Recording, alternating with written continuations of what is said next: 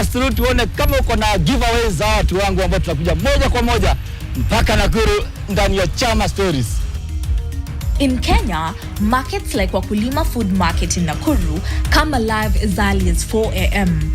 Over 1,000 traders gather here, working tirelessly to earn a living.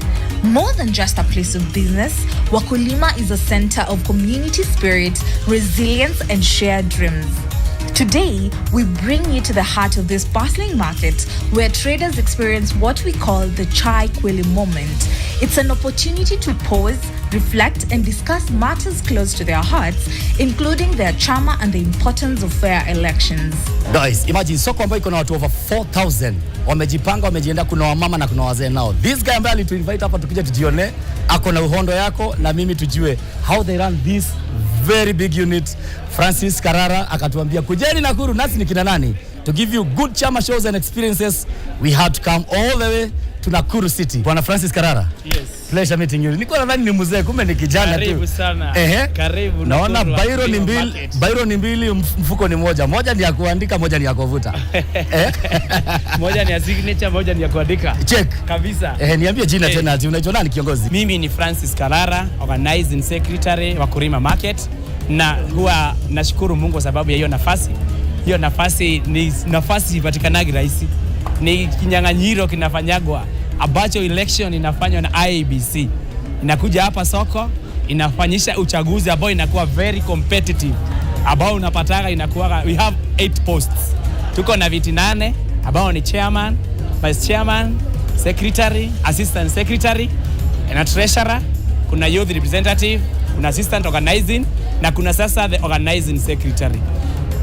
Katika hiyo ofisi huwa tuna land Nakuru Wakulima Market iko na zaidi ya watu 4,000 na zaidi ambao huwa wanafanya kazi wapi? Hapa. Wenye wanaingia kuuza kila siku. Kuna zaidi ya watu 25,000, 1,100 ambao wanaingia kununua na kufanya nini? Kununua mizigo. Huwa tunauza wholesale and retail prices.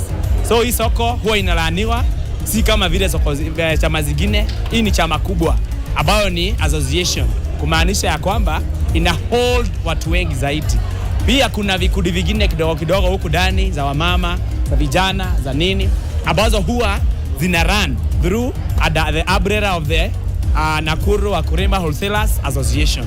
Number 2, kuna sasa mipangilio yenye huwa tunakuwaga nayo. Soko letu juu iko na watu wengi, huwa tumeigawa into sections according to kitu yenye watu wanauza. Kama ni nyanya, kitunguu, viazi, cabbage, mahindi, machungwa, maembe, omena, kuku, sukuma na vitu zote yenye huwa tunakura. Na niseme ya kwamba Nakuru Wakulima Market huwa inashibisha the Nakuru County. One unique thing wanasema ABC wanakuja elections hapa, hata ukuta zinakuonyesha maposta. That is one big thing ambayo inafanya hii soko iko na unity, wana run vitu vile nafana. Tumejisikia kutoka kwa Francis himself from the horse's mouth. Hii soko watu wa getheri na avocado na pilipili kwa umbali. Tumewafikia nyinyi. Why are proper elections so crucial for Chamas? Think of them as the heartbeat of the movement. Elections determine the leaders who will guide, inspire, and make essential decisions. Without effective leadership, a chama can lose its way, face conflicts, or even collapse. Members need to feel secure in their savings, efforts, and time, and that trust begins with a vote. That tastes amazing. Nikitembea leo sokoni, nimegundua kitu moja. Kila mtu anapenda chai. And what better way to have this conversation than with having a chai kweli moment. And to help us break this conversation is Shadrack. Yes. Hii miaka yote nyomekaa sokoni, chai imekuwa kitu ya kuendea every morning. Tell us about that. Tunaendea chai sana kwa wingi kwa sababu tunakuja mapema. Na tukikuja mapema, mke hawezi kupika chai hiyo wakati wa mapema kwa sababu labda kama yeye atashughulikia watoto waende shule. So tunakuja nao hapa chai tunakunywa kwa wingi kwa sababu ya hiyo masaa. Mimi pia ni chairman wa Spices ambayo tunakuwa na elections after every 3 years. Na inakuwa unique kwa sababu pia hii tukifanya hii election huwa inasimamiwa na IEBC. Na IEBC ukisema ni kumaanisha competition ambayo iko iko juu sana, kwa sababu pia ukiangalia kando hivi nyuma kuna baka watu wanatoa posters, wanafanya campaign kama ile campaign ya inchi. Ndio kwa maana inaifanya, kwa sababu pia iko na ushawishi. Viongozi wa hii soko iko na ushawishi katika ule mrengo huu wengine wa siasa, so ambao wanapatikana pia. Soko hili ndio pia inachangia kupata viongozi kama MCA, inasaidia sana pia MP. Bila hii soko kupata support ya soko, ndio pia hiyo election yetu inaangaliwa hivyo, kwa sababu ya vitu kama hizo. Election tumefanya kwa muda wa miaka zaidi kama 20, na chairman wetu ambao wanachaguliwa ndio ili waweze kuangalia masilahi ya sisi wanafanya biashara, kwa sababu kama kuongea na county wanaenda huko wanatuongelelea mambo kama kuna wakati tulikuwa tunalipa ile monthly fee, tulikuwa tunalipa 360, lakini mtu kama chairman wakaenda wakatuongelea na ambao na viongozi tukapunguziwa mpaka sasa tunalipa 300. So at least tunaona mambo ambao wanafanya mazuri. Pia wanatusaidia, tuko na project ya hizi soko, wanasaidia kusimamia vizuri. Mimi ningehimiza wazee huko kando kama mimi, wakati tunafanya hizi election ni vizuri sana tuzingatie ikuwe ya amani, kwa sababu ikiwa ya amani pia maendeleo yetu katika makazini kwetu yatakuwa na mazingira ambayo ni mazuri ya kufanya kazi, na pia itavutia wanunuzi, kwa sababu wakiona tukiwa na amani katika soko letu na ambao tumechagua viongozi ambao ni wazuri, kazi itakuwa inafanyika vizuri kabisa. These men at Wakulima understand the power of unity through their Chama. By pooling resources, they've launched small businesses, made collective investments, and built a safety net to support their families. With each trader often earning around 500 Kenyan shillings daily, they realize that even the modest incomes can achieve great things when shared. This Chama has empowered them to dream bigger and given them a way to rise above economic pressures. Now, sasa ni mimi na wazee wa boma niko na nyinyi. So mzee atupatie story yake ya chama, story ya soko, na mbona sio kazi nyingine anafanya, ni kazi ya kudili na vitunguu. Majina yangu naitwa Ruka Kagiri. Mimi ni head section wa vitunguu hapa Nakuru Wakulima Wholesale Market. Mimi tunadili na vitunguu hapa. Vitunguu tunauza mahotelini, tuna supply katika mji wa Nakuru. Chama inaitwa Nakuru Wholesale Wakulima Market. Nieleze mambo hiyo, chama inakusaidiaga aje? Mnachezaje hapo na pesa ndio inaingia kwa vitunguu, vitu kama hivyo? Sasa uko na chama, tunaenda kwa sasa, mnashikana. Mkishakana ndio mnaenda sasa kwa bank, mnapewa pesa, mnaweza kufanya biashara. Ndio upatiwe pesa, unafaa kuonesha nani? Unaenda unawaambia ni kitunguu, unabeba gunia kitunguu mpaka bank, kama wanaangalia nini ndio wasema huyu jamaa anapatiwa 30,000 lita? Lazima uangalie sasa venye transaction zako venye unafanya biashara na kazi mwenyewe unauzia, ndio sasa upewe pesa. Inakuwa hapa unaingia kwa soko saa ngapi? Unaingia saa 11:30. Hii soko inafunga saa 11:30 asubuhi. Kwa hivyo hata nyumbani unaweza kuwa unatoka bila hata breakfast, unakuja unasema ujipangie huko. Toka bila breakfast. Mama analeta shida, lakini unasema pesa mbele. Nabeba kachai kutoka nyumbani, nakuja nakunywa polepole hapa. Bwana. Unajibebea kachai ndio unakuja una settle down, unapanga vitunguu zako, ndio sasa unakamata na wazee. Nabebea kachai kamata na wazee ya kutoa baridi bwana, kabla babazuke joi wake. Nakuwa kutoa baridi na wazee hapa. Very good. Sasa nataka nikujenge. Hii chai nataka ukunyuage kama mzee. Sasa hapo utaambiaga wewe ndio chairman wa vitunguu, kichapa kachai kako.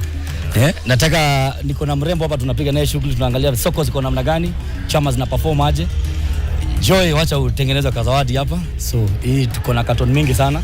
Watu wa soko tuna make sure leo lazima kila mtu ataandike kachai. Akiingia nyumbani usiku kana reliever anakuwa na energy, asubuhi tena anakuwa na kachai kake. Kwa hivyo jikamatie ukasome, unaona kanasema aje. Naitwa Blockside Daily Best. Farmer fresh wholesale milk. Yes. Na sinaona hapa wajachora sungura ni ng'ombe. Kitoka hapa tunaitwanga hapa ndani. Na juu nimekuwa na Thamos, mimi sana itako chama ni complete the circle. Thamos, hii chai inaweza kuwa ni mrefu, tunaifanya short and sweet. Alafu sasa ikishaiva sasa nataka kunywaga na kikombe ambao tuko hapa moto kabisa. Mimi nataka ujifungulia kwa kikombe. Yes. Ngoja tuone, nilikwambia mimi niko na mambo na bado ndio mwanzo. Kasome vizuri. Chai kweli ina Blockside Daily Best. Kikombe unaionaje? Safi sana. Hata ukipatia mama nyumbani akiwa na wageni wa kanisa wanakunywa na mabati yanatuanga na hii. Nafurahisha sana. Nashukuru sana. Sasa wewe kutoka leo watu wakifanya hii mambo mengine ni kachai. Jua chai zingine inacheza na kachai ni kazuri, nguvu pale, joto, conversation inakuwa ni ya chai kweli moment. Kabisa. Yes.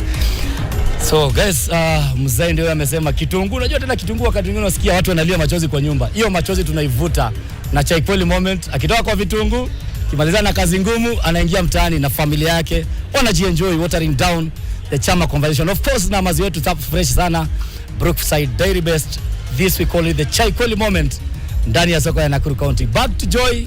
Atupeleke na mtaratara. Nasikia kuna mpaka watu wako na spices wanafanya mambo. Before we take a break, as we're walking around the market, Steve and I met men and women in Chamas, and they shared their insights and success stories of why it is important to be in a chama. By the way, hawa mama wanafurahi ananiambia nakuonaga huko ukiongea mambo chama chairman. Apparently nimepatana na mama ambaye kumbe ni jirani ya shosho yangu na hapa Nakuru. Kwa hivyo hii mambo yote nakwambia ni ukweli.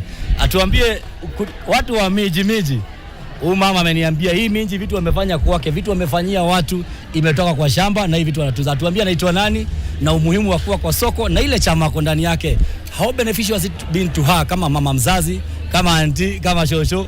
Atuelezee mambo yote ndio. Kama uko nyumbani, kama unataka kuingia kwa kibanda, unataka kuingia kwa soko, ujue. Huku kuwa pia kuna ganji. Umesikia tukiambiwa na Karanja. Tumeambiwa kuna pesa ambayo huwezi hesabu na Bwana Francis. Mami. Hello. Uko namna gani? Niko poa kabisa. Naona uliamua watu wakienda salon ya 10,000 hiyo pesa unaweka kwa soko. Wewe unanyoa na 100. Nanyoa. Hapana 50 nanyoa na 50. 15 ya kupanda ni kafia. Ya fair. Okay. Yes. Nimefurahi sana. Tulito hapa na mmoja wenyu akatuambia kuja uone how hard working we are. Yes. Na the position of a woman ndani ya chama zenyu.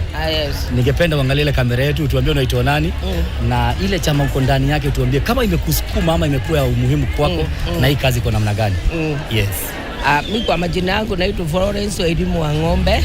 Mimi ni mwanabiashara hii soko na nimeishi soko more than 30 years.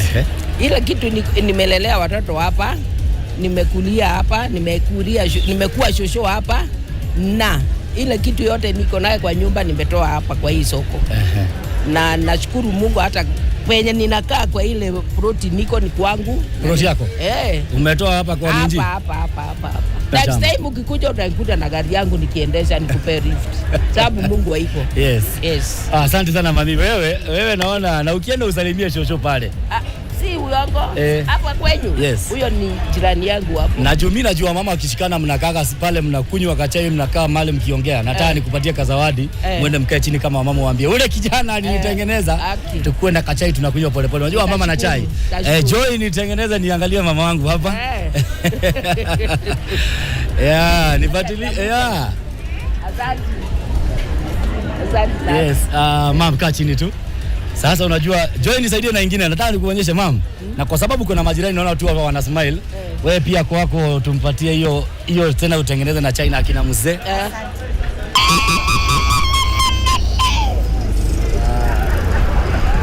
Stay tuned. We will be right back after the break.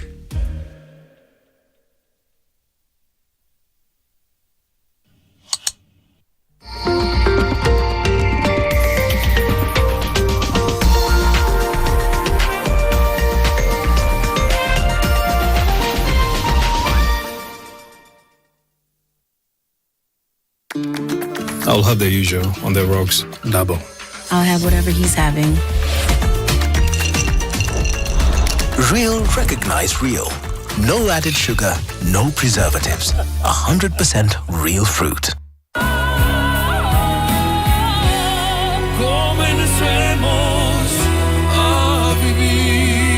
Babies play around and then, oops, Morphix absorb like whoop.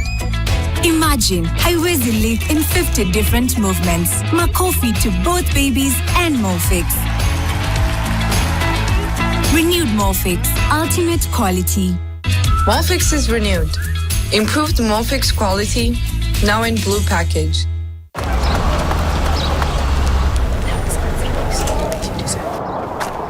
Baadaye auntie. Mkuu, umetufikisha home poa. Asante. Pia wewe pata kakitu ikufikishe home. Nunua any 2 80-gram Cadbury Dairy Milk Packs ama Cadbury Drinking Chocolate. Visit Cadbury.Africa or dedicate someone special your heartfelt message ya kumshow thanks. T's and C's apply. Cadbury, there's a glass and a half in everyone.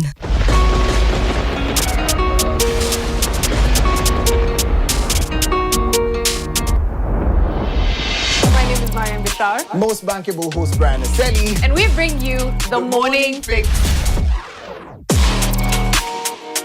Shimano is in the building as promised. Yes. Every day is a different discussion on something you care about. And we want to hear from you. That's why we want to hear your say.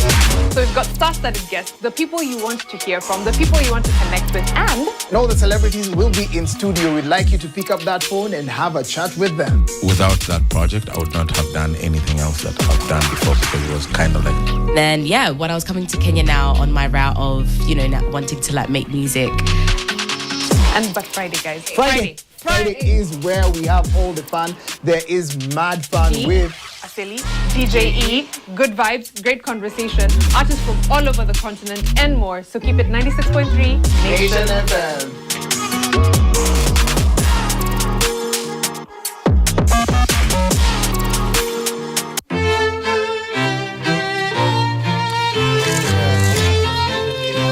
This Sunday on Property Focus, it's all about decorative paint, and we have a master applicator and a technocrat in color who's going to be telling us a little bit about decorative paint. How you doing, boss? I'm good. Brilliant. Now, if you want to know how you can achieve some work like this, as spectacular as this, catch the show this Sunday at 5:30 p.m.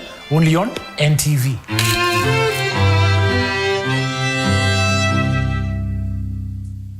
New Panadol Extra Soluble. Dissolves twice as fast versus standard paracetamol tablets.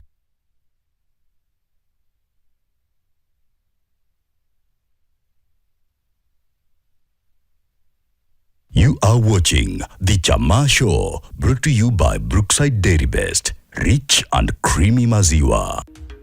Welcome back. Proper elections give every member a voice. When each person has a say, it fosters shared ownership, a feeling that this Chama is truly ours. It's not just about holding titles, it's about ensuring transparency and accountability. Every elected role, from chairperson to treasurer, carries responsibilities that impact the entire group. When members trust their leaders, they serve more confidently, invest wisely, and work towards the Chamas vision with commitment.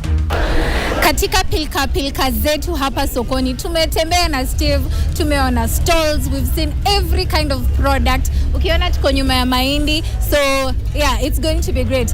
But one thing yenye may stand out ni, the leadership huku sokoni is great. And this can only be attributed to the kind of elections they have. Meaning, hawachagui tu watu, wanachagua watu wenye wako na focus yao enye kwa watu wao. Na leo, to help us break this all down, we're going to speak with one amazing person, right?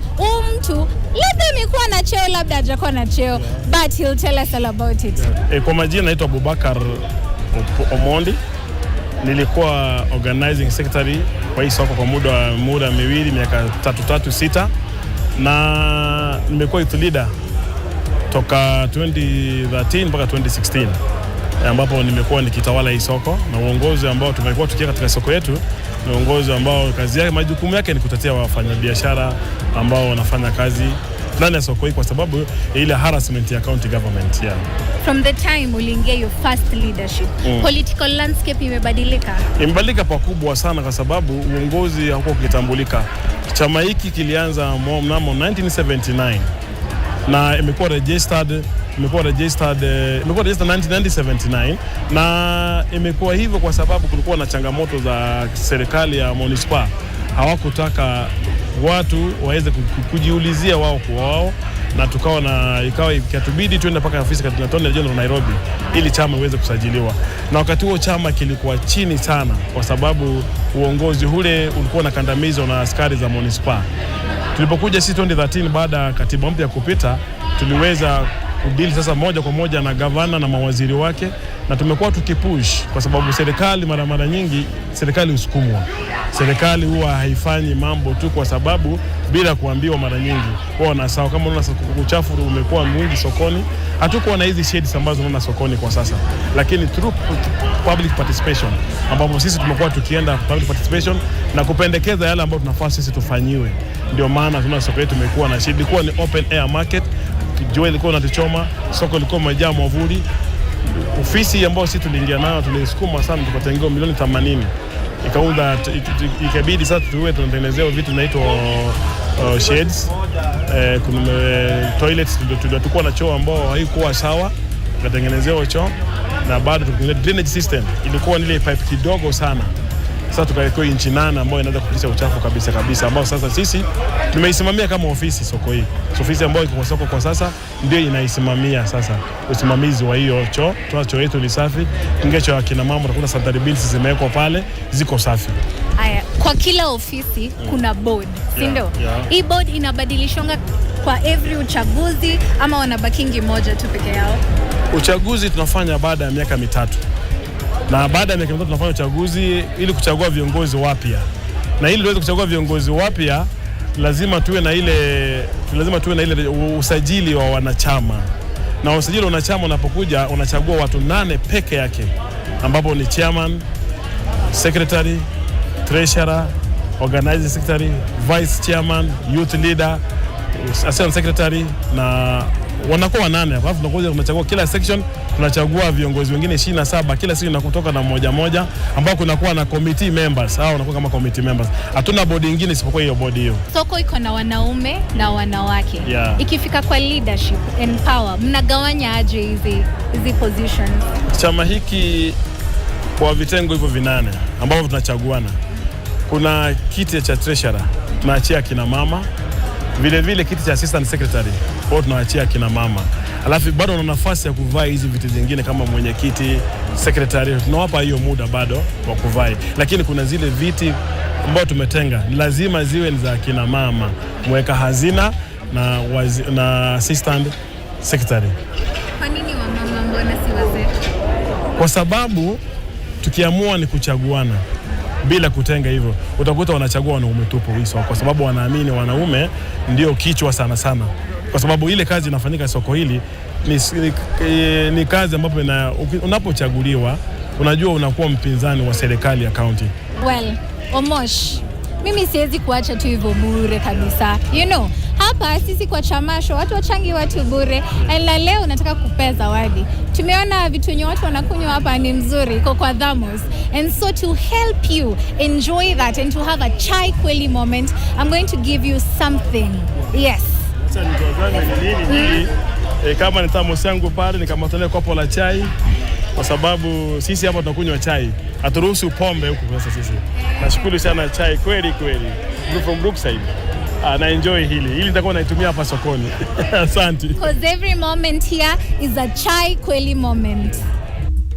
A chama with properly elected leaders is like a ship with a skilled captain. Such leaders foster open communication, resolve conflicts, and inspire growth. They protect the finances, stray true to the chama's mission, and bring resilience to the group. With trusted leadership, chamas don't just survive, they thrive, becoming ready to face challenges and seize new opportunities. Good. Tumekuwa Nakuru jua ikichomoka na sasa jua ni kutoa inatoa inaondoka ikiishia. Si tuko hapa Chama Conversations, mambo ya pesa, mambo ya soko and their structures. I've identified one thing ambayo inaweka pale juu. I don't know kama kuna chama wanaosikia wanafanya elections. Election ni kama election ya Kenya. They are doing it and they have emerged.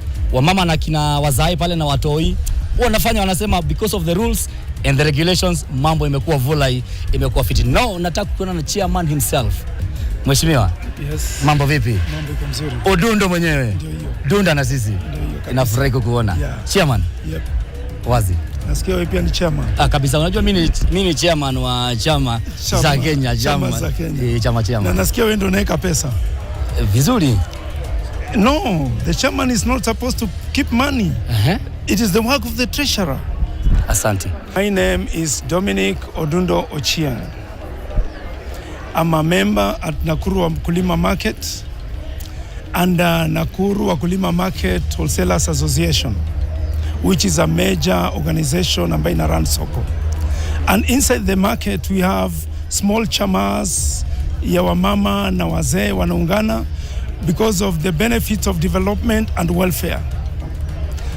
So I am a chairman by election and I was overwhelmingly elected by my members. So I was trying to tell Chairman Steve that he claimed that he's a chairman, but on the other side is the one who keeps money. The work of the chairman is not to keep money. It is the work of the treasurer.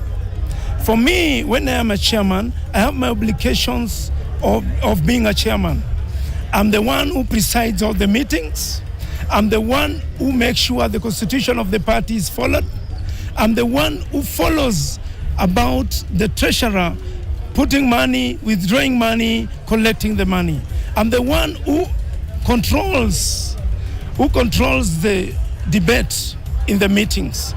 And every month, every Tuesday, every first Tuesday of the month, we normally have our Chama meetings where all our members normally comes. Because today is not on Tuesday, we couldn't have those members. But next week on Tuesday, we'll be having our Chamas meeting. We saw that once we start a Chama, we have a motto called Umoja ni nguvu, na kwa pamoja tutashinda. So we took that motion. We said if we collect little money, bit by bit, we can make something. In my leadership, we've achieved so much. Initially, I wasn't the chairman. There was a chairman who lasted for 3 years, then he was elected out. But I came in, I was the vice chairman. I saw the loopholes and the hiccups of the management, and now I became strong. Within my 3 months of leadership, we bought a piece of land worth 2.10 million.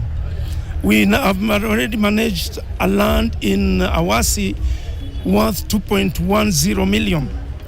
And we are still forging forward, we are still doing our savings, we are still doing our things, we are still holding our welfares. When one of us pass away, we come together, we contribute money, we contribute transport, we take care of the situation to make that person have peace and amicably go home in his welfare way in a happy mood, because all our members take care of that. Wow. Bwana Chairman. Yep. Conversation kali sana. Yeah. Now I want you uniambie huyu jamaa ambaye alikuwa chairman alafu ukapigana mpaka ukamshinda. Bado uko pale kwa chama ama alitoka? Yes. Do you listen to him? Do you guys have conversations? Yes. Alafu pia unielezee kama chairman, do you have a legacy kwa hii soko, kwa hiyo chama yenu, ama what is the way forward? Yes, after election the former chairman is still holding a membership, is a member, is happy being having left the seat of the chairman, and is even complimenting the seat that is there. Is an advisor to the organization, is a committee member to the organization. He's so happy being a member, and whenever he sees something that he doesn't understand, he normally comes and we listen to him, and we listen to him and he listens to us. Yes. We cooperate amicably. Mm-hmm. Kuna watu wako pale nyumbani bwana chairman, na nakwambia chairman leo amenitoa kwa pesa. Mimi na pesa, there is a very big reach pale. Pesa imenitoka kwa mkono. Chairman wa kujiekelea huyu. So kuna wazee wako pale nyumbani wangetaka kujua mboja jua mambo ya elections. Unaweza ambiaje watu wenye wako maybe kwa chama kwa soko kama inawajua ifanye hizo elections? Waambie kitu unique sana. Hizo elections zimefanya mkakuwa na discipline moving forward. It is so important for chamas to have elections. One of the first thing is once somebody elects himself, there's no respect, because nobody gonna respect you because you have put yourself into that seat. Sometimes even a member can say, after all, you are the one who put yourself into the seat.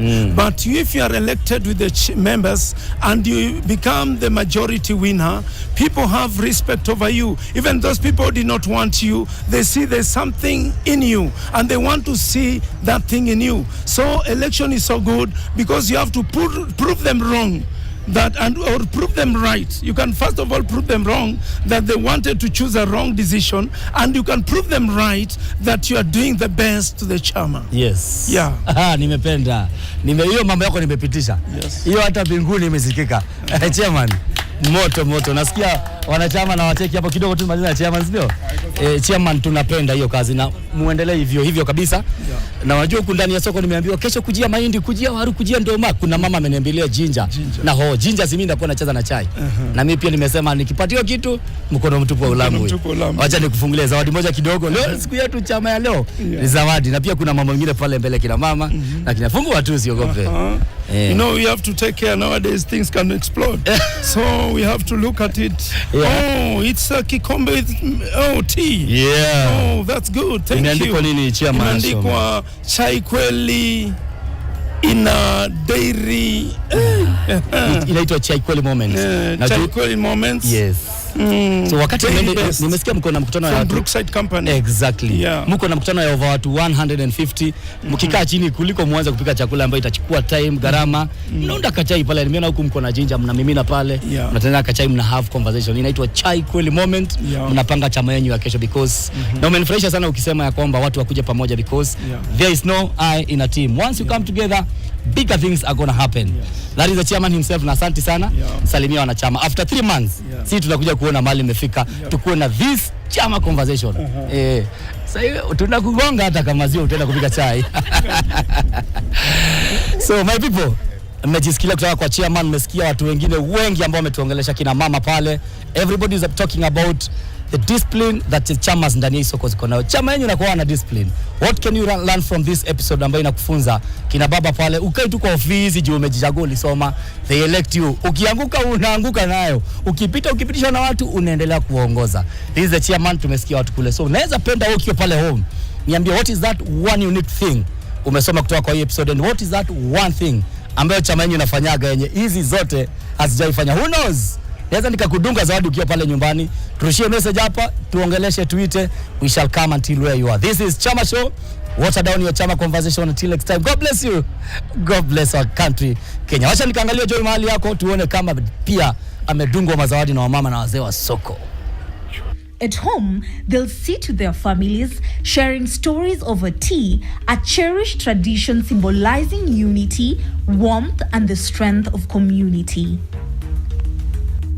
Well, uko sokoni wanafanya vizuri because of good leadership. And not only that, they are in chamas. Wanajua in as much as tuko na biashara, lazima kukuwe na kitu yenye umetenga kando. Sisi kama leaders, tuko pale for 3 years. Tunaendesha agenda ya chama. Continuity ya chama, the like-minded leaders wako kwa wanachama. So they will take from us wakati muda wetu unaisha. After your term is done, have you prepared someone to take over your leadership? Mimi nikisha push manifesto yangu na wanachama waridhike, I'll climb the ladder. Yes. Guys, it has been so amazing. Meona kina mama pale wazae. Umecheki Nakuru vile watu wamejipanga. Chakula, basket ya chakula haipungui. So next week I'm going to be giving you giveaways.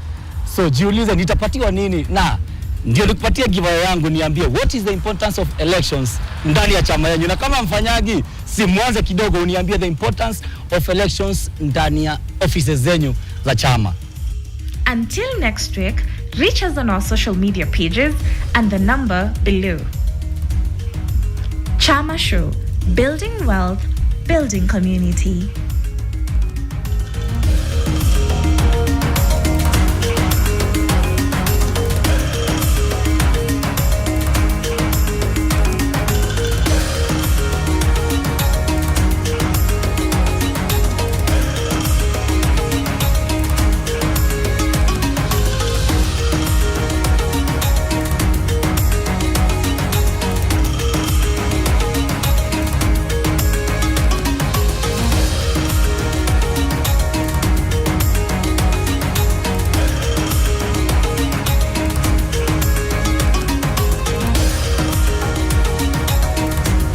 Chama Show, brought to you by Brookside Dairy Best. Rich and creamy maziwa. Be the center of celebrations and so much more. The more the milk, the better the chai. Chai kweli ina Brookside Dairy Best.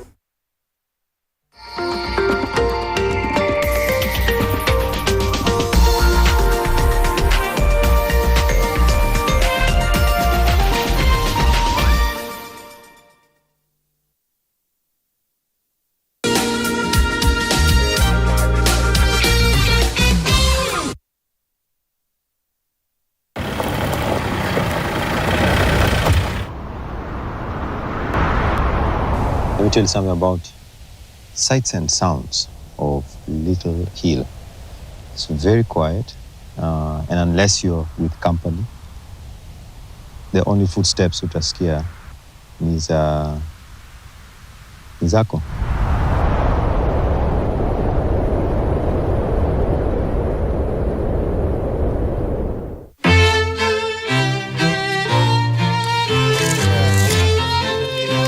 This Sunday on Property Focus, it's all about decorative paint, and we have a master applicator and a technocrat in color who's going to be telling us a little bit about decorative paint. How you doing, boss? I'm good. Brilliant. Now, if you want to know how you can achieve some work like this, as spectacular as this, catch the show this Sunday at 5:30 p.m. only on NTV.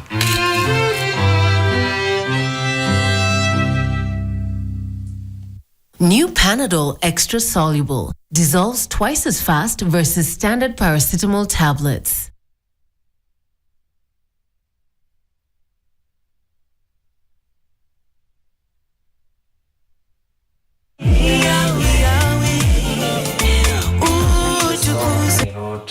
Just to try and explain who God is in our lives. As you can tell in the lyrics, I've captured different creatures and how they, acknowledge who God is. He is God all by himself. He created everything. I even talked about the storms, me not giving the storms opportunity to praise him, yet I'm alive. Okay, so I'll use every strength I have in my lungs to praise him. Amen. The Skiza chord, kindly subscribe to it and get to Tukuzwe as your Skiza tune. Thank you so much for your support. Skiza, Na Nation.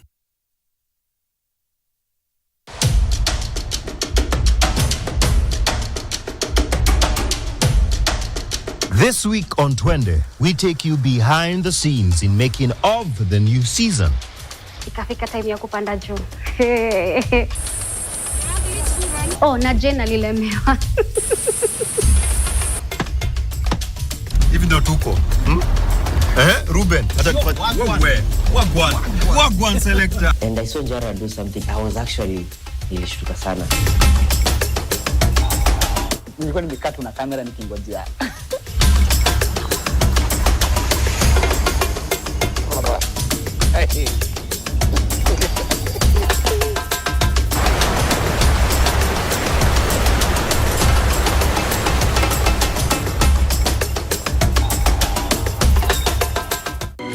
Sensodyne gives you long-lasting protection against sensitivity. And people come in and they're like, oh, it works. I can have ice cream and I'm not in any discomfort. I recommend Sensodyne because it works. It's brilliant.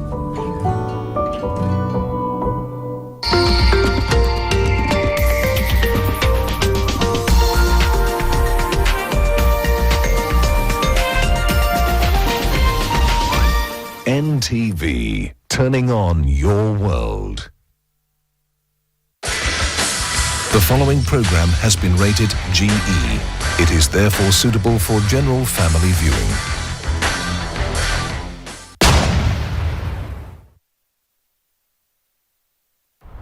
This week on Cars with Big Boy Trev, we preview the most capable special edition Land Rover Defender V-Octa, now powered by a 625 horsepower twin-turbo V8. Question is this the ultimate SUV? Finally, we review Kia's most popular soft-roader, the Sportage. We check out its styling, performance, practicality, and give its value-for-money proposition against its rivals, the Haval Jolion and the Nissan Qashqai. Catch this, much more on the Kazi Big Boy Trav this Sunday, 5 p.m. only on NTV.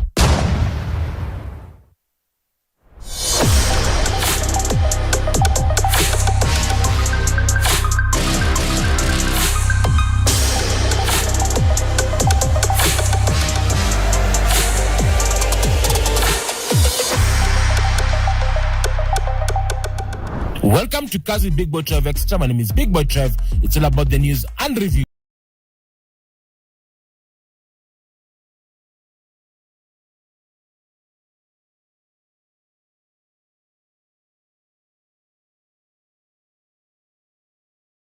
Took inspiration from the toughest mineral on earth, the diamond, to design the Octa. The name is in reference to diamond's octahedral shape, which contributes to its strength and durability. The inspiration also is reflected with the new signature graphic that adorns the Octa, signifying the position as the pinnacle of the Defender range. Every Defender Octa features this graphic, which incorporates a gloss black diamond within a machined and sandblasted titanium disc on each signature graphic panel. The interior of the Defender Octa is designed to match the exterior's boldness, offering new performance seats with more supportive bolsters and integrated headrests. Land Rover has also integrated the innovative body and soul seat audio technology for the first time in a Defender, furthering the elevation of the cabin experience. Developed in collaboration with music industry expert Subpac and Coventry University, this technology allows the driver and the front passenger to feel the music, not only just to hear it, but also to experience it. 6 wellness programs are also available to help the occupants relax and improve cognitive function depending on their needs. Jumping straight to the performance, this Octa is powered by a 4.4-liter twin-turbo mild hybrid V8 engine, dubbed as the most powerful Defender yet, with 467 kilowatts and up to 750 newton meters of torque, enabling a 0-100 sprint in 3.8 seconds. The engine is mated to an 8-speed automatic transmission with high and low range gears. We expect the local dealer for Land Rover to have this particular vehicle early in 2025, so keep it posted on Cars with Big Boy Trev for the exclusive review of this particular vehicle coming to a screen near you.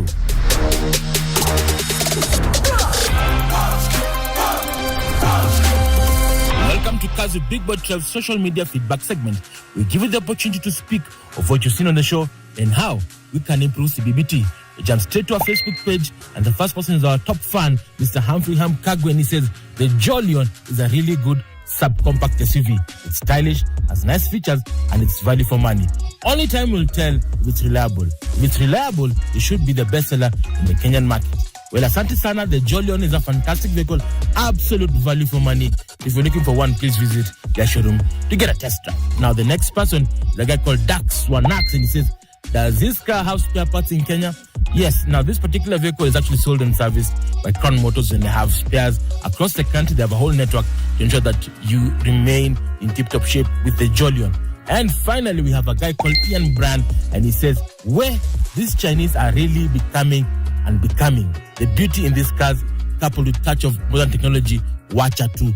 I can tell you the Chinese are not playing. They're actually releasing cars every single month, so that you're able to keep abreast and actually offer absolute value for money. So thank you so much for joining us on Cars with Big Boy Trev. In case you have any questions, comments, or queries, don't hesitate to write to us as seen on the social media handles below. We get back to the feedback next week. Now it's time for us to sample the Kia Sportage. Enjoy.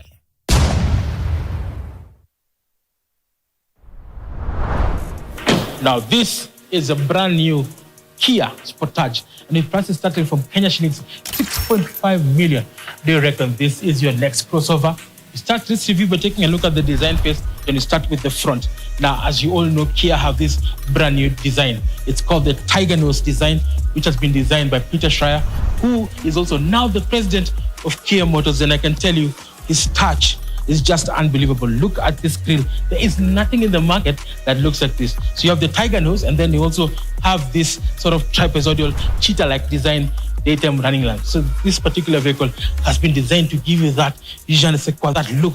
Now look at this hexagonal grille. You have this color. This is stainless steel, but it's plastic and actually corresponds with the lower lip. And that's what Kia have decided to do to make sure that this particular vehicle has a unique design. The lights are quite interesting. So you have full daytime running lamps and, of course, DRLs that actually illuminate. It's full LED. You can illuminate the road if you traverse all the way at night in any part of the country, making sure that you remain safe while on the road. And you have this clamshell bonnet and, of course, the windscreen, which actually is well designed to ensure that you have maximum aero efficiency. The name of the game is called fuel efficiency and allows this particular car to have a drag coefficient of 0.26, which is actually very, very nice. So let's move to the side and have a look at the design of this Kia Sportage. So as we move towards the side profile, as you can see the front fender, you can see this ball line, this crease that runs all the way through the lower hip line to the back. Again, you notice this car has very strong design influence from Peter Schreier. Of course, the wheel arch as well, simple, it's curvy, but has a flat edge to denote that this car can do some off-roading with this plastic cladding that also runs on the lower lip all the way to the lower door seal to the back. Again, these subtle things make the car all the best looking in this particular class. As you move towards the passenger cell, as you can see, so you've got this subtle but edgy look, and of course you have this stainless steel extract on the door seal, denoting that this car can do a little bit of off-roading, and of course just giving it some class. So these side mirrors as well with side repeater lamps. You have access to a 360-degree camera on this particular Sportage, and of course there are 4 of them. One on each wing, the other one in the front, the other one at the back. Coming to the rear third of the vehicle as well, you can see this particular stainless steel extract is now on the roof line, running across the diffuser that's right here, and the lines merge all the way to the back. One thing actually I forgot, the tires. They come from size 17 to 19 inches, and of course on the profile, it's profile 65, giving you better ground clearance and better comfort on our rough roads. So this particular design is fantastic. You can see this diamond cut Kia logo, and of course the rims, again, aluminium, making this car have that sophisticated look. So as you can see, the design language has actually merged to form this rear panel, and from this rear diffuser, as you can see here, it's merged towards the design. You have a third stop braking light to ensure that anybody following you can actually see that you're braking. And of course, this design, I love this fastback coupe-like design that you never find on crossovers. So as you can see, the lights here form this rear LED lighting system, which looks very good at night, and the design is fantastic. You have the new Kia logo emblazoned on it. It's 2D, and of course you have the name Sportage, and of course, as you can see here, the bumper is infused directly with this particular rear panel. So you can see this silver contrast plastic cladding that runs across to the lip, to the side, and of course the Sportage logo that's right here. But people are asking, how good is the performance of this car? Let's step inside and have a look at the quality, then do a drive courtesy of Cars with Big Boy Travel. So ladies and gentlemen, we are in the cabin of the Kia Sportage. I can tell you, Kia don't play games. You've seen the front design, Peter Schreier inspired tiger nose design, very, very bold design that is making it very different as compared to what you find in the market. So let's step inside and have a look at the design of this particular vehicle. The first thing you notice is the dashboard. As you can see, there's plenty of space. I have 6'1", and the dashboard is placed further away from me to create an illusion of space. Then you have this wraparound cockpit as well with dual screens. I mean, this is next level sci-fi stuff. So the dashboard, of course, on top you do have soft touch material, and of course on the middle part you do have this sort of trapezoidal design. It looks very edgy and catchy with slates all over it. And of course the highlight is this screen. It's actually a 10.1 screen multicolor display that actually houses quite a number of things.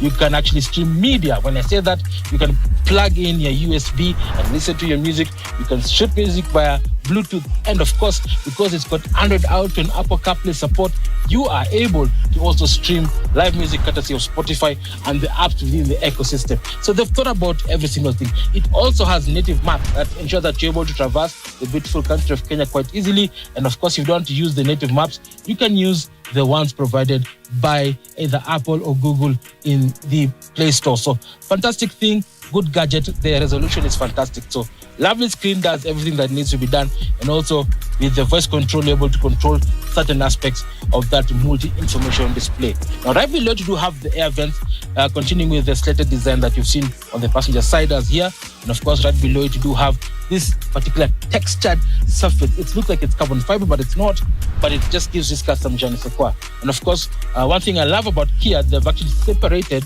climate control from the main display. So you can actually control the system quite easily. So it's dual zone. So basically the driver and passenger, you have different settings, as you can see here and here, and you're able to control the different settings of the climate control to ensure that wherever you are in the country, you are able to enjoy the pleasant climate within the Kia Sportage. Again, the display again is monochromatic, but very easy to use. Touch buttons, sort your typical touchscreen design, but just makes this car look good. And they've finished the whole place with kind of black again. Je ne sais quoi. design, premiumness. That's exactly what Kia Sportage is all about. Right below the climate control, you do have a space here where you can put your cell phone. As well as charging in the top spec version of the Kia Sportage, you have 2 USB ports, one Type A and one Type C. My 12-volt socket to power up any other device. Now we move towards the gearbox console.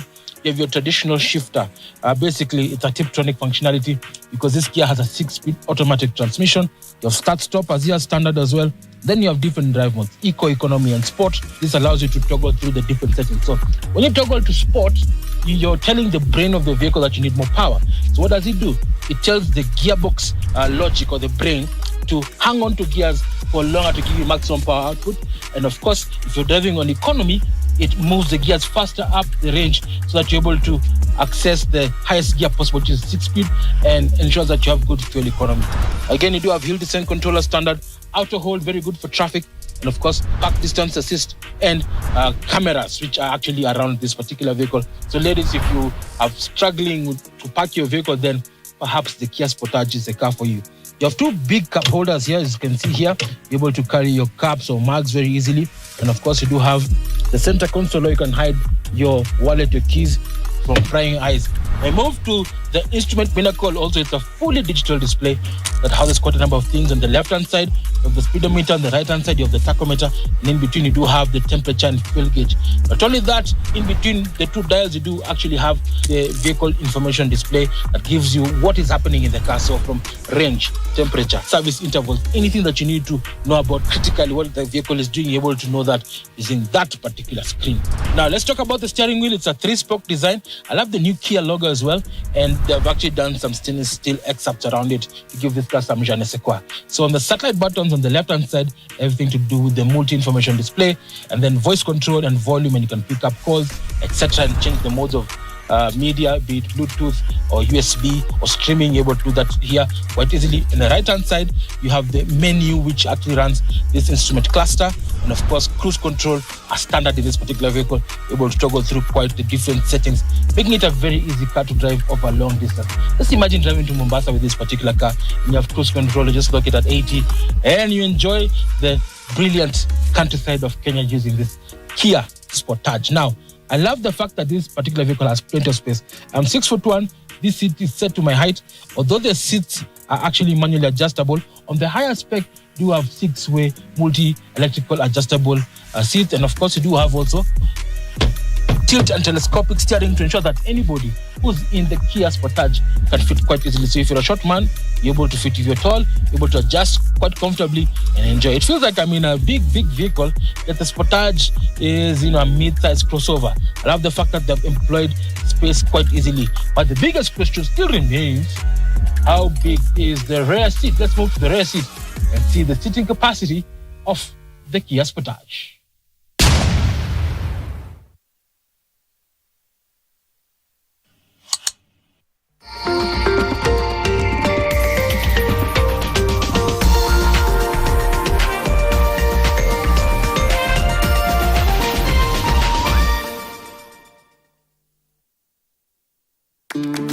I'll have the usual on the rocks, double. I'll have whatever he's having. Real recognize real. No added sugar, no preservatives. 100% real fruit. Je, ungependa kuwa mshindi na Lucky Box? Ni rahisi sana. Bonyeza *463# uwe mshindi. Kuna vitu vingi sana vya kushinda. Kama vile TV, kuka, washing machine, fridge, kipiki, pesa na hata gari. Na sio gari tu, Subaru. Na kuna jackpots kadha wa kadha. Kuna power jackpot ya 1.9 million. Mega jackpot 2.5 million. Na Super Sunday ya 3 million Kenya shillings. Kila mtu anaweza kuwa mshindi. Bonyeza *463#. Uwe mshindi. Kuchagua box ni kuchagua chapa.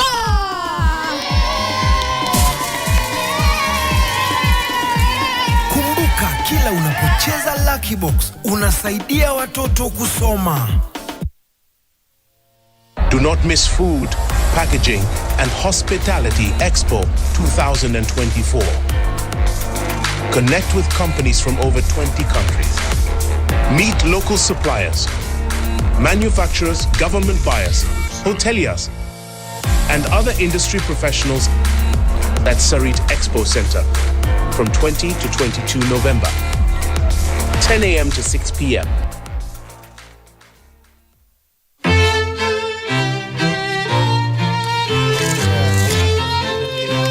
This Sunday on Property Focus, it's all about decorative paint, and we have a master applicator and a technocrat in color who's going to be telling us a little bit about decorative paint. How you doing, boss? I'm good. Brilliant. Now, if you want to know how you can achieve some work like this, as spectacular as this, catch the show this Sunday at 5:30 p.m. only on NTV.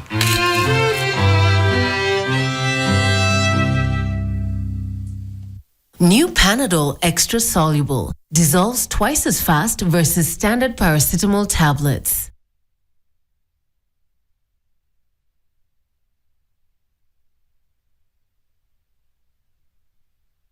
Quality education is a fundamental element when it comes to your child's future, and private schools are stepping up, making a significant impact in delivering excellence. Are you a parent or guardian looking for the best school for your child, whether in the international or Kenyan curriculum? Join us on November 29th and 30th at Sarit Expo Center for the 3rd edition of the Private Schools Expo and Conference.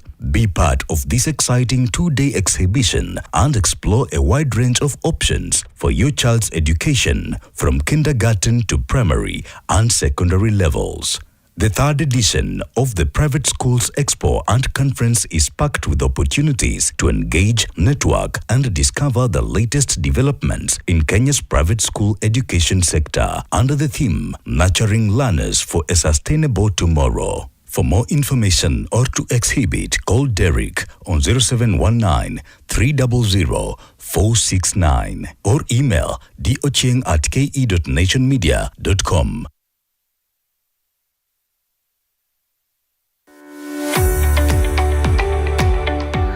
People go wrong in diagnosis their issues or the ailments, and that's where the problem comes. Internet is available these days.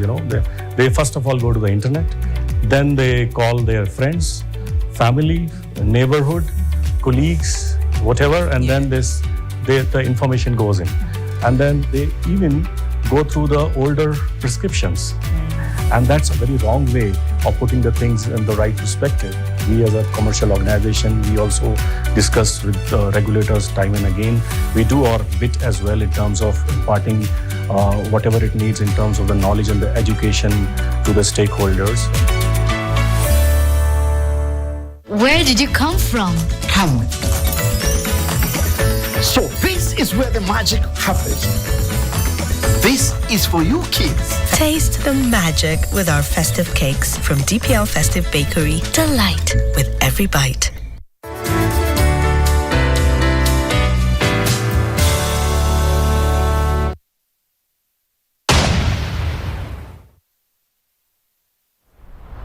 So we are in the back seat of the Kia Sportage. Again, the name of the game is space. And I can tell you, this particular car has so much space. It's just unbelievable. That seat has been set to my height, 6'1", and you can see there's plenty of space. Legroom is good. Headroom is good. In fact, it doesn't have a sunroof. It's actually very, very comfortable. Anybody who's over my size would feel not claustrophobic, but with a lot of space. It can sit 3 people quite easily, 3 abreast, because there's no transmission tunnel. It's actually very low, so you can sit quite comfortably over long distance. We do have also 3-point safety belts for all the 3 occupants. We have headrests to prevent whiplash, and of course, ISOFIX anchors if you have a baby and you want to fix your child seat quite easily. It is actually provided by Kia to ensure that your baby remains safe while in the Kia. But in case all hell breaks loose, then you can rely on the 6 airbags and the curtain airbags that run across from top to the other end to ensure that your head and thorax are not damaged or you're not hurt during a rollover. Not only that, as you can see here, the grab handles actually snag and prevent head injury as well. We got airline style pockets as standard as here. You can put your iPad, whatever it is. You have also a hook here. You can actually put some stuff here. Then you have USB ports that actually just here and here. You can charge your devices quite easily. Also, the rear passengers do have dual vents to ensure that everybody can actually have some cold air wafting through this particular vehicle. The door bins are large. You actually have space to put a bottle or a cup inside there. And of course, you do have another coat hook right here there too, so that you're able to hook something up here, or even if you have like a detachment here for a rare personal TV, you're able to do that quite easily in this Kia Sportage. I love the fact that they've thought about every single thing that a young modern family would want in a crossover. But let's move to the boot and see the carrying capacity of this Kia Sportage. So moving over to the backside, you just press the soft touch opening to reveal, voila, plenty of space, 500 liters of boot space, equivalent of 5 suitcases or 5 gunias if you're a typical Kenyan. So you can carry your luggage quite easily, be it gunias, onions, sacks, anything that you need in this particular Kia Sportage. There's a light that illuminates the whole area and a 12-volt socket as standard, so that you can power up a fridge or any device, maybe a tire inflator in case you get stuck with punctures. Again, you do have a tonneau cover to prevent prying eyes from actually looking through into the cabin as well. And then you have also tie-down hooks as well to prevent luggage from moving. One thing I love about the Kia Sportage is the flat floor. So even the scuff plate over here is flat, so you can easily remove suitcases and out without damaging this part. Obviously, if you open the lower parcel shelf that actually houses a full-size spare tire, and of course your kit, your first aid kit, your warning triangle, your jack, and many other things. So practicality is the name of the game, and I love the fact that they've thought every single thing about practicality, because this is a family car. So it's time for us to get on the road and feel the power of this Kia Sportage, and of course, give you value for money. So guys, you've seen the design of the Kia Sportage. Very stylish, and I can tell you Peter Schreier has made this particular vehicle a desirable crossover that would beat even the likes of the Toyota Corolla Cross and many others that are in this particular segment. But my biggest question is, how is this car fantastic for the Kenyan environment? How does it drive? How does it feel? Is it comfortable? Is it steady on the road? We start this particular driving review by taking a look at the engine. So up front, you do have a 2-liter naturally aspirated engine, 4-cylinder petrol that produces 156 horsepower, or roughly about 112 kilowatts, and 190 newton meters of torque. Now, power is sent to the front wheels courtesy of a 6-speed automatic transmission. When I put my foot down, it's quite responsive, as you can feel. It feels very peppy, even for a 2-liter, very powerful enough, so it allows you to explore the full potential of the engine and return a fuel economy figure of roughly 6.6 liters per 100 kilometers on an average turn. Now that's not bad, because, I mean, if you're combining city traffic and long distance, I mean, this car would probably do about 560 to 600 kilometers, which is okay. And I love the fact that Kia have actually thought about making sure that this particular vehicle has that grunt that we all love when you're overtaking and climbing hills. If you're from Naivasha climbing Kinungi, this particular vehicle does the job quite well. I'd love to have a turbo, but not for this market. Anyway, in terms of the chassis, is shared with the Hyundai, the Tucson, because it's a family. Remember, Hyundai and Kia are one family, so they share the same chassis, and of course it's modular. So all the attributes of the Hyundai Tucson are also found in this particular Kia Sportage. So in terms of suspension, up front you do have McPherson struts, which ensure that the front is very steady while on the road, keeps the tire firmly in contact with the road. At the back you do have a multi-link rear suspension setup, which also allows the car to give you that planted feeling and also very comfortable while driving on this road. I'm on the Southern Bypass and it feels very good. The thing they've done as well is to ensure that the noise, vibration and harshness is kept to a bare minimum, so that it's a very comfortable cabin. I love the fact that they've thought about it. So by adding sound deadening equipment and material on the firewall, on the transmission tunnel, makes this car very smooth and very quiet on long distance. Now, in terms of safety, everybody is asking, so what's the safety repertoire of this particular vehicle? Well, Hyundai and Kia do have one of the best safety systems in the market, and of course, it's a mixture of active and passive safety features. So the Sportage from the active front has, number one, stability control, which is an umbrella board that makes sure that this particular vehicle remains steady in case you need to have an intervention, if you lose traction or the car goes sideways. The ESP ensures that this particular vehicle is steady and make sure that you have regained traction. Anti-lock braking system comes as standard, prevents wheel lock in case of an emergency, and of course brake assist, and not only that, electronic brake force distribution to help you when you're braking. Now the second layer of systems include cross traffic alert, which basically tells you if there's a vehicle crossing on your side, it will slow down. Of course, the other second thing would be, of course, autonomous emergency braking, which is standard in this particular vehicle. And not forgetting, you do have blind spot assist and lane keep assist to ensure that when you're driving, the cameras that are on this panel here, they check out the road and ensure that you remain in the middle lane and you remain safe while driving. But in case all hell breaks loose, then you can rely on the 6 airbags that comes as standard in this particular vehicle. You do have a 5-star rated safety cell that dissipates impact energy away from the passenger cell to the chassis to ensure that you have reduced impact energy getting into the cabin, making sure that you and your family remain safe. Of course, ISOFIX anchors, 3-point safety belts also come as standard. And not only that, you can also rely on Kia's traditional safety sense, which is fantastic. And I love the fact that everybody in the Kia will feel quite safe while in this particular vehicle. Now, let's talk about two things. Off-road capability. So this vehicle doesn't have a 4x4 system, not in this particular country. However, the ground clearance is good. It allows you to do a bit of off-roading, gives you added comfort and safety. So driving this particular vehicle is actually very nice to drive, especially on our roads in Kenya. It's good. They've actually fitted something called rough road package on the suspension. You have, tougher bushes and springs to ensure that the vehicle remains steady while on the road. Now it's time for us to get to the Msema Kweli. The truth, is this vehicle worth it? Can we do value for money? Let's head out and do value for money as we check out if this particular vehicle is the right car for you. Now that has been the exclusive review of the Kia Sportage. Stylish, capable, practical, and most importantly, safe for your family. But the biggest question still remains, is this the right crossover for you? We start this particular segment called Value for Money or VFM with the price. Now this particular vehicle is sold and serviced by Caetano Kenya. And of course, the asking price for this particular unit is 6.5 million plus VAT and comes with a 5-year 100,000 kilometer warranty, whichever comes first. Plus, you can rely on Caetano Kenya's extensive network to maintain this Kia from Mombasa to Kisumu, coast to coast, Nyeri, Embu. Everywhere you go, you'll probably find a Caetano workshop to maintain this Kia. But we do know that this particular vehicle exists in a space where there's so much competition. Who are the key rivals in this particular segment? Number one, we do have the Haval, which we tested last week, which is a Jolion. Number two, we also have the Volkswagen Tiguan, which is also a very popular vehicle in this segment, the 5-seater version, and of course, the Subaru Forester. So do you reckon, based on this, would you pick this particular Kia? Send us your thoughts as seen on the social media handles below. We'll get back with the feedback next week. Signing out, Big Boy Tribe, on behalf of Magic Mill and the team. Thank you so much for joining us. See you next week.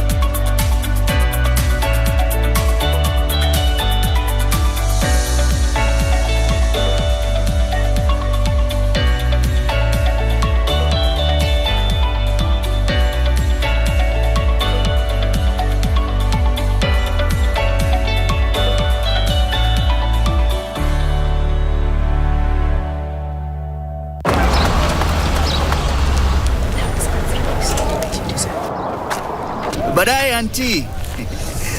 Mkuu, umetufikisha home poa. Asante. Pia wewe pata kakitu ikufikishe home. Nunua any 2 80-gram Cadbury Dairy Milk Packs ama Cadbury Drinking Chocolate. Visit cadbury.africa uandikie someone special your heartfelt message ya kumshow thanks. T's and C's apply. Cadbury, there's a glass and a half in everyone.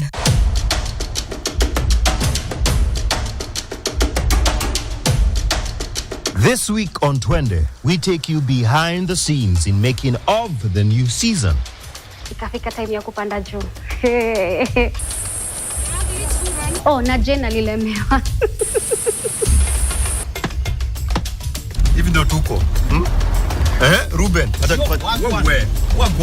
Wagwan selector. And I saw Jara do something. I was actually nilishtuka sana. Nilikuwa nimekaa tu na kamera nikingojea.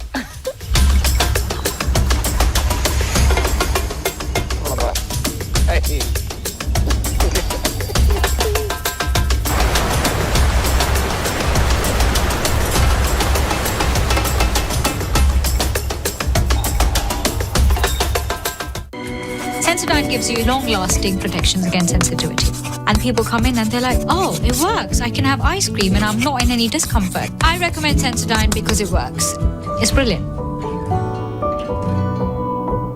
I want my brother completely out of the family business. I don't know whether you're daydreaming or not, but you got the wrong person for this job. I can't run this business forever, you know. Liam is the best fit for the company. Nataka kila mtu ajue mimi ni demu yako. I don't care what you think about this, but wachana na Debbie. Usipozingatia kilichokuleta ndani ya hii nyumba, utakuja kujuta katika maisha yako yote. Afadhali mimi sifichi kucha zangu. Cause mimi mwenyewe hata sielewi nini unaona kwa hiyo takataka ya mwanamke. I think ini through personal mama tupatia.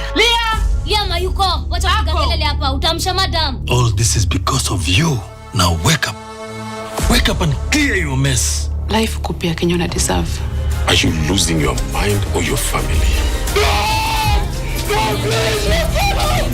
Starting this Monday 18th at 8 p.m. only on NTV.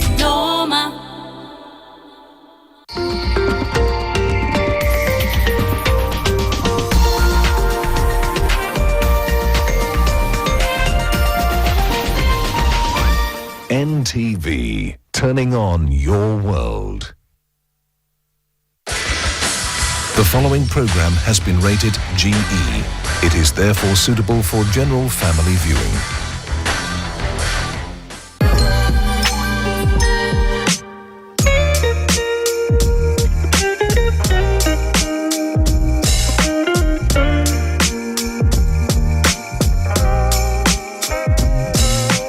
And welcome back to Property Focus, the show that shows you the most fascinating properties in the market and the latest in property market insights. Now, in today's episode, we're going to be looking at decorative paint, what's going on over here, and how it differs from standardized paint. Ladies and gentlemen, without further ado, I would like to welcome you to the show. My name is Peter Ngigi.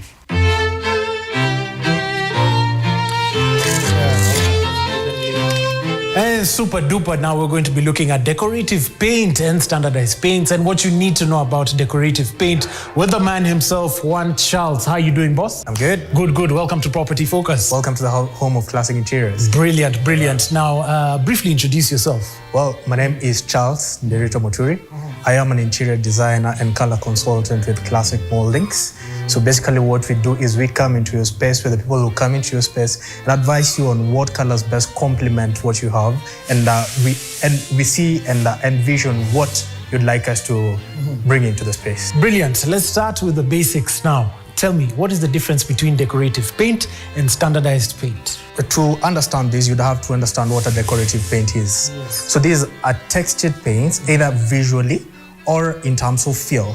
That this is in order to add character or feel into your space while adding beauty and equally adding durability to the substrate. Right. Yes. So the difference would come in terms of one, appearance, application, and the outward outlook of this paint.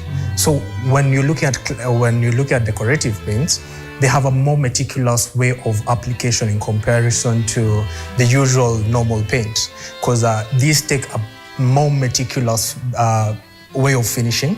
They take a bigger and more meticulous preparation. That is in terms of what kind of skimming are you doing. It has to be finer in comparison to when you're working with the normal paints. Then in terms of outlook, these paints are more visually aesthetic in comparison to the normal paints, because you get that they have different kind of finishing that you get better sheen, you get more preservation to the substrate.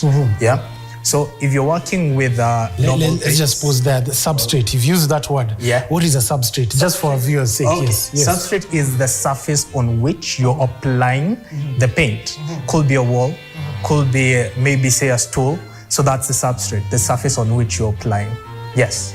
So yeah, if you're working with when you're working with our textured paints, well, in terms of the kind of outlook that you get, the final outlook of this paint, you get something that is lovelier, that is more outstanding when you use textured paints in comparison to when you're using the normal paints. Well answered. Now, what factors to consider when you're putting decorative paint? What are some of those factors? Well, one, like we mentioned, the preparation. This has to be top-notch. It has to be, when it comes to skimming, has to be smooth finishing. When you're using especially metallic finishes. Well, you also have to consider what kind of, what's your vision as the client? What do you want as the outcome if you're going to use textured paints? Because there are variety. There are many types. Some might be metallic in terms of finish. You get some that are very rustic if you're looking for something that actually looks like rust. There are textured paints that actually match this. Are you looking for something with a stone finish? Are you looking for something that has that concrete outlook? We have something for you. So those some factors to consider would be the aesthetic feel that you're going for in your space. Yeah, what do you want? What is the final outcome that you're looking for?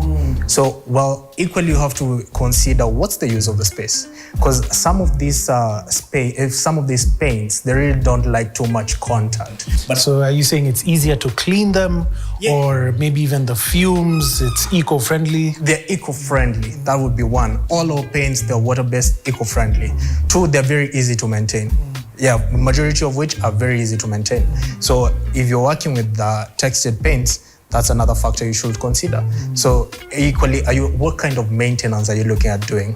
Are you someone who's are you meticulous in terms of maintenance? Or are you looking for something that is easy to work with in terms of maintenance? So that's another factor. So you've got different designs here in this showroom. Yeah. What are some of the different techniques and what are the different styles that you're using? Yeah. Tell me about that. So when it comes to technique, you cannot talk about technique without checking on one, what is the mode of application?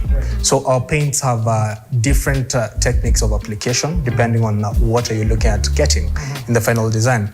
So you look around our showroom and you'll see this is so beautiful. Yeah, you see that beautiful thing over there. Yeah. So to achieve that, one, there's some that are brush applied, and with this you get the visual of something like the strokes of the brush. As you drive the brush, it leaves behind some stroking that is the aesthetic of that paint. You get others that are flat and they give you some sort of a sheen, a mirror-like sheen. Yeah?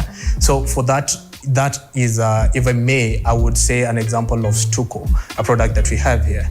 So with that, as you drive the trowel, it kind of polishes the paint, so you're able to get that kind of sheen. So if you're looking at something heavy, we have something like a stencil design.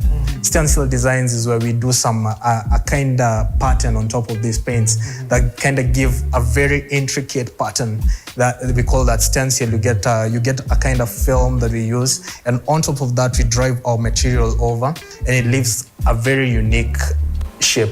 When you talk about styles and how we do it, we have some of them that are easy to the eye, easy to the feel.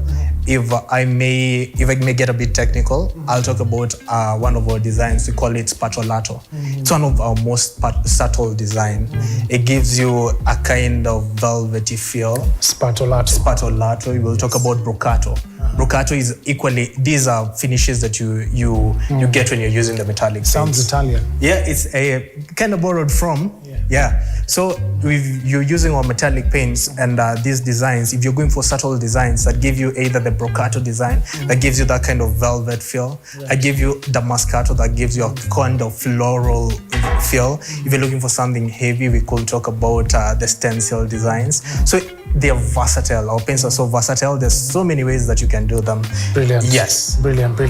Now, speaking of designs, how do you choose the right colors for your palette? Let's say you want to do an accent wall, feature wall. How do you choose the right colors? Well, because here you've got peach and orange. Yes. Yeah? And it works really great. And it works really good. Yeah. So if you're looking at selecting the color, one is if you're working with a client, the first question is what colors complement you best? Because you see, the process of painting a home, I call it dressing the home.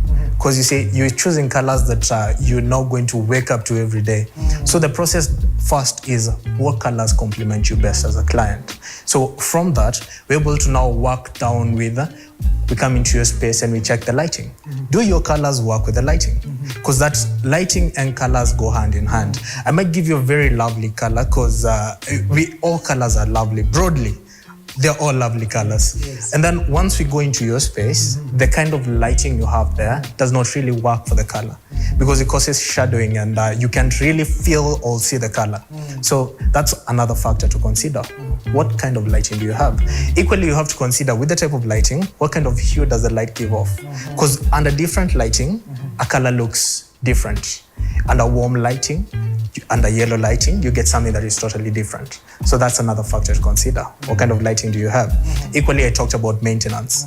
Once there are colors that are easier to maintain than others, because I'll say they kind of hide off the dust if depending on the room that you're working with, they kind of hide that dust, and dirt too. Because if you're working with a brown color, say a very deep brown color, once you see people touch that color, it kind of hides what is left behind, the kind of dirt that is left behind in comparison to a lighter color. Or let's talk about white. If you've been in a white room, you know the minute you touch the wall, then definitely you leave markings behind. So that's another factor to consider. Brilliant. Yeah.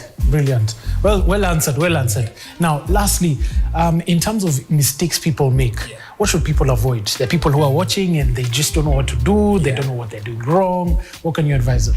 Well, let's start from some of the mistakes that people make when they're working with decorative paints. One would be color selection.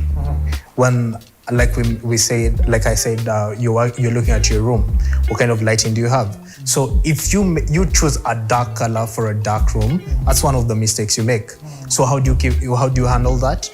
You bring in professionals from the point of go. You consult with professionals, color consultants, interior designers. You bring them into the space before you now decide on what color you settle on.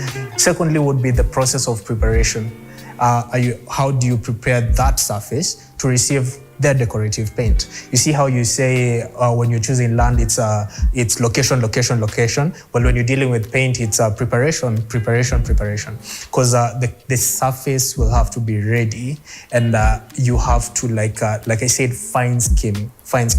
Some people will just buy paint and go apply on the wall. And once you do that, some of the very minute, very small mistakes kind of start showing off after you've done the paint.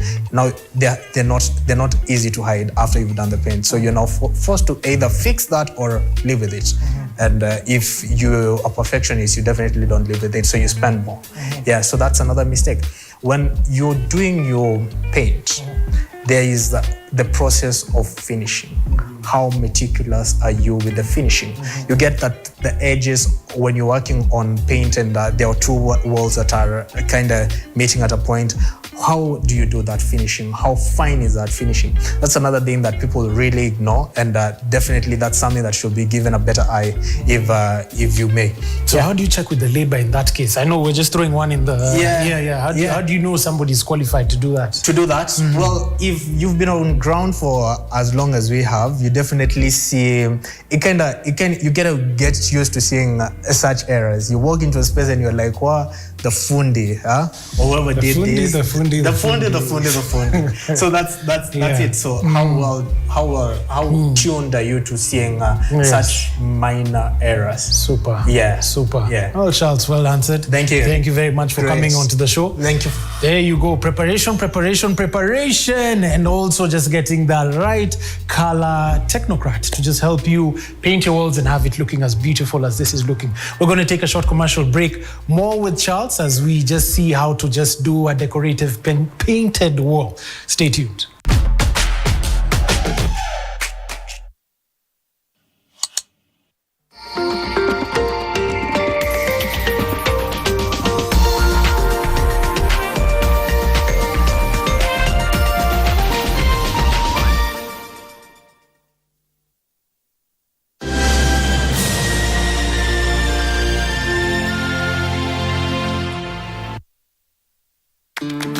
I'll have the usual on the rocks, double. I'll have whatever he's having. Real recognize real. No added sugar, no preservatives. 100% real fruit.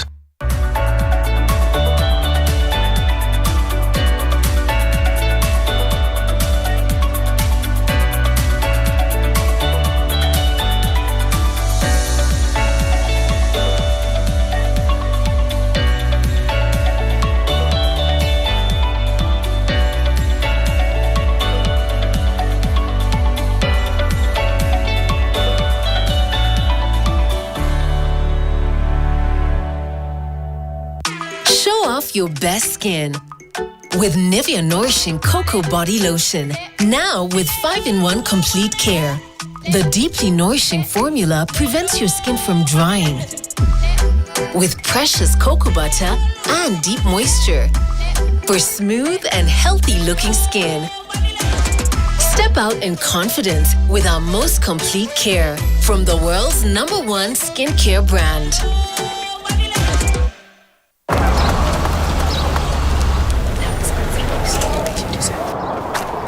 Baadaye auntie. Mkuu, umetufikisha home poa. Asante. Pia wewe pata kakitu ikufikishe home. Nunua any 2 80-gram Cadbury Dairy Milk Packs ama Cadbury Drinking Chocolate. Visit Cadbury.Africa uandikie someone special your heartfelt message ya kumshow thanks. T's and C's apply. Cadbury, there's a glass and a half in everyone.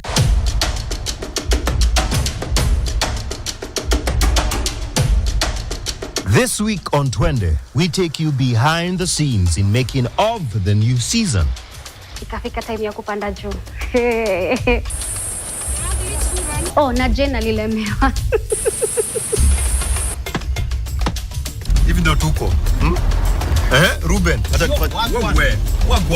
Wagwan selector. And I saw Jara do something. I was actually nilishtuka sana. Nilikuwa nimekaa tu na kamera nikingojea.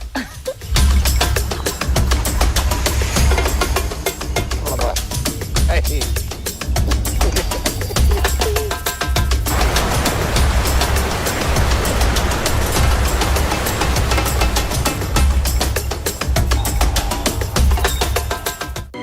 Sensodyne gives you long-lasting protection against sensitivity.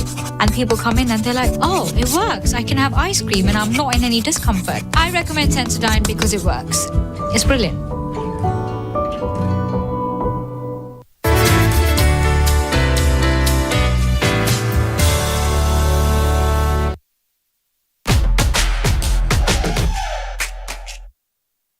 We're looking at doing one stencil that we call a Madala medallion. Madala medallion. Yes. All right. Uh-huh. So with our substrate, we have our tools of application. So we have basic tools of application. We have what you call a stainless steel trowel. We have a sponge, a special density sponge too. We have our primer, and we have the brush. So this basically goes to the process of preparation. So what we have is a clean surface on which we're going to start by priming. So basically the primer kind of gives that adhesiveness of the surface to whatever we're going to come and apply. Right. So primers usually are white in color. Yes. So this is our primer. That's what you're looking at. That's a primer. Process of application is just by brush application. So you're going to dip that in there. You're going to come here and you're going to do your... So this is the foundation, the substrate. This is the first application of the primer to the substrate. Yeah. So that's what we're doing. All right. So now you've painted this. This is the primer. You're done with this. Yes, this is the primer. Okay. So let's talk a bit more about the primer. So when you're working with the primer, depending on the product, there's some products are what you call single coat products. That is, you're only using one coat to cover for the final finish. So when you're working with the single coat product, you might find that we pigment our primer so that you now save on the material that you're going to use for the final. This word pigment, yeah. It's a very big word. Yeah. What does that mean? So pigment is a process of adding color. Yes. Adding color to your primer or even paint, so that now you get the different colors that you get in paint. Might be a yellow, might be a red. Yes. So that's the process that we call that pigmenting. Okay. Yes. Brilliant. Now, from here, what next? Well, we're now going to our first coat. Yes. The first coat, which now we're using a product we call Tamaduni. Okay. Tamaduni has a special layer of application. Right. You now move away from the brush. Yes. And we're now coming to the stainless steel trowel. Trowel. Yes. All right. Yes. So this has dried. This has dried. This is the primer. This is the primer. So we take the trowel. Yes. Okay. Is this a trowel as well? That is a trowel. Okay. They come in different sizes depending on what you're comfortable with. Okay. You get this that is bigger or this that is smaller. All right. Yes. So with the trowel, then you just apply it on the primer. Yes. To just get an even surface. Yes. But this is our Tamaduni.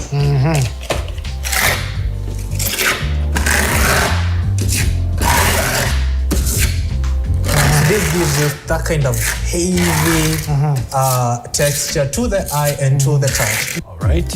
And go onto the surface. We go onto the surface. Just spread it evenly.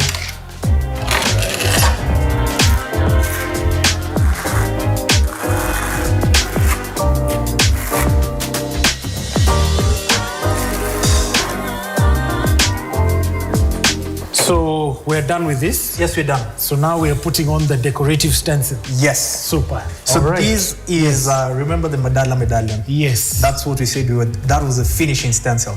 So this is it. This is the Madala medallion, very lovely stencil. So that's kind of, when you're done, it kind of leaves what you see, or what is cut out on your board, or in the client's case, the wall. Yes. So this is it. All right. Yeah. So we need to put this up. Yeah. So this is more, you said Modana? Madala medallion. Madana medallion. Madala medallion. Madala medallion. Yeah. All right. Kind of has, usually a medallion is kind of round, so gets that from its shape. Its shape. Yeah. All right. Super. Now we said we're going to do our finish in our white paste. Same paste as the Tamaduni. It's white because, as I said, you pigment your first coat.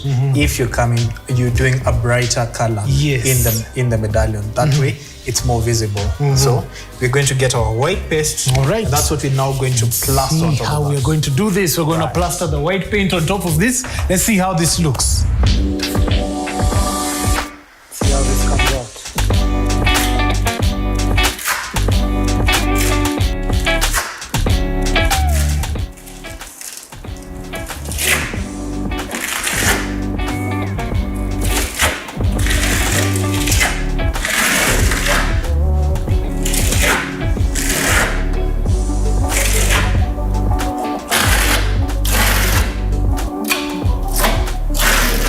Can't wait to see how it's going to come out.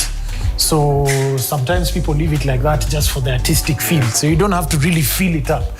So, Bwana Philip, Charles, let's see how it's going to come out. Oh man, that looks so beautiful. That looks amazing. This looks amazing, very beautiful. Now that we've used this stencil, do we need another one? Or can this be recyclable? This is definitely reusable. Okay. But now, if you're looking for a more complementary design, you can now marry more than one stencil onto your design. Interesting. Yes. Interesting. So, for example, if you may, we have one on that. On this side. On that side. All right. So we've got this here. Yes. And we'll need to just pin it, right? Yeah, just okay, so let's pin it here. Make sure it's comfortable for you. Okay. Going up, let's say from going start here again. Okay. Going up. Going up. Yes. All right. Super. So can we leave it at that just to see what we've done? First of all, you take out the excess material from the trowel. Okay. Here you go. This. Then clean your excess.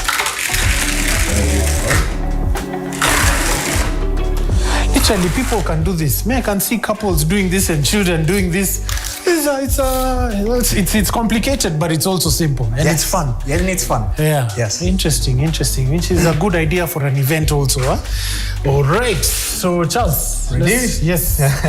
Let's see what we've done over here. Yeah, let's get a view. Wonderful. Superb. Voila. Super amazing, man. This looks really, really good. Charles, we've learned a lot about decorative paint, and I want to thank you for your time. Thank you for coming on board. It's been a pleasure. Appreciate it, sir. And Philip, thank you very much. The Fundi. Good. Thank you. Ladies and gentlemen, remember preparation at all times, and always get a color technician to just show you how to do this the right way. This has been Property Focus. My name is Peter Ngigi. Till next week, goodbye.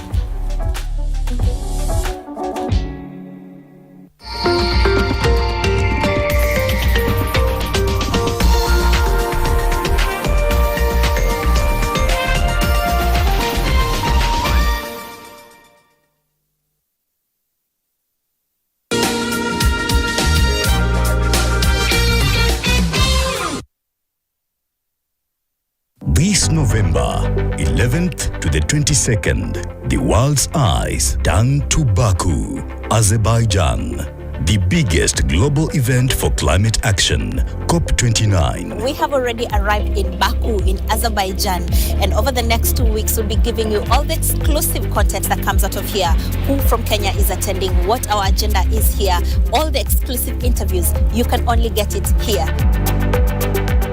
NTV is your front row seat to this United Nations Climate Conference. Keep it locked on NTV and all other nation media platforms.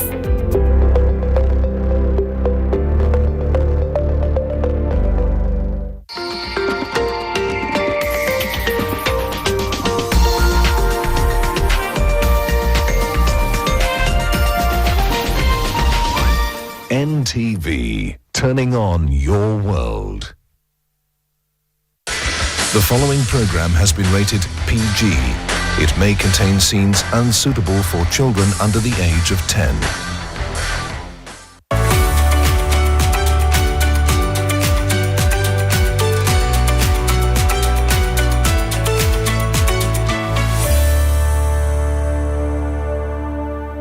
Well, hi there. It's good to see you right here on Health Diary. My name is Winnie Lubembe, and today we're coming to you from Shalina Healthcare offices right here in Babadogo. And we'll be talking about self-medication, unpacking what self-medication is all about, because almost all of us in our cabinets, we have stashed maybe pain medication and other self-prescribed medication that we take almost on a daily basis. But what you don't know is that this could pose a danger not only to yourself, to your health, but also the community at large. So what exactly is it all about? Well, we'll find out after this fact of the matter. The World Health Organization defines self-medication as the use of drugs to treat self-diagnosed illnesses or symptoms, or the continued use of prescribed drugs for chronic conditions. It can also include use of a family member's medication, especially for children or the elderly. Self-medication is a global public health issue that can cause serious health problems, including antimicrobial resistance.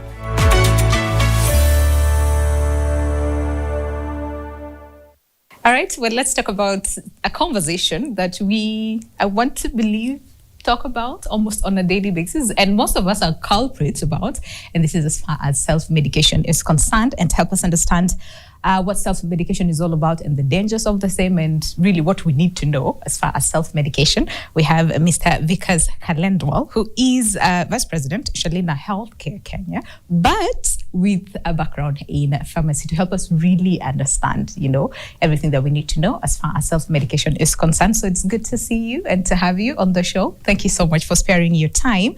Can we just start with a very basic question, right? Self-medication. And like I said, we talk about it every single day. We do it almost every single day, but then again, we don't really understand the magnitude of the same. So what do we mean when we say self-medication? We are discussing a very important topic, Winnie, and thanks for taking this up. Self-medication, something we should do. We should talk about this very often in the larger community. And that's why as an organization, we also believe and we are doing our bit day by day and all the years we have been here. It is something that a person takes it off and on a daily basis, as you mentioned. But at the same time, diagnosis of the ailment is very, very important. As individuals, we should understand our body, and then we should actually then look into the diagnosis part, because most of the times, people go wrong in diagnosis their issues or the ailments, and that's where the problem comes. It is something as an issue at a larger level, which I think the policymakers always talks about it. We as a commercial organization, we also discuss with regulators time and again. We do our bit as well in terms of imparting whatever it needs in terms of the knowledge and the education to the stakeholders, to the pharmacists, to the healthcare, all the healthcare professionals. But as you rightly mentioned, it is certainly a topic or a point which we should be talking about more, so that the knowledge can be imparted. And thanks for you to taking this up in your show, because this will again take it to the larger audience and talk about it. Things like headaches, a bit of pain here, a bit of pain there. I have a flu, right? We don't usually think about going to a hospital and get a diagnosis. We just, self-medicate. So what are some of these things that maybe we should be on the lookout for in terms of understanding our bodies, that maybe it's telling us something by the time we get a symptom? So Vinny, our body is very, very unique, and God has actually given us the gift of understanding it, and our mind can capture all of these things. Even a minute pain, we can feel that pain, and that's where I think we often talk about it, and I personally talk about this because we have this onus towards the society, because we often deal with a lot of pain management medicines in the market. So, there are different kinds of pain which people experiences, and people don't know about it. And that's where we want to actually, communicate this quite often, that understand the pain, understand the intensity of the pain, because that's the first stimulus body gives to individual, and individual understand that pain, that I'm having a pain somewhere.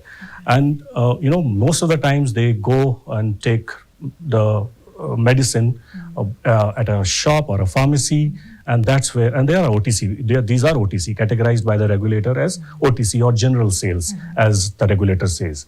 But then most of the times, or some of the times, people go wrong in taking the right dosage for that. So some people take 2 tablets, people take 2 capsules or 1 capsule, but the pain can be identified into probably, 3 different categories. Can be mild pain, moderate pain, or maybe the severe pain. So severe pain is the pain where we should start with some high dosage, and the mild pain should be the low dosage. And then most of the times, as I said, person doesn't understand as a layman, and the pharmacies and the responsible pharmacist on the pharmacy, they understand that, but then the communication sometimes happens. Most of the times, because of the busy schedule, it goes to a different, level, and then the patient takes it, and then out of their imagination, they just start taking the tablets, maybe higher dosage. So that's where, the culprit is. Okay. So then understanding, say, for example, pain and know the right dosage, which again, most of the time the information is not out there. So, because I'm about to ask, so what are some of the ways that we sort of like self-medicate? And you mentioned pain, which is one of them.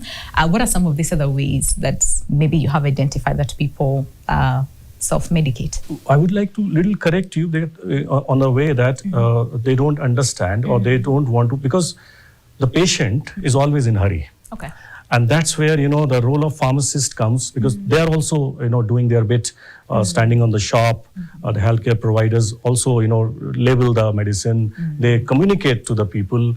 But if you even look a pack, OTC pack, simple, it has got all the labels. It has got the dosages. It has got maybe the do's and don'ts, maybe the indications clearly, which is mentioned. But most of the times, again, patient ignores them, or out of the maybe their schedule, they don't go through them. There is a package insert as well. There is a full label which everything is mentioned by the pharmacy, by the pharmaceutical companies. Yeah, but how many of us actually go through it and read? Okay, what are some of the examples you would say of some of the medications that we tend to self-medicate? A very interesting point. But before that, I would like to also, give you a little perspective about how people self-medicate. Because when you look into that, how they do that, internet is available these days.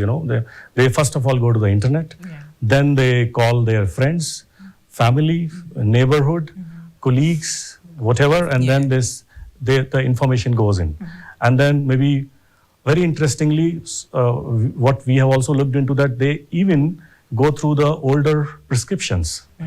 And that's again a very wrong way of putting the things in the right perspective, that the older prescription, probably a 6 months back prescription, and the ailment that time will not be relevant for now what the person is actually, going through this time.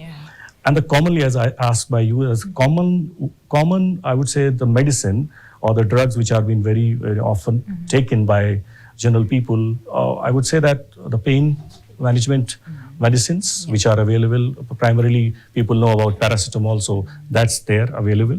And if I look into the other categories, which can be the cough syrups, the cough and cold syrups, basically, which are popularly being taken as OTC medicines. Okay. Contraceptives? Yes, they are also, taken by people, by the people at larger level. What we've also seen is people tend to, and especially for children, which I'd really want you to highlight on, is take half of the dosage, ideally, adult dose, right, and then give it to the child. Not at all relevant. So there are pediatric doses and there are doses which are meant for adults. So the pediatric dose is totally different as adults, and pharmaceutical company do prepare the pediatric drugs which are actually meant for the certain age groups. So that's why it is very, very relevant and important to take those formulations. That's why if you find, Winnie, that the children or the infants, they can't take tablets or even the small pills, and that's why we do some dry powders, of which they can be reconstituted and be given by by the spoons and directly into their in their palate. Okay. Could you point out dosage, right? Because again, like you said, most of the time we're not keen on dosage, and we're not keen on, reading through.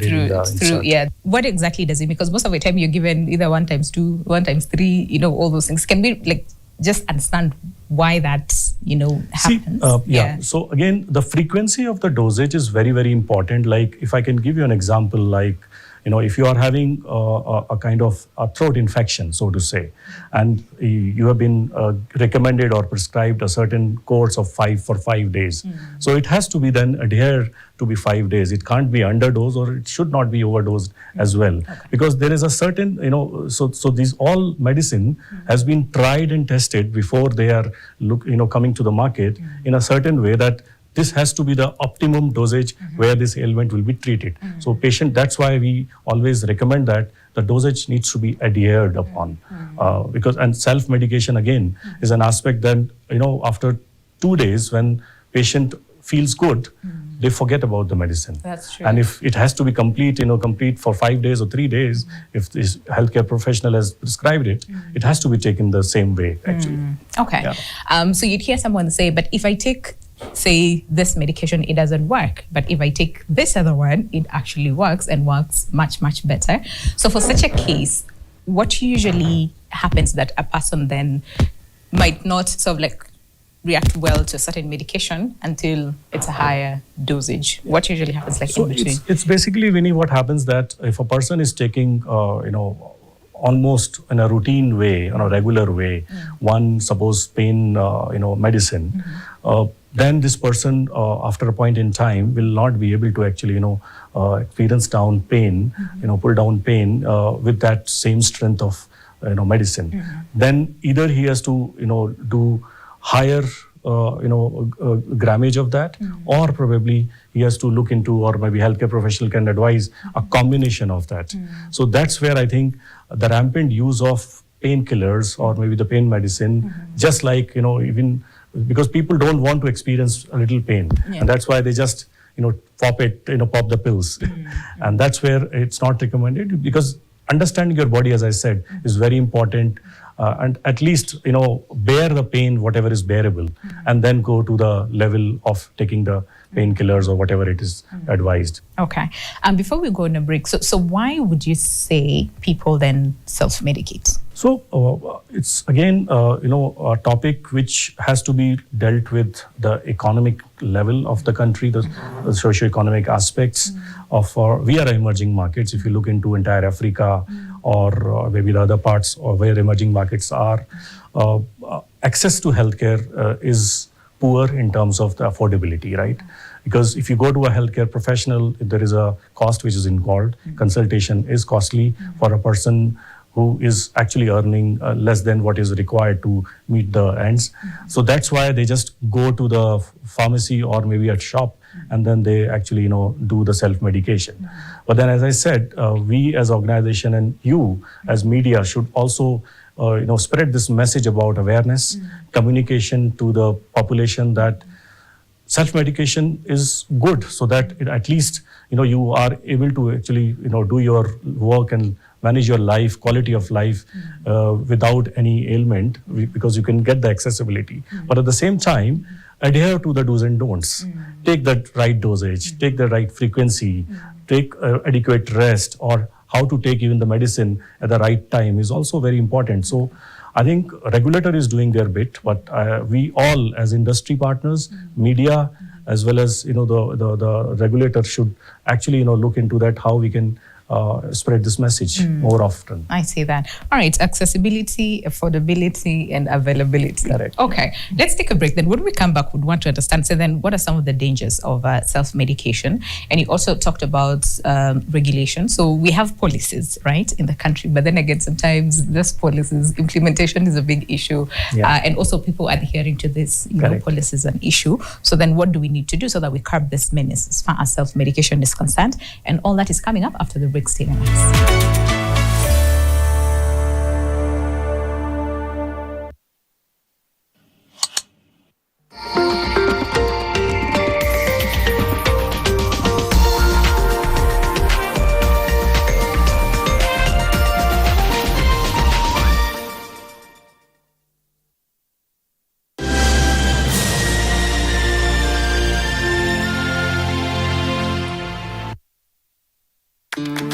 I'll have the usual on the rocks, double.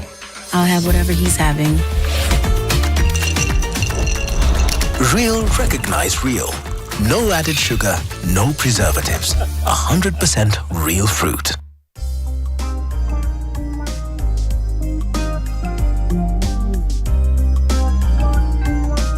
Join Nation Sacco today and experience a financial partner that works for you. Call us or visit us at IPS Building on 10th floor, Kimathi Street, Nairobi. We are open to all. Nation Sacco, fulfilling dreams. This is the comfort of a mom's hug.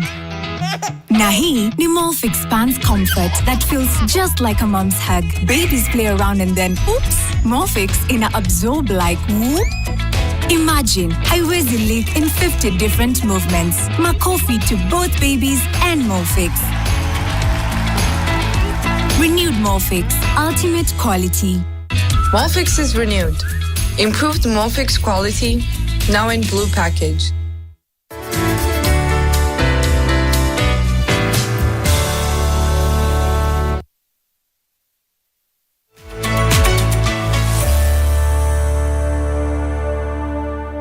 Welcome back. The show is Health Diary. And today we are focusing on something which, again, like I said, majority of us are culprits. This is as far as self-medication is concerned. And we're talking about, first of all, what you need to understand as far as self-medication is and the dangers of the same and what we can do to sort of curb this menace, right? And having the right information.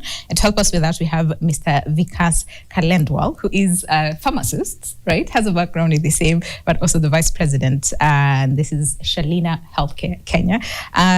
Before we went on a break, of course, we were talking about the 3 A's, which is accessibility, availability, and affordability of the same, which contributes on a larger scale to dangers of self-medication. But someone would ask, is self-medication all that bad?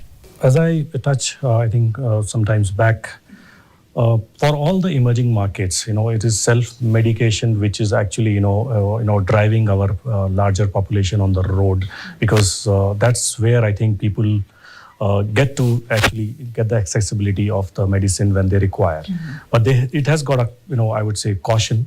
So we always try to actually, label the medicine right.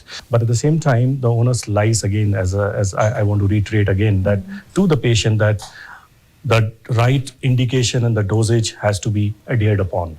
Most of the times, even forget about the dosage, the indication itself are not taken care. And then, people go wrong in terms of taking the medicine in the right way.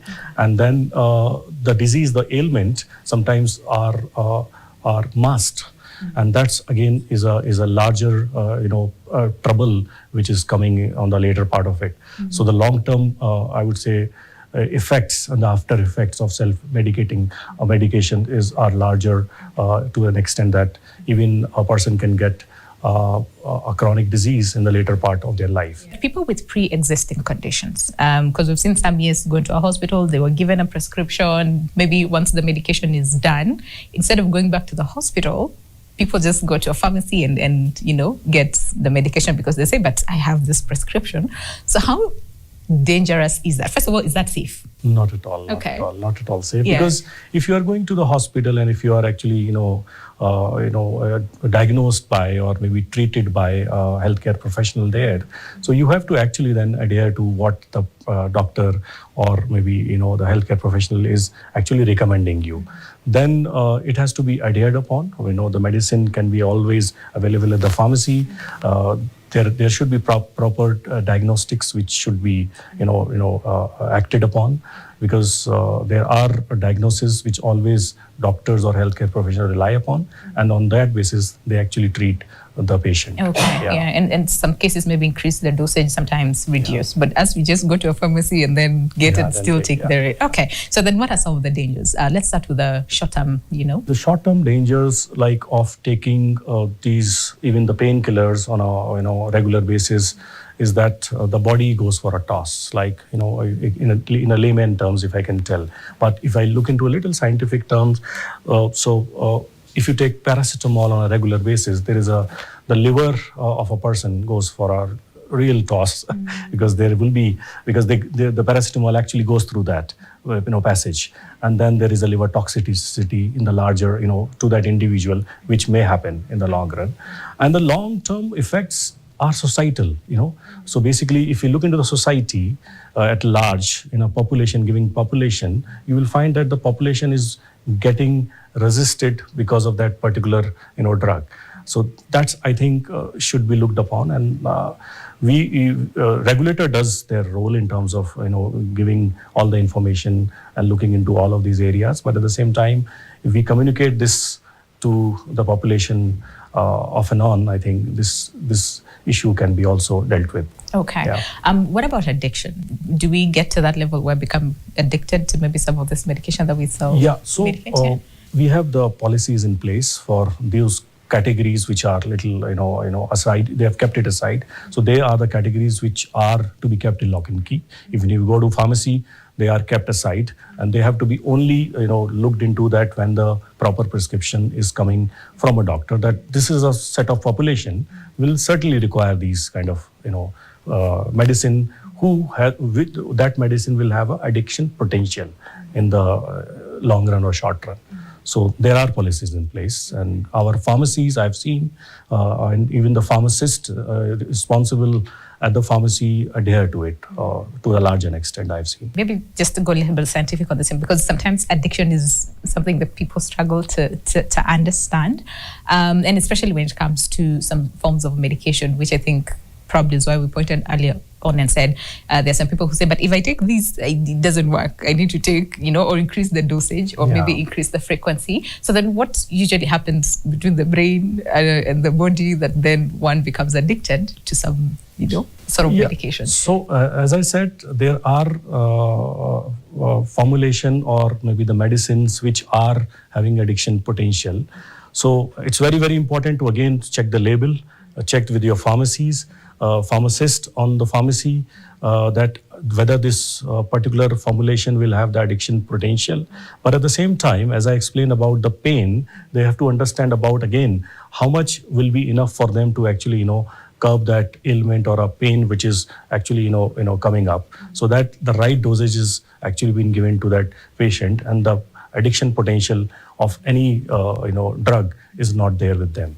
So that's very, very important. Yeah. The word is optimum. So what is the optimum level the person has to take? So most of the times, as I said, in self-medication, people go wrong in understanding that optimal level of medication which is required. So what are some of these other dangers? Addiction is one of them. You also talked about organs which, might be affected. You talked about liver, right? Yeah. Kidneys? Kidneys, because they are the ones who actually ultimately the entire thing would be passed off. Yeah. So in the long run, liver and kidney are the two organs which will be paying the price of whatever you have done actually. Self-medication. Yeah. So then just to make that clear, so in terms of then the severity of the effects, right? So let's start with the liver. How bad can it get if someone continues to self-medicate? So in the longer run, even the toxicity can lead to something which can actually have full load, the liver, which is actually become non-functional at one point in time. So these are some very long-term effects which happens.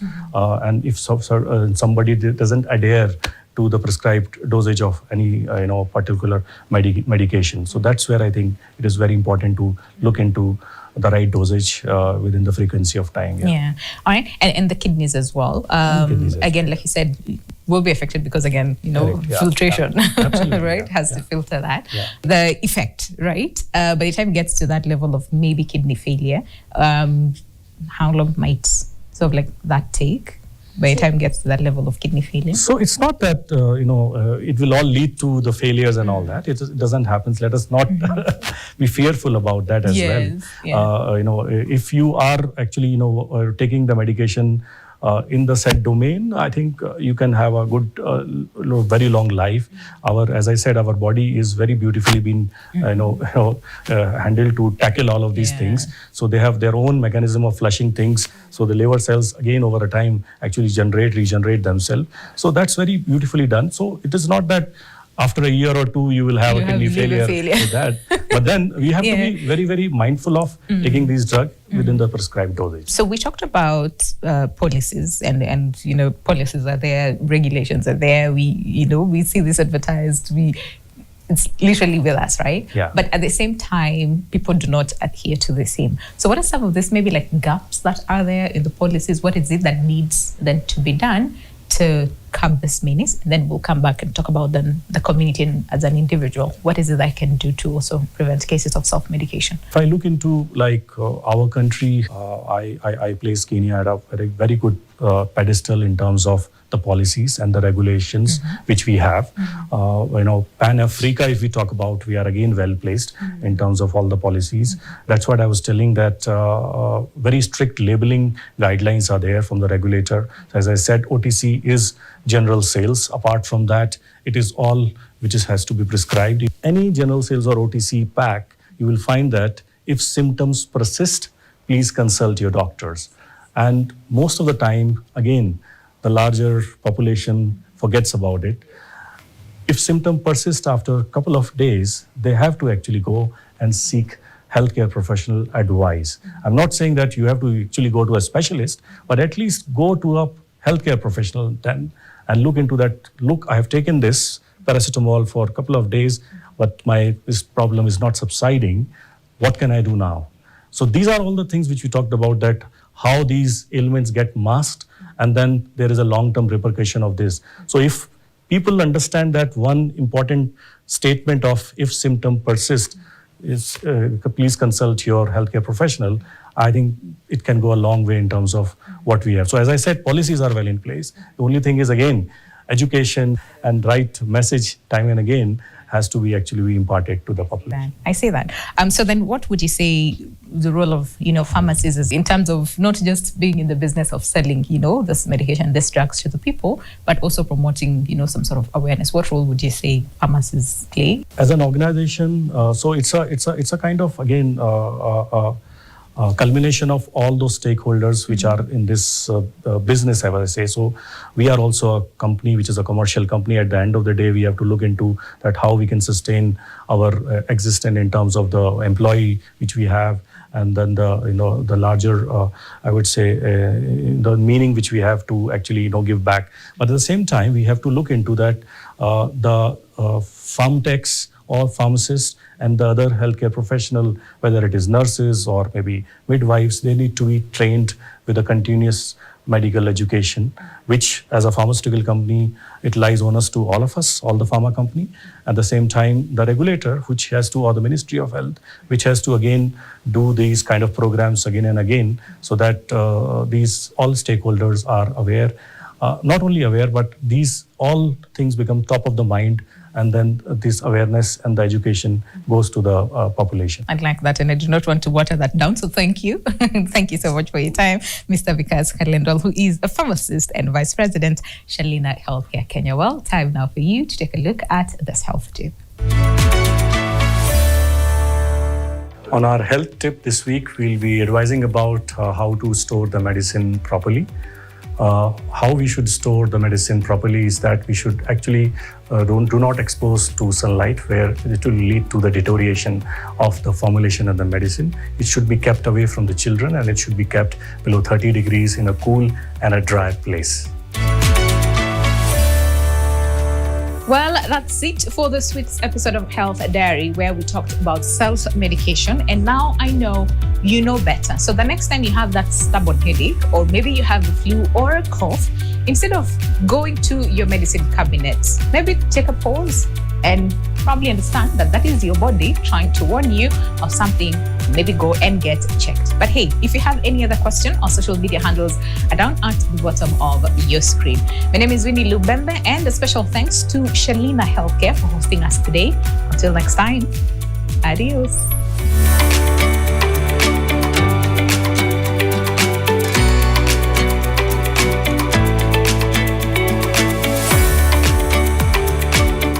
Of your screen. My name is Winnie Lubembe, and a special thanks to Salina.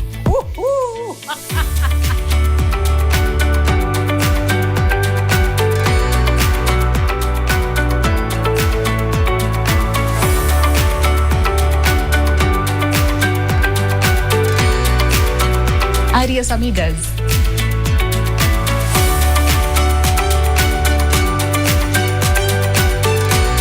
Fantastic.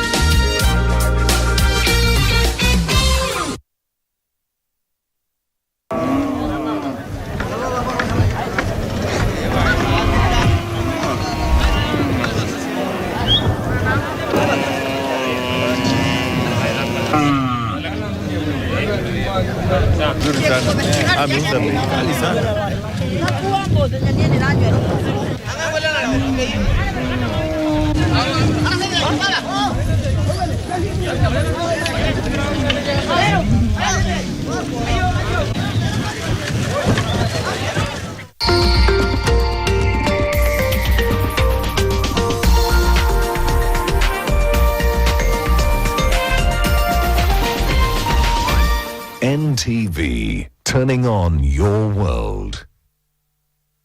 The following program has been rated GE. It is therefore suitable for general family viewing.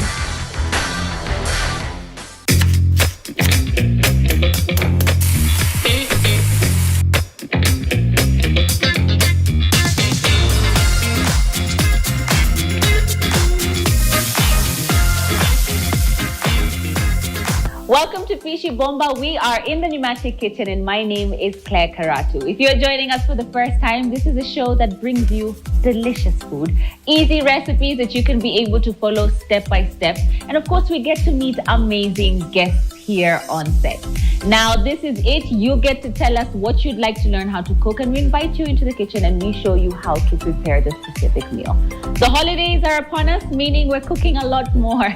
So, of course, we're having lovely young guests joining us on set, and we show them simple recipes that they can be able to make for themselves, with their parents, with their cousins or friends at home easily. Let's find out who's joining us in the kitchen and what we're learning how to make today.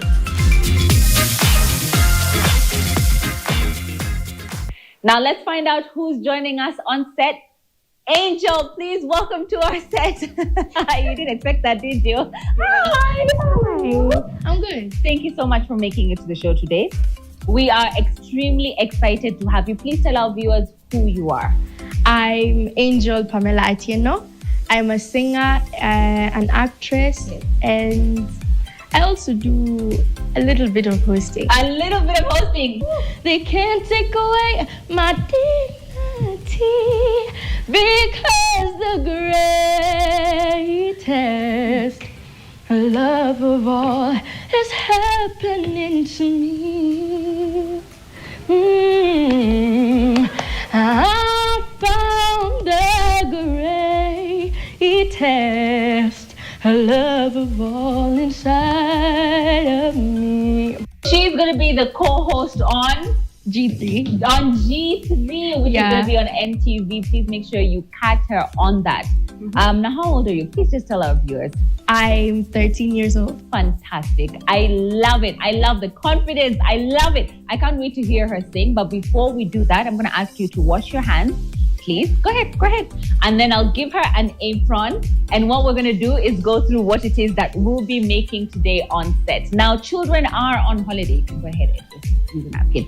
Children are on holiday, meaning we have lots more to prepare when it comes to food. We're doing breakfast, we're doing lunch, we're doing afternoon snacks, we're doing 12 o'clock snacks, literally every hour snacks, because these kids do love to eat. So it doesn't hurt to, here you go. You can put a full one. You can put full or half, it's up to you. Oh. Yeah, so you can go ahead and put it all the way through your head, or you can just fold it and put it halfway. Yeah? Okay.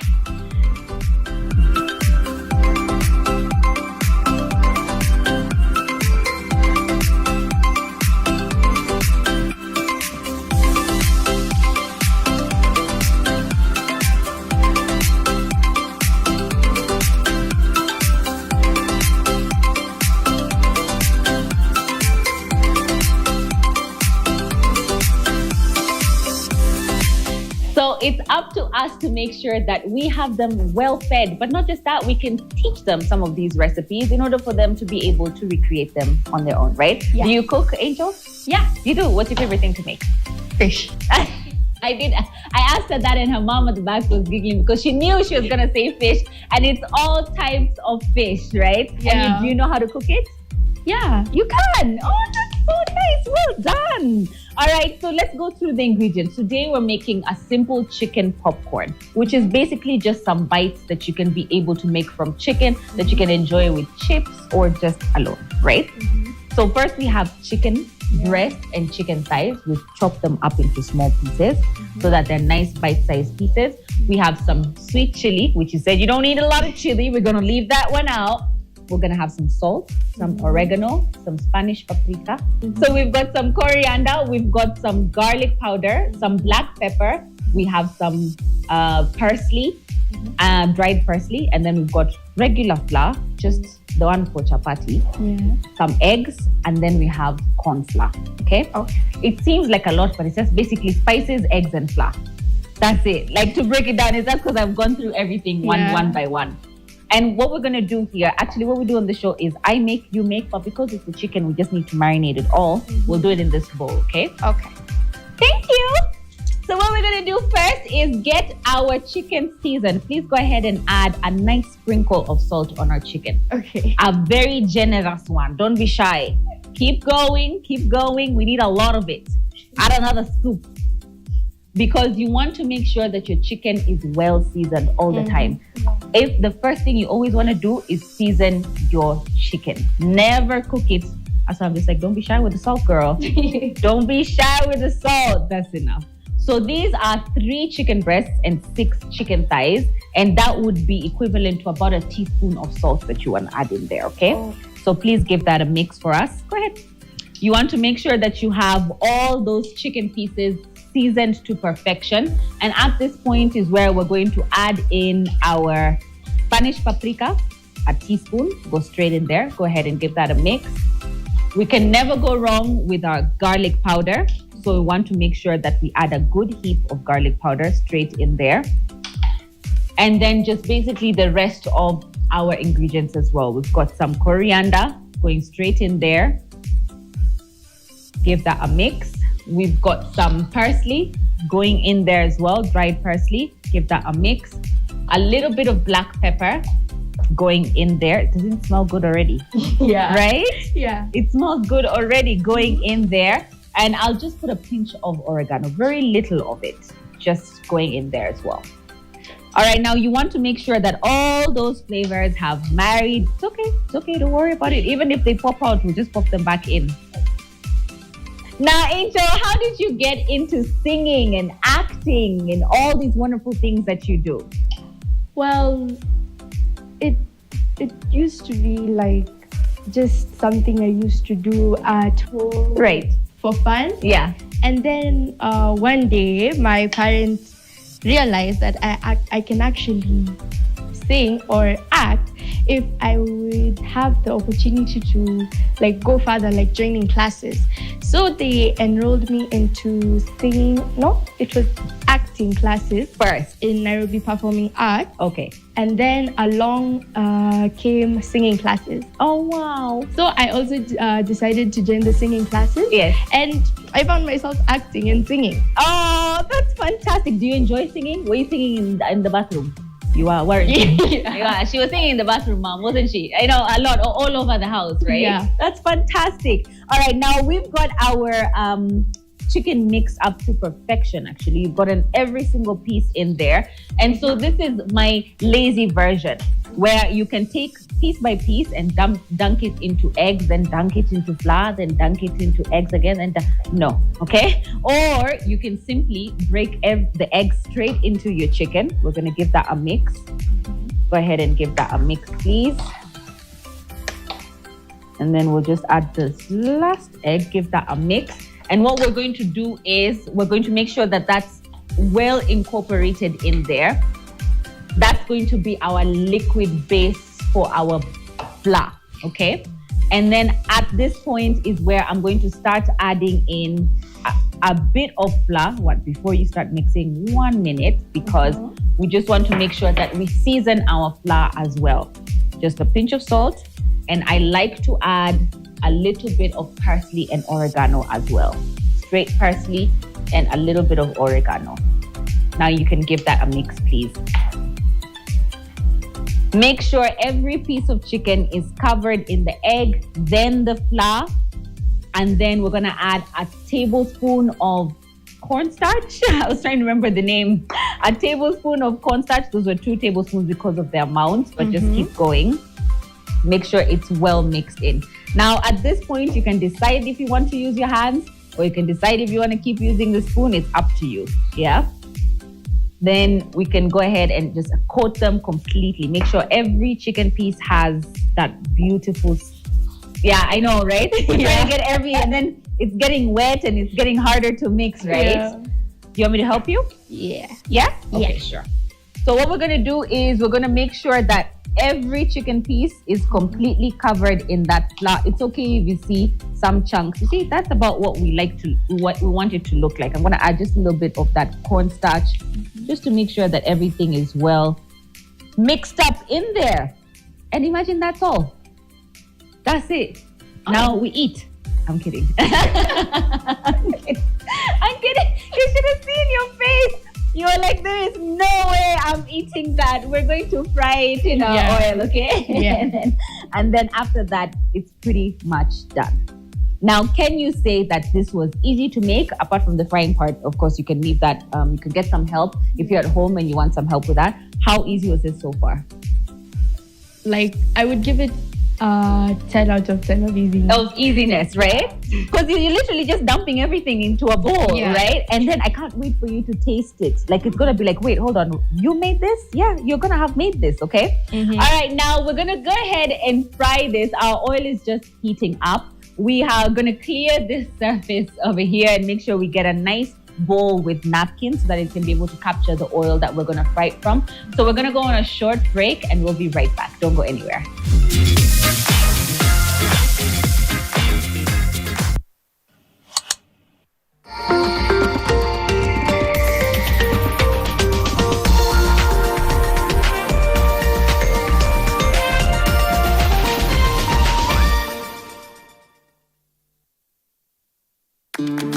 I'll have the usual on the rocks. Double. I'll have whatever he's having. Real recognize real. No added sugar, no preservatives. 100% real fruit.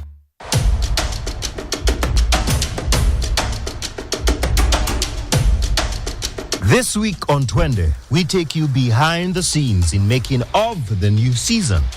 Ikafika time ya kupanda juu. Oh, na Jane alilemewa. Hivi ndo tuko. Ruben, Wagwan selector. And I saw Jara do something. I was actually nilishtuka sana.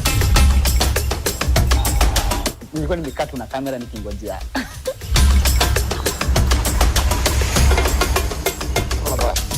Hey.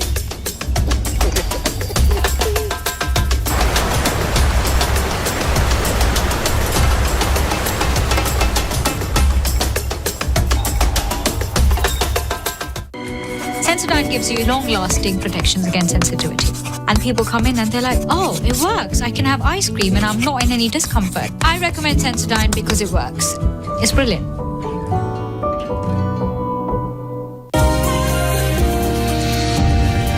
When I have back pain, I reach for 2 tablets of Panadol Extra. It's boosted by caffeine for fast relief of strong pain, like headache, toothache, and muscle pain. And I am finally released from pain and ready to be there for those who need me. Try Panadol Extra for fast and effective relief from strong pain. Chrissy itadonjo na Voiko. Hey, ukisema pilau ama mchuzi rojo rojo. Wet and dry fry. Hadi nyama choma. Hata ukitaka ugali greens. Hey! Na new chili cube pia itabamba. Zote zitadonjo ukieka Royco. Wewe, onjo uamini Chrissy itadonjo.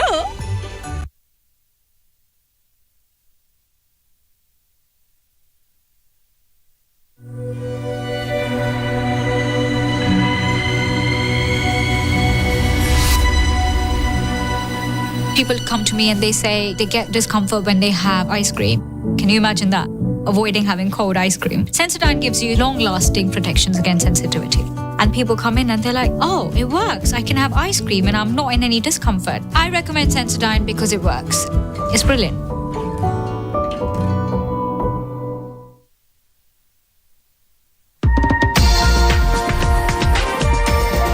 This is NTV. Yajayo katika NTV Weekendi.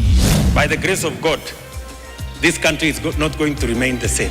Mambo mengine yako na matatizo hapa na pale, na tunasikiliza kama vile rais alisema jana. Rais William Ruto ahidi kushirikiana na ukosoaji wake kutimiza ahadi zake kwa Wakenya. Now, SHA registered just last month, and I went to Kenyatta and tried giving the same lady at the same place, and she told me no. And those are some of the tests that the NHIF does not actually pay for. Wakenya wahadithia masaibu yao hospitalini kwa kukosa ufadhili wa bima ya SHA. Leo ikiwa ni siku ya makumbusho ya waliopata ajali barabarani, tutakupa visa vya Wakenya waliopata ajali na masaibu yao. nikatoka tu na majirani zangu, nikamwambia hebu mkuje mnisaidie, nasikia tu kuna mtu amewawa na Richard kurudi. Wakamdunga kisu hapa kabisa, karibu hapa na hapa na hapa. Na katika makala maalum leo hii tunaangazia jinsi magenge ya wahalifu yanavyowahangaisha wakazi jijini Kisumu.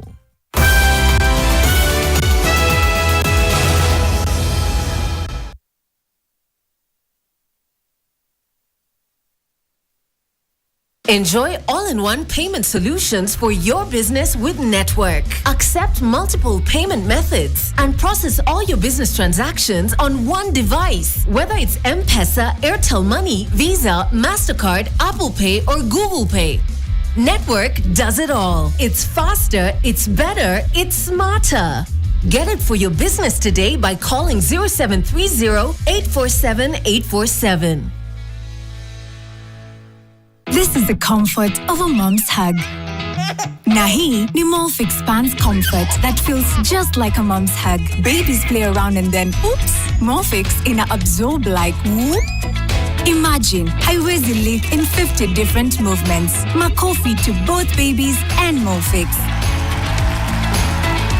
Renewed Molfix, ultimate quality. Molfix is renewed.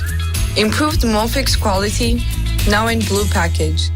I want my brother completely out of the family business. I don't know whether you're daydreaming or not, but you got the wrong person for this job. I can't run this business forever, you know.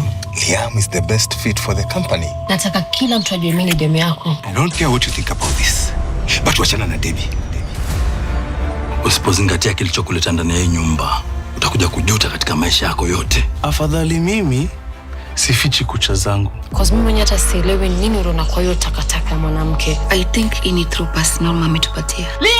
Liam yuko, wacha kupiga kelele hapa, utamsha madam. All this is because of you. Now wake up. Wake up and clear your mess. Life kupia Kenya una deserve. Are you losing your mind or your family?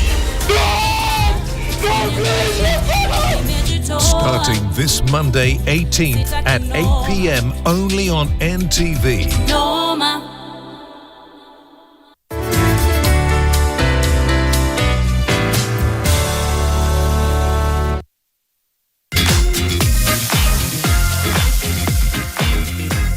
Hello, it's me and Claire, and we're back from our short break.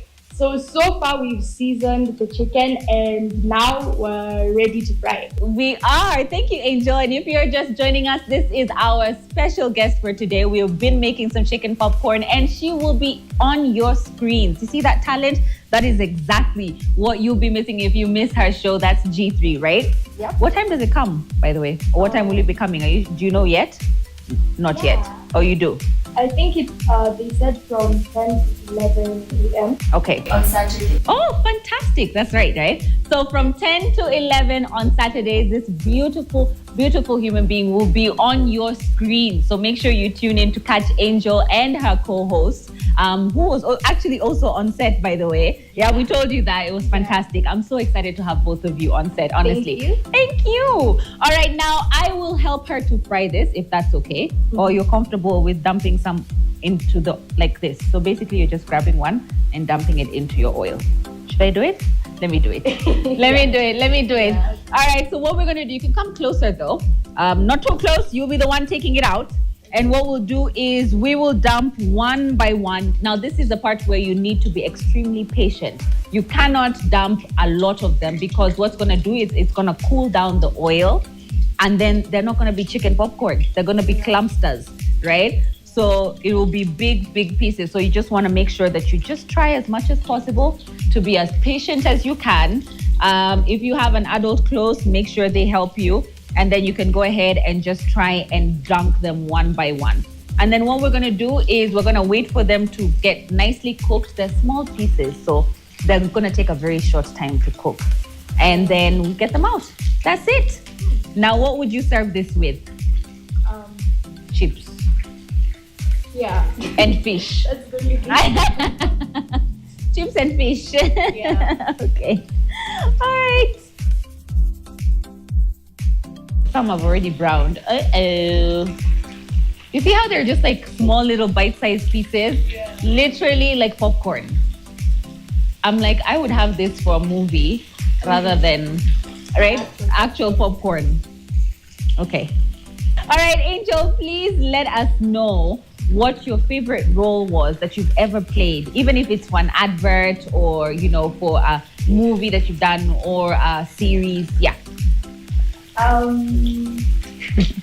favorite role was the role I played in Finding Nemo. Oh, okay. It was a short film that I did with my producer who was Chamas. Okay. It was a short film that currently on YouTube, and my role was about a girl who was kind of like a warrior. Oh, wow, that sounds like fun. Yeah. Or was it fun because of the fact that it was like a character that you had to play? Yeah. Well, that's what acting is, but you get what I mean. Like a fun character. Like a fun character, yeah. Oh, that's nice.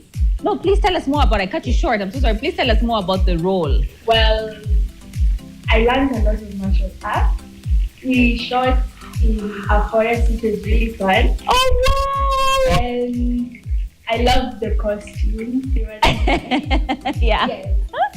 That's pretty much what I loved about the character. That's really nice.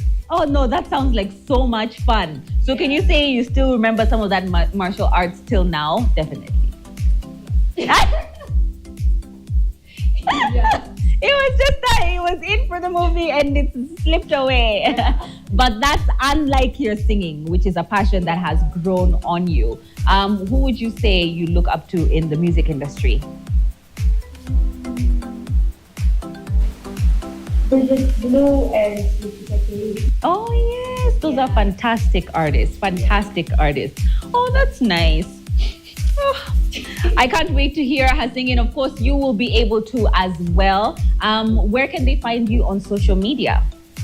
I'm actually on all platforms. Okay. By the name Angel Latino. Okay. Yeah. All right. So all platforms by the name Angel Latino. We are going to continue to make these fantastic chicken popcorns. And of course, we will be popcorn. And we will be back with the finished product. And of course, Angel will taste it and tell us if she likes what she made or if she's going to ever make it again or she never wants to see it again. All right, after patience and frying, lots of frying, make sure it's nice and crispy and browned. We have our chicken popcorn finally ready, right? I'm going to serve it in here for you. But before that, before you get to taste these foods, these popcorns, I do know that you had a little something for us. Did you not, Angel? Yeah. Yes, I'm going to put the food down now because I'm so excited. Okay, let's hear it. All right, actually, Angel, come this way. There you go. As I turn up the collar on my favorite winter coat, this wind is blowing my mind. See the kids in the street, but not enough to eat. Who am I to be blind, pretending not to see their need of so much disregard? Hey! A broken bottle top and a one-man soul. They follow each other on the wind, you know, 'cause I got nowhere to go. That's why I want you to know I'm starting with the man in the mirror. Woo! I'm asking him to change his ways. No message could have been any clearer. If you want to make the world a better place, take a look at yourself, then make a change. Woo! Goosebumps, literal goosebumps.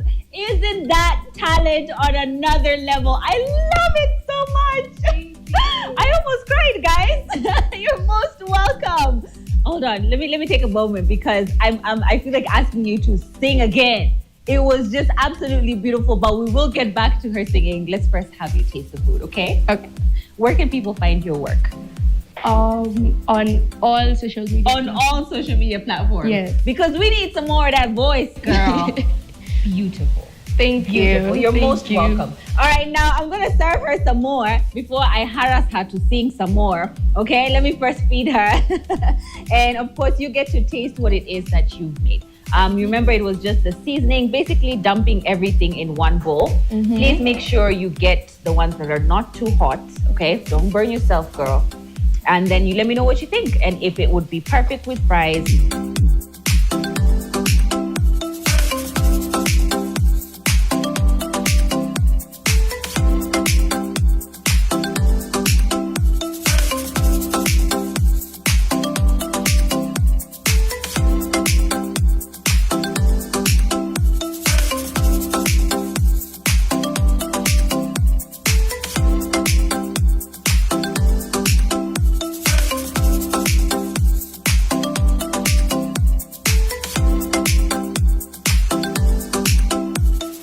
Now is your moment. You can go ahead and dunk it in some of the sauce if you'd like, and then just taste it. Make sure it's not a hot one.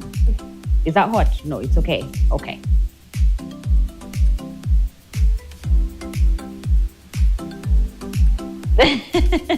Burst of flavors, right? It's really nice. Thank you. No, it's really nice. It's you. So well done. Well done, because simple ingredients, but you made it. Yeah! And imagine that with chips. Fantastic, right? And then it's just, everybody can have just a little bite. Like, you don't have to sort of like tear it and whatnot. It's just nice bites.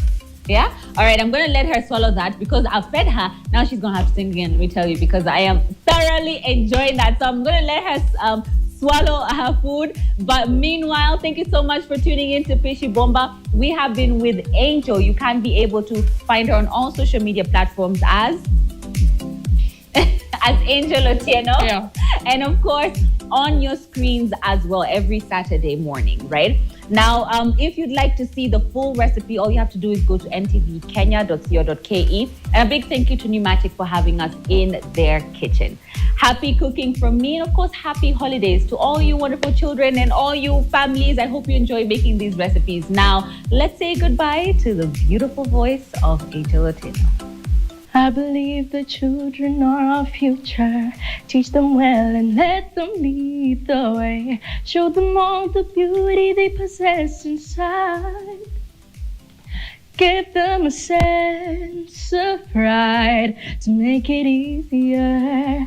I decided long ago never to walk in anyone's shadows. If I fail, if I succeed, at least I live as I believe. No matter what they take from me, they can't take away my dignity, because the greatest love of all is happening to me. I found the greatest love of all inside of me. Thank you so much for coming on the show.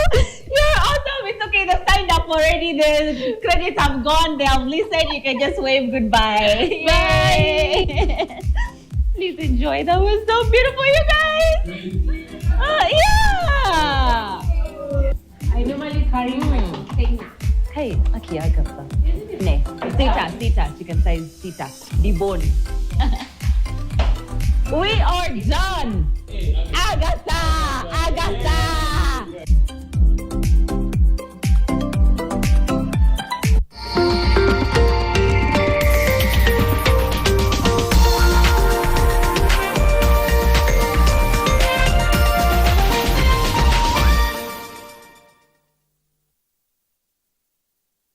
This November 11th to the 22nd, the world's eyes turn to Baku, Azerbaijan, the biggest global event for climate action, COP29. We have already arrived in Baku in Azerbaijan, and over the next 2 weeks we'll be giving you all the exclusive content that comes out of here, who from Kenya is attending, what our agenda is here, all the exclusive interviews. You can only get it here. NTV is your front row seat to this United Nations Climate Conference. Keep it locked on NTV and all other nation media platforms.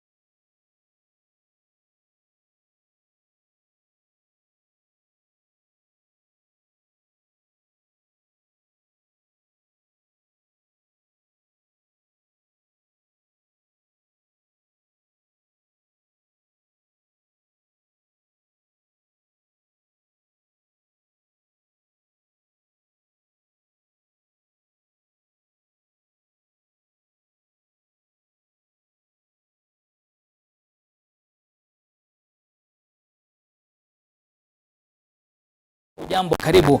Hizi ni taarifa za NTV Weekend. Kuanzia sasa mtazamaji, hadi mwendo wa saa 1:30 nitakuwa nakuletea taarifa maridhawa kutoka pembe mbalimbali ambazo zimeandaliwa na wanahabari wenza mtazamaji. Lakini kama ilivyo ada, kama ilivyo kawaida yetu, kwanza kabisa tuanze na vipasho. By the grace of God, this country is not going to remain the same. Mambo mengine yako na matatizo hapa na pale, na tunasikiliza kama vile rais alisema jana. Rais William Ruto ahidi kushirikiana na ukosoaji wake kutimiza ahadi zake kwa Wakenya. Now, SHA registered just last month, and I went to Kenyatta and tried giving the same letter at the same place, and she told me no. And those are some of the tests that the NHIF does not actually pay for. Wakenya wahadithia masaibu yao hospitalini kwa kukosa ufadhili wa bima ya SHA. Leo ikiwa ni siku ya makumbusho ya waliopata ajali barabarani, tutakupa visa vya Wakenya waliopata ajali na masaibu yao. Katoka tu na majirani zangu, kama hebu mkuja mnisaidie, nasikia tu kuna mtu amewawa na Richard kurudi. Wakamdunga kisu hapa kabisa. Karibu hapa na hapa na hapa. Na katika makala maalum leo hii tunaangazia jinsi magenge ya wahalifu yanavyowahangaisha wakazi jijini Kisumu.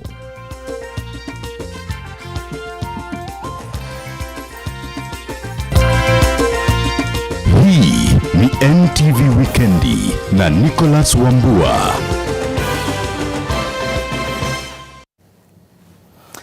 Dakta mtazamaji mwenzangu, kwa lugha ishara ni Flora Atieno. Taarifa kamili. Utovu wa usalama unazidi kuwa kidonda katika kaunti ya Kisumu. Katika muda wa miezi mitano, hospitali mbili katika kaunti ya Kisumu zimerekodi vifo 6 na kutibu zaidi ya watu 260, wote wakiwa ni waathiriwa wa mashambulizi ya makundi haramu. Wahalifu hao wanawashambulia kwa kuwapiga risasi, kwa choma visu au hata kuwakata kwa panga, tena peupe mchana wa jua. Leo hii mhariri wa eneo la Nyanza au Kokusa anazamia swala hili kwa kuzungumza na waathiriwa na jamaa za waathiriwa kuhusu madhila wanayopitia wakazi wa Kisumu. Anatoa taswira kamili ya magenge ya Kisumu. Tazama.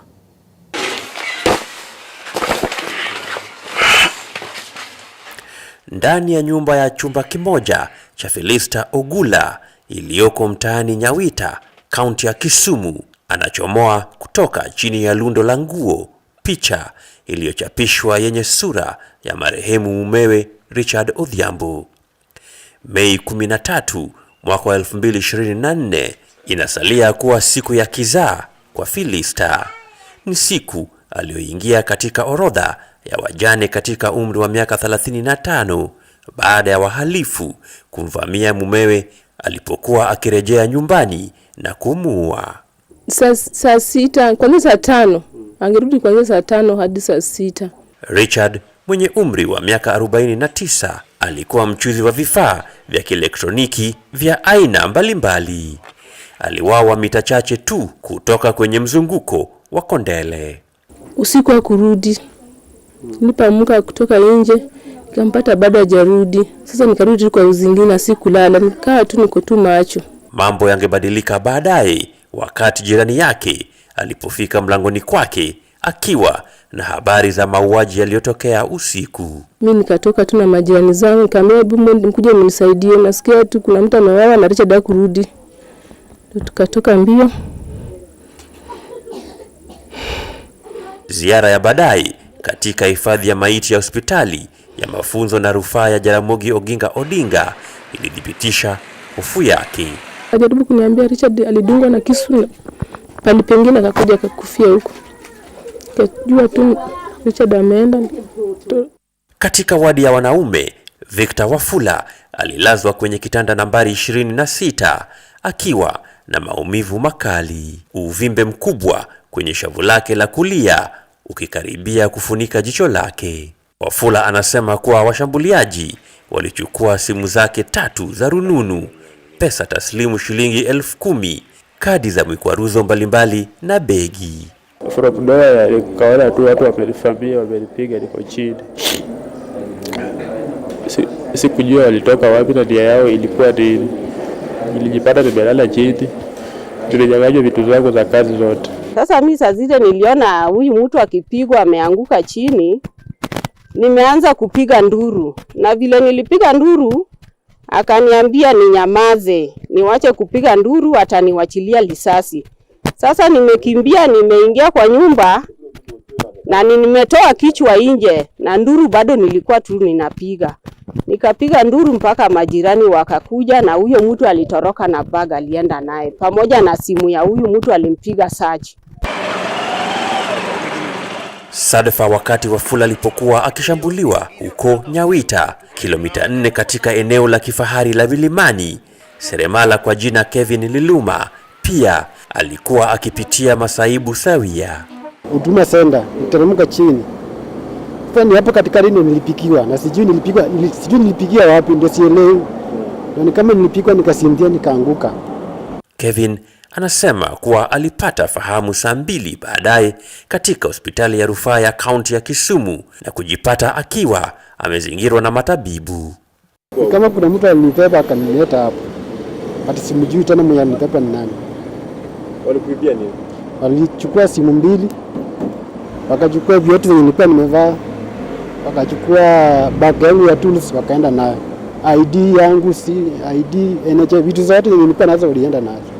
Matukio hayo ya kusikitisha hayaishi hapo. Mkazi mwingine kwa jina Crispin Nyambok pia ameangukia mtego wa mashambulizi ya kihalifu. Maisha ya Crispin yalibadilika wakati mkewe Grace Awino alipopigwa risasi na kuwawa na watu wenye silaha walipokuwa wakirejea nyumbani kutoka soko la Kibuye ambako waliendesha biashara ya M-Pesa. We gave them our bags, after which they ordered us to lie down.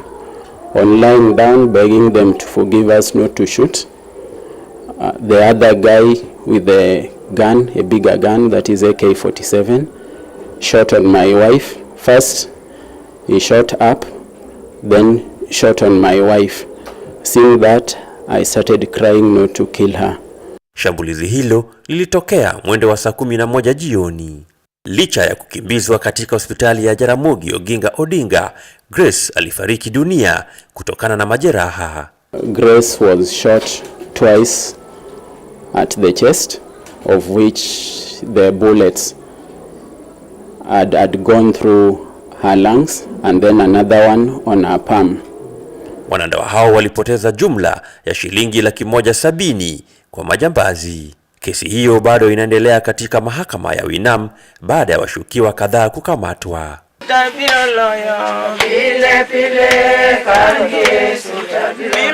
Hapa nyumbani kwa Grace Akinyi, eneo la Kanyakwar, wanaomboleza.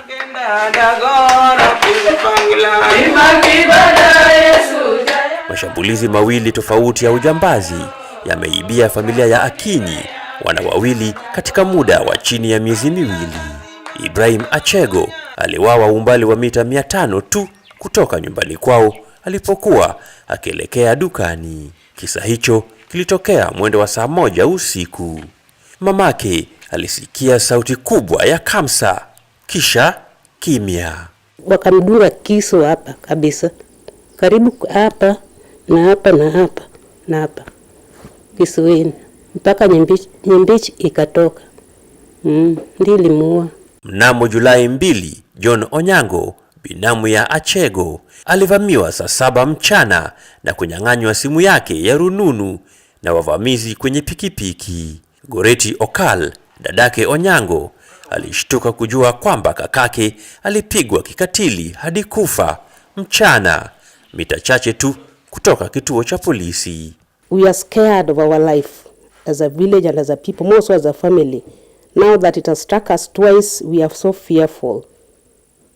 To an extent that now it's coming in the day, we don't know if we fear in the night. And now fear is gripping us even in the day. In broad daylight, a young man gets killed and there is no answer.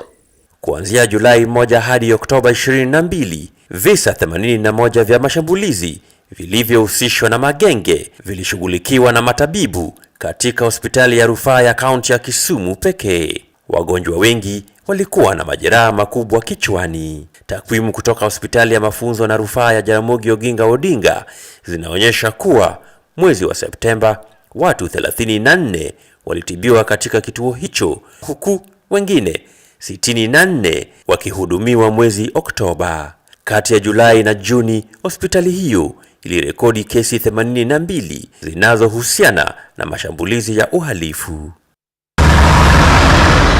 NTV tangu wakati huo imegundua kuwa magenge yanayowatia hofu wakazi wa Kisumu yanafanya kazi katika vikundi vilivyopangwa na wamejipenyeza katika maeneo mengi ya makazi ya jiji kama vile Obunga, Manyata, Nyalenda, Kibos, Kondele, Bandani, Migosi, Mamboleo, Nyamasaria, Milimani, Kaloleni, Lolwe, Polyview na Kawosh.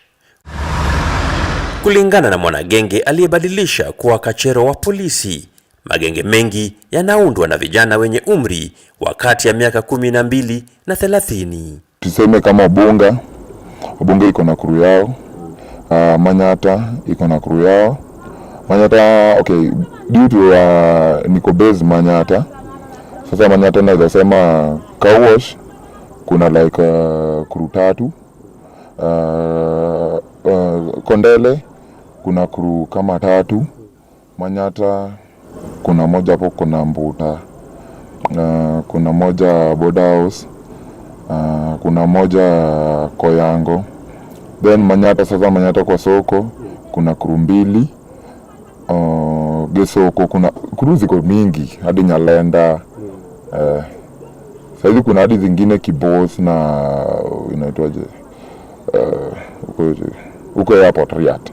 Katika jaribio la kurejesha usalama jijini Kisumu, uongozi wa polisi nchini umewahamisha waafisa wa polisi 4 wakuu, akiwemo kamanda wa polisi wa kaunti ndogo ya Kisumu Mashariki, Bwana Joseph Obara. Huko Kusa, NTV. Asante sana Ukusa kwa taarifa hiyo kutoka Kisumu. Mtazamaji, unaweza kutuma hoja zako kuhusiana taarifa hiyo kupitia mitandao ya kijamii pale kwenye X @NTV Kenya, na mimi ikiwa ni @NicholasWambua _ ikiwa ni NTV Weekendi. Rais William Ruto amekiri kupokea shinikizo kutoka kwa wadau mbalimbali kutimiza ahadi alizotoa kwa Wakenya na kuahidi kushirikiana na wakosoaji wake kubadilisha nchi. Naibu wake Kithure Kindiki amesema uongozi wao hauna tatizo na mchango unaotolewa na wadau wengine, hasa kanisa. Haya yanajiri wakati ambapo serikali ya Ruto inakosolewa kwa kuwashambulia maaskofu wa kanisa la Katoliki ambao hivi majuzi walimkosoa na kukosa kutimiza ahadi zao. Huu ni upande wa serikali. Mwanahabari wetu wa masuala ya siasa Vincent Odor anaeleza tena kwa kina. Serikali ya Rais William Ruto sasa inaonekana kujiondoa kutoka kwenye msimamo mkali iliyokuwa imechukua hapo awali dhidi ya wakosoaji wake, haswa maaskofu wa kanisa Katoliki nchini. Na baada ya wizara fulani pamoja na baadhi ya viongozi serikalini kukemea maaskofu hao, Ruto na naibu wake wanaonekana kubadili njia. We have no problem with the input provided by the church, civil society, everybody. They have a right to give us views on how we can improve our governance. Mumesema watu wengi wananisukuma sana, wewe lazima ufanye hii, lazima ufanye hivi. Na hiyo mimi nakubali, kwa sababu hii Kenya lazima itabadilika. And I am determined to change this country. Hata hivyo, aliyekuwa naibu rais Rigathi Gachagua amekosoa serikali kwa kukemea viongozi wa dini wanaowakosoa na kutaka iwaheshimu. Mimi nataka niambie nyinyi viongozi, acheni kiburi. Na hiyo majivuno mko nayo na hiyo maringo ndio ilikuweko 1990 wakati ya Moi, ya kutukana maaskofu na kuwaongelesha vile mnataka. And we all know what were the consequences of being abusive to spiritual leaders. Madhabahu lazima ipewe heshima, maana madhabahu ni ya Mungu. Na watu ambao wanafanya kazi ya Mungu huwezi kuwatusi. Na hapa kwa madhabahu huwezi kuleta zaka ya 10 ya wizi na huwezi kuleta sadaka ambayo umeiba. Aidha, viongozi hao wametaka serikali kukoma kuhangaisha wakosoaji wake. Vincent Odur, NTV.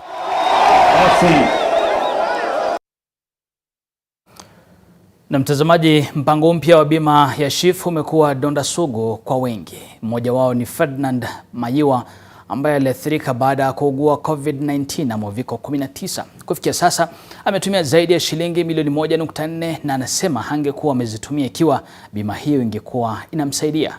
Tumsikilize Mayiwa ambaye amezungumza na Ngina Kirori. My name is Ferdinand Martin Miawa. Yeah, I contracted COVID-19 while I was working at Pumwani Maternity Hospital.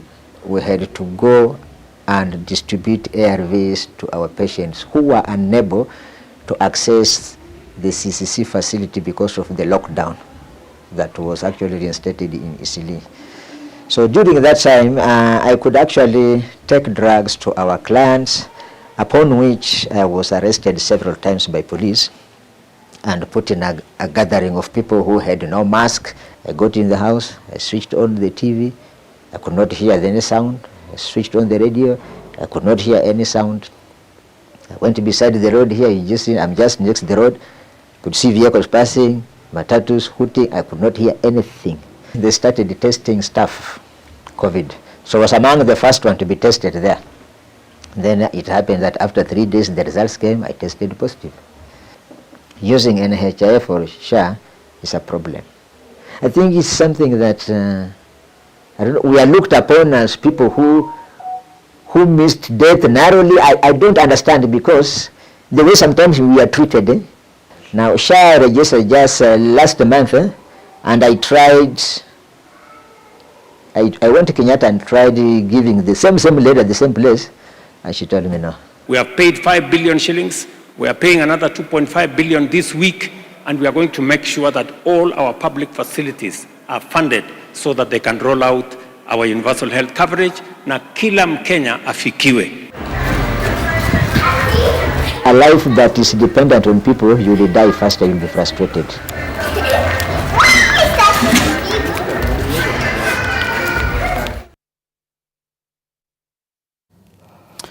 Na mtazamaji, baada ya taarifa hiyo naomba tupate mapumziko mafupi, muda si mrefu na rejea na taarifa zaidi. Hivyo basi naomba usiende mbali.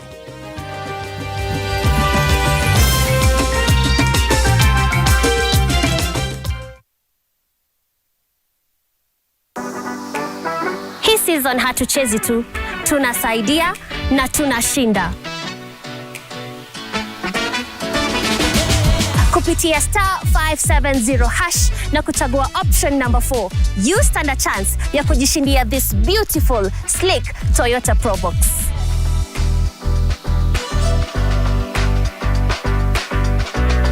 With a 1500cc engine, fuel consumption iko chini.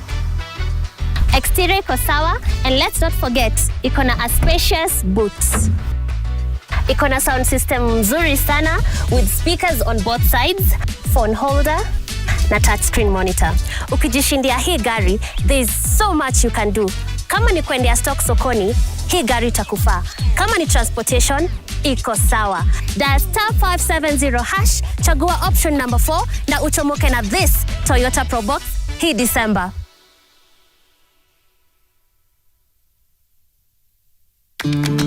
I'll have the usual on the rocks, double. Your profile says you don't drink.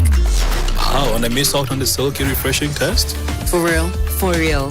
Well, in that case, I'll have whatever he's having. I drink responsibly. Knock knock. Who's there? Del. Del who? Del Monte. Real recognize real. No added sugar, no preservatives. 100% real fruit.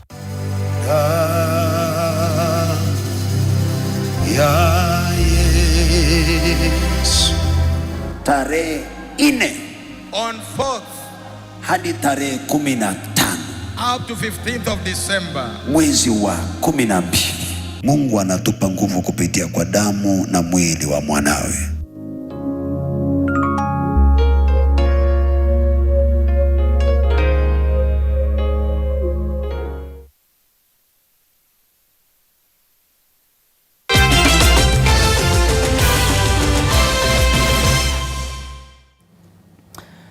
Karibu tena. Ongezeko la visa vya ajali nchini vimekatiza maisha ya maelfu ya watu, wengine wengi wakiachwa na majeraha ya maisha.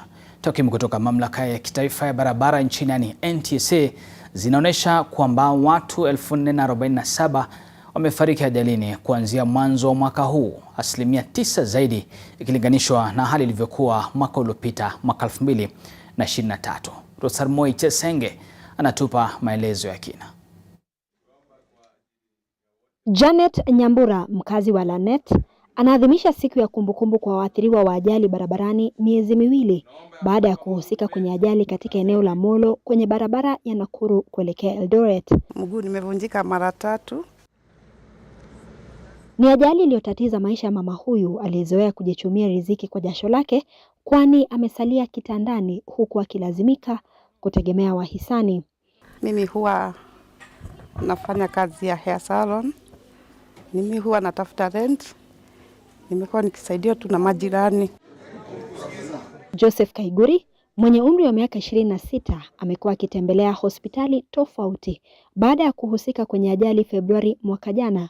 Alivunjika mguu na mkono na kulazwa hospitali kwa miezi 7. Oncoming lori ikanimulika na full light, then nikaona dim, nikavia off na pikipiki nikaanguka kwa ditch.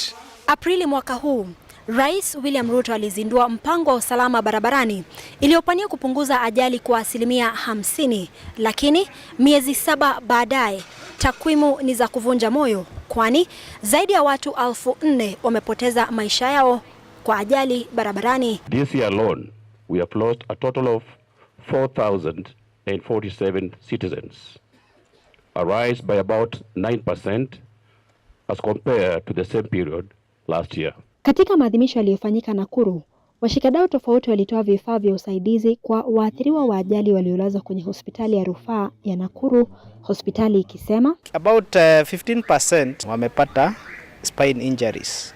Na sana hawa ndio sana wanakaa kwa hospitali kwa muda mrefu. Ruth Sarmoi Chesenge, NTV. Na mtazamaji, vuguvugu la wanachama wa Communist limeishtumu serikali kwa madai ya kutumia makachero wa serikali kuhujumu utendakazi wa vuguvugu hilo, kunradhi, huko viongozi wakitishiwa. Kulingana na naibu mwenyekiti Buka Ngeso, uongozi wa vuguvugu hilo hautatishika kamwe, huku akisema wako tayari kutetea haki za Wakenya dhidi ya uongozi mbaya serikalini. Kauli hiyo iliungwa mkono na wakili Fred Ogola ambaye ametaka serikali kushirikisha kila mmoja kwenye masuala ya uongozi wa taifa hili. Haya alizungumza kwenye mkutano ulioleta pamoja wanachama kushiriki zoezi la uchaguzi wa viongozi wapya wa chama. This Congress arrives at a critical juncture amidst intensified political repression, class struggle, and efforts to thwart our revolutionary mission. Comrades, our leadership and members continue to face digital and physical surveillance. We want to encourage Communist Party of Kenya to be true to the ideology, ili waweze kuungana na sisi kama concerned citizens movement. Tukiungana pamoja kama wananchi wa Kenya, tunaweza kubadilisha hii nchi iende mbele.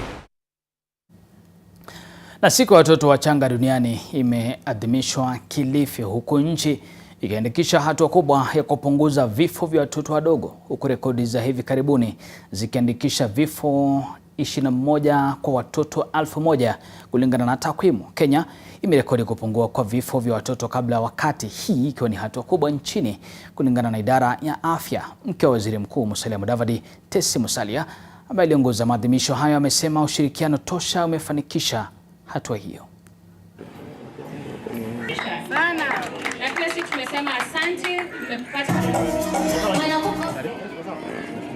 We thank you because you brought us good things, infrastructure. We thank you, Madam TC. I know it's the beginning of many other things, and we want to work together. As a nation, we are transiting onto a new health insurance platform. My humble request is that everyone play their part and give it all the support it requires for its intended impact to be realized. In Kenya, the preterm birth rate is at 12%.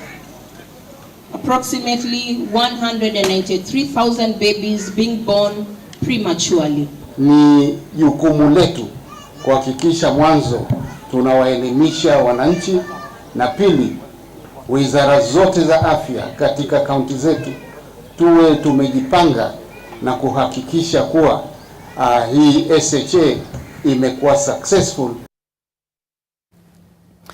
Muungano wa wafanyakazi wa kampuni ya maji nchini tawi la Nairobi KUWASE wamepinga hatua ya bodi kutaka kuongeza muda wa kuhudumu kwa mkurugenzi wa kampuni ya Nairobi City Water Nahashon Njuguna licha kutimiza umri wa kustaafu wa miaka 60 kisheria.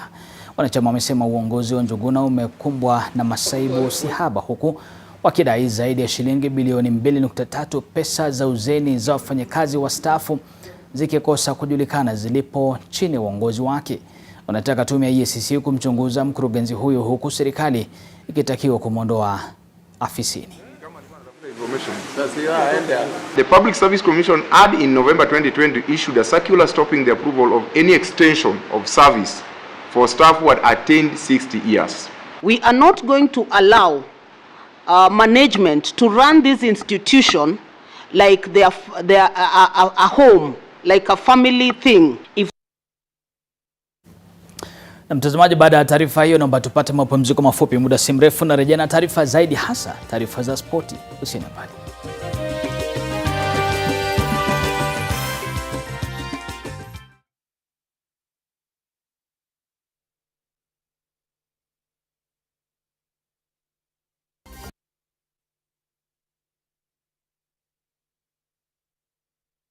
Did I even get here in the first place? One of the easiest or one of the best ways to do this is through this open canvas to movement building that talks about 3 things in movements.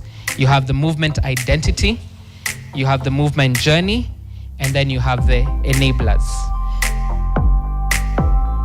Enjoy all-in-one payment solutions for your business with Network. Accept multiple payment methods and process all your business transactions on one device. Whether it's M-Pesa, Airtel Money, Visa, MasterCard, Apple Pay, or Google Pay, Network does it all. It's faster, it's better, it's smarter.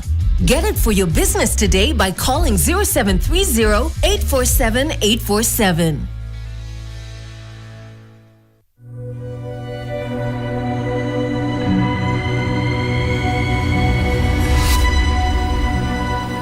People come to me and they say they get discomfort when they have ice cream.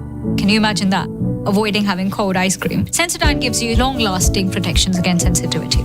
And people come in and they're like, oh, it works. I can have ice cream and I'm not in any discomfort. I recommend Sensodyne because it works. It's brilliant.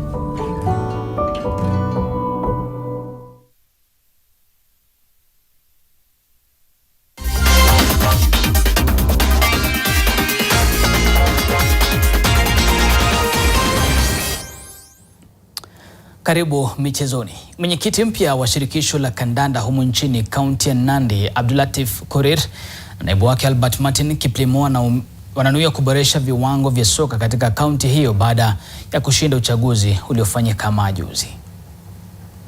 We are going to engage the government, the local government, our county government, as well as the national government to uplift the game.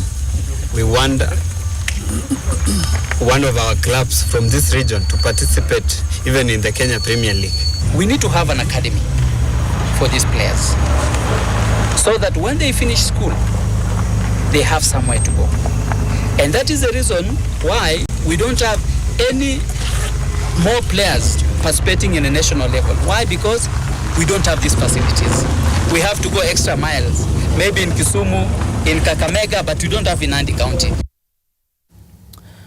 Joe Lee ndiye mshindi wa jumla wa mchuano wa gofu wa mwenyekiti wa klabu ya gofu ya Royal Nairobi anayeondoka baada ya kuhudumu kwa mwaka mmoja. Joe aliwapiku wachezaji 202 na kuibuka kidedea na alama 134. Jasraj Sago alikuwa wa pili, naye Brian Nasimbi alimaliza wa tatu. Every week 6 days practice range, every day range. Yeah, 100 ball every day. So even yesterday, the practice, even today is not practice, right? Every day I'm practice. If you go to the course, you see the work that you are doing on hole number 10 and 11 as part of course improvement. We want to start the journey of achieving PGA status for our course. I think one of the most exciting thing also for me is to see Royal win Turner Hill Shield 1999 edition. Let me say I'm a good golfer, playing off handicap 5. On day 1, we set the course a bit tough, and I saw a lot of members complaining about the pin positions. But today we made it a bit easy for them, because we also wanted them to enjoy. Mtazamaji, huo ndio mwisho wa taarifa zetu za NTV Weekendi jioni ya leo. Nasema ni asante sana kwa mtazamaji kwa kujiunga nasi kuanzia mwanzo hadi sasa tamati, ikiwa imekatika dakika 28 baada ya saa 1 mtazamaji, saa za Afrika Mashariki. Mimi naitwa Nicholas Wambua, mwenzangu kwa lugha ishara imekuwa ni Flora Atiene. Panapo majaliwa naomba tupatane hapo kesho, japo mwendo saa 7 utakuwa na Elois Wangoi katika taarifa za NTV adhuhuri. Kwa sasa na kutakia usiku mwanana. Alamsiki.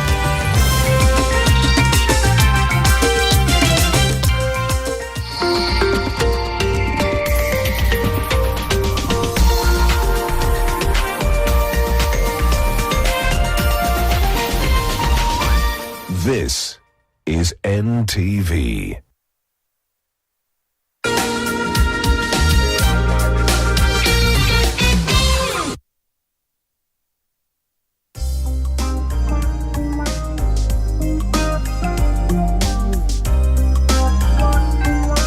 Join Nation Sacco today and experience a financial partner that works for you. Call us or visit us at IPS Building on 10th floor, Kimathi Street, Nairobi. We are open to all. Nation Sacco, fulfilling dreams.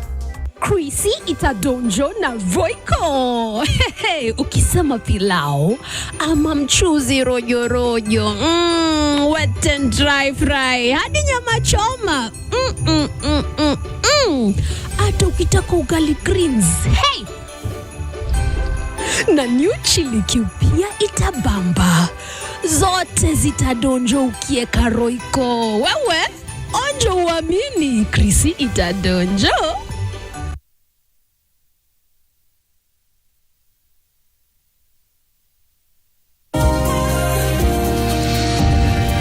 When I have back pain, I reach for 2 tablets of Panadol Extra. It's boosted by caffeine for fast relief of strong pain, like headache, toothache, and muscle pain.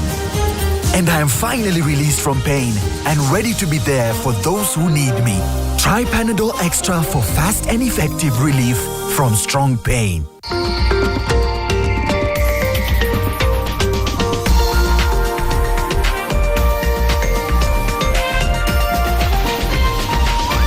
NTV, turning on your world.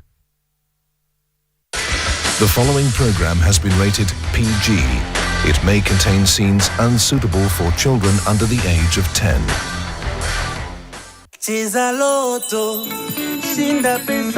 Majina nani, my dear? Janet. Kutoka wapi? Nimetoka Nyeri. Broman, majina nani? Noah Kitanui. Noah, kutoka wapi? Eldoret. My dear, majina nani? Masasianga. Masi, kutoka maeneo gani? Kitui County. Masi, Noah na Janet. Hapa nimeweka 2-door fridge na nile ya kufungua hivi. Hapa ndani iko 55-inch TV, iko 50,000 Kenyan shillings, iko 100,000 Kenyan shillings, na iko 200,000 Kenyan shillings. Fungua, msema kweli. Msimu wa Christmas.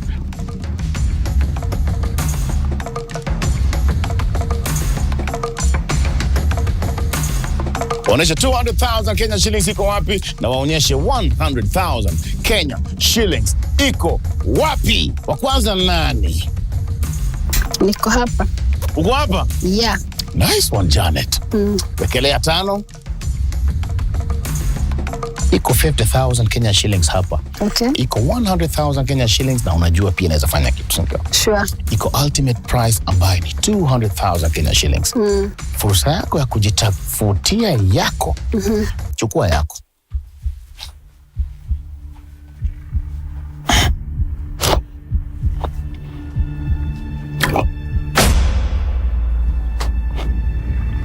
Mulika sanduku namba 9. 1, 2, 3, 4, 5, 6, 7, 8, 9. Wachana na sanduku namba 9. Niko tu hapo. Nimefanya kazi bure, si ndio? Nimefanya kazi bure, si ndio? Si bure, lakini niko tu hapa. Ubali tu nimefanya kazi bure. Mulika sanduku namba 9. Adwa Nyeri. Huyo ni mimi najaribu.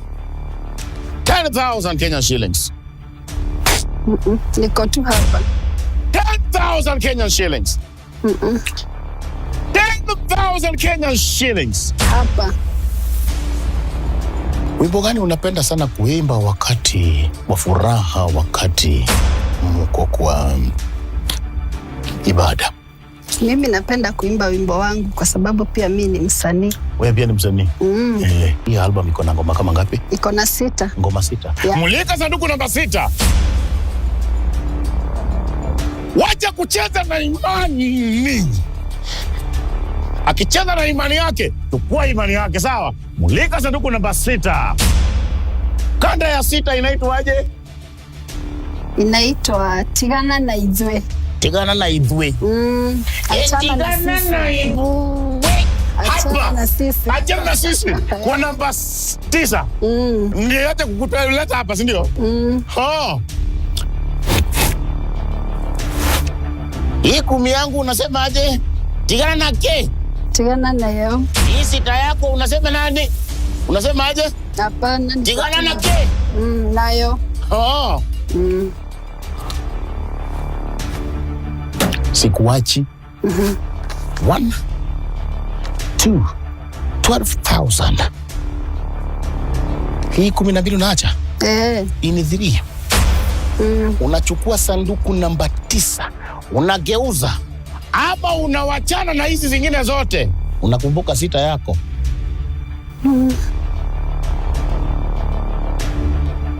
Labda nigeuze.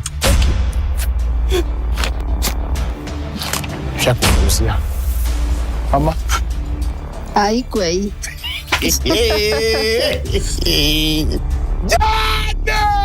Janeti. Gani?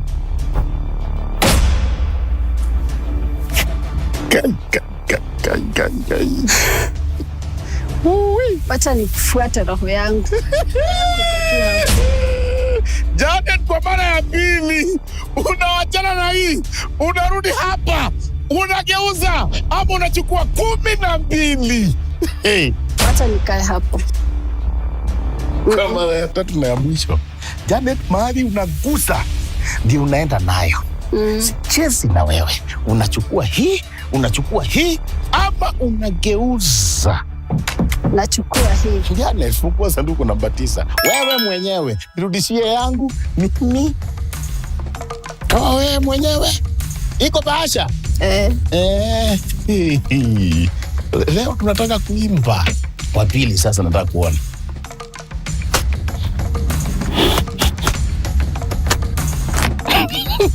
Unaitaka tu yote. Hizi zingine utaki, si ndio? Nataka. Ni? Pia hiyo. The ready from Kitui. Endea Christmas yako ya mapema. Sanduku zimeiva. Mimi nakwambia ile kitu ametoka nao kwa sanduku namba 9. Amewacha vitu nono kwa hiyo sanduku. Mulika 200 wakati anachagua.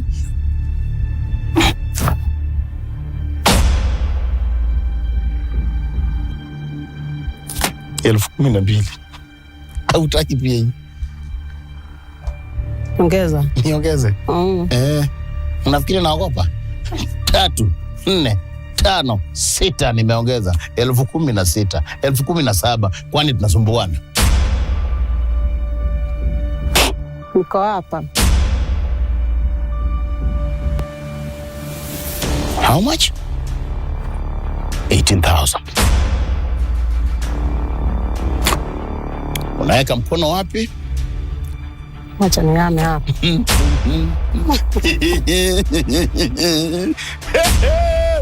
Kama si moja ni moja, si ndio? Ni how much? 18. 18. Na umewacha. Uliweka sanduku namba 11. 20,000. Hii pesa ni mzuri. It's decent.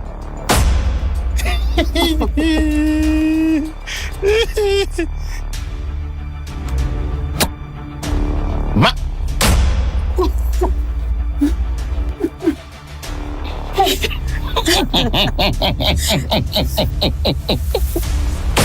Nataka ukuwe sure. Weka hiyo pesa mahali unataka kuiweka. I want you ukuwe sure. Nataka uiweke wewe mwenyewe. Nimefunga hii mdomo yangu kubwa, siongei sasa. Hiyo pesa unaitaka wapi? Unachagua sanduku gani?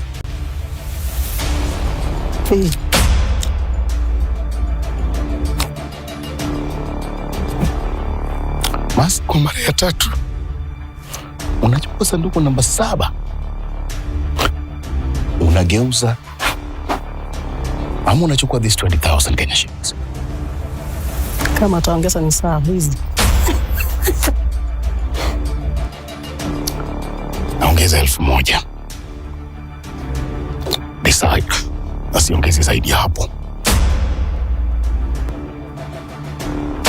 Kwa mara ya pili nakuuliza, unachukua sanduku namba 11, unachukua this 21,000 Kenya shillings, ama unageuza? Uchukua hii. Kwa mara ya 3 nakuuliza, unachukua sanduku namba 11, unachukua this 21,000 Kenya shillings, ama unageuza? Final. Wekelea mkono. Uamuzi wako ni gani? Fungua sanduku nambari 11. Iko bahasha. Niandikwa namba 11. Masi. Christmas yako imeanza mapema. No. No. Yes. Shika hii. Najua natamani kitu kimoja kati ya hizo, si ndio? Sanduku kama 5 zimeiva. Chukua moja kati ya hizo sanduku.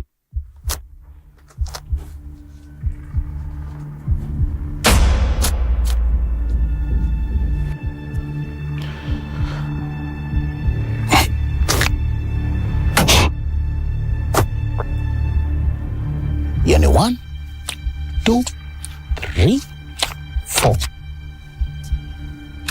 Plus 21,000. This is 25,000 shillings. Nimejaribu kupatia 25,000 shillings. Decide. Unachukua gani? Namba 6. Uko sure? 26.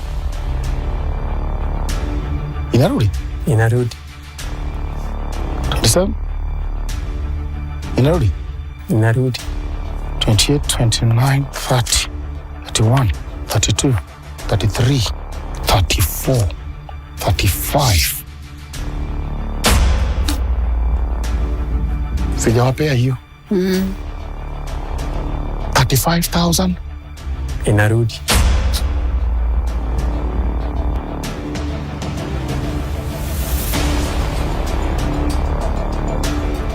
40,000 Kenya shillings. 40,000 Kenya shillings. Nataka box. Naenda kusimama pale. Amua. Kama inarudi niweke kwa mkono yangu.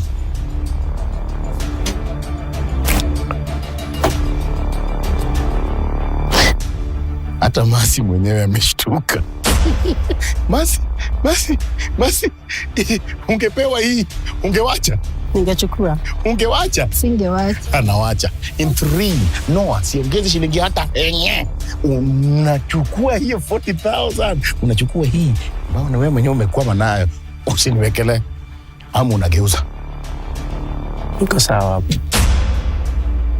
Kwa mara ya pili. 40,000 Kenya shillings. Sanduku namba 6, ama unageuza? Noah.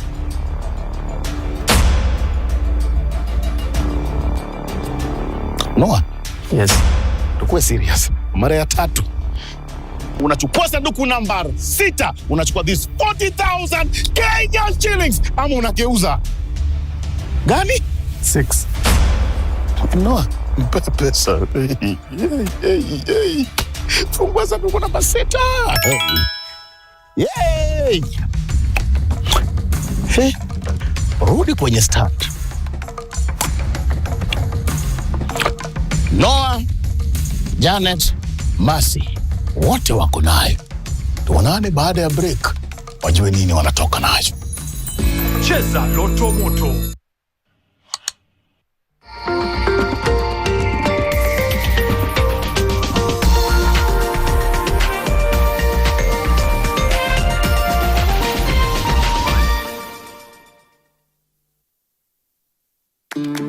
I'll have the usual on the rocks, double.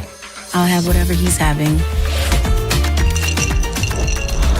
Real recognize real.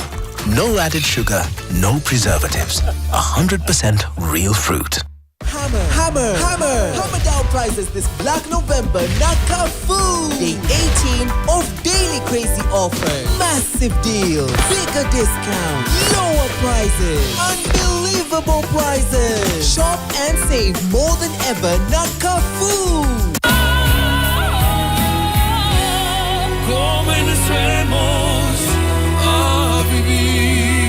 Babies play around and then, oops, Morphix absorb like whoop. Imagine, haiwezi leak in 50 different movements. Makofi to both babies and Morphix. Renewed Morphix, ultimate quality. Morphix is renewed. Improved Morphix quality, now in blue package. Tired of the hassle of finding guarantors every time you need a loan? Frustrated by receiving a smaller loan than you applied for because of insufficient guarantors? Experiencing loan delays because of liquidity issues? Worry no more. Join Nation Sacco today and experience a financial partner that works for you. Call us or visit us at IPS Building on 10th floor, Kimathi Street, Nairobi. We are open to all. Nation Sacco, fulfilling dreams. Show off your best skin with Nivea Nourishing Cocoa Body Lotion. Now with 5-in-1 complete care. The deeply nourishing formula prevents your skin from drying. With precious cocoa butter and deep moisture for smooth and healthy looking skin. Step out in confidence with our most complete care from the world's #1 skincare brand.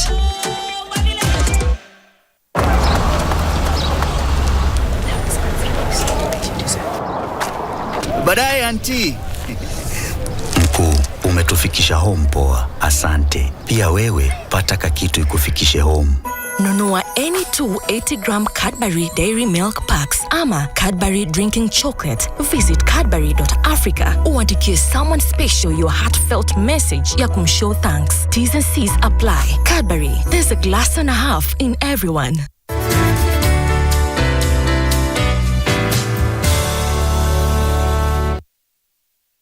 Cheza Loto Moto. Hii season hatuchezi tu, tunasaidia na tunashinda. Dial *570#, chagua option number 4 na uchomoke na this Toyota Probox hii December.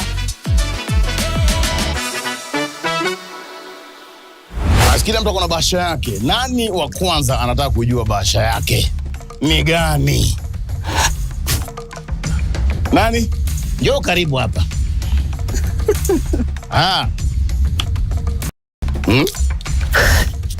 Ulikata shilingi zako ngapi? 12,000. 12,000. Unatoka mahali hapa na? Utamu wa 55-inch TV ni yako!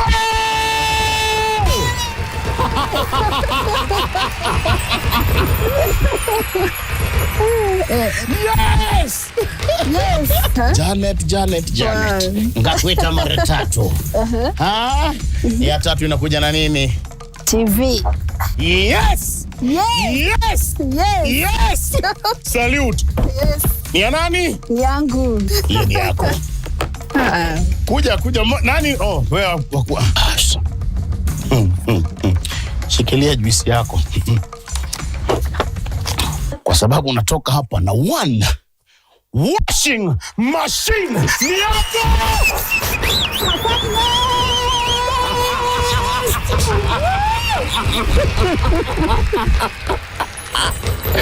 Tutoe hiyo kafui. 1, 2, 3. Wa masi! Toa kabeji! Hey! Ona hiyo kitu. Ona hiyo mali. Maneno ya kufua kujifulia tumesahau. Maneno ya mikono. Imeingia. Asante sana. Nashukuru. Yangu. Fui. Bado viski. Nyamasi. Mase wa Krismasi. Ni ya nane. Nyamasi. No. Yes. Kuja. Ukaha. No. Unatoka mahali hapa na 100,000 Kenya.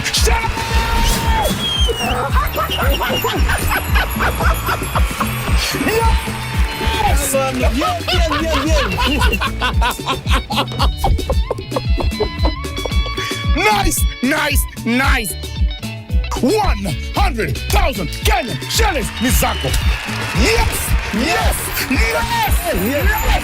Unaambia aje watu wa Eldoret? Naambia watu wa Eldoret wacheze loto moto.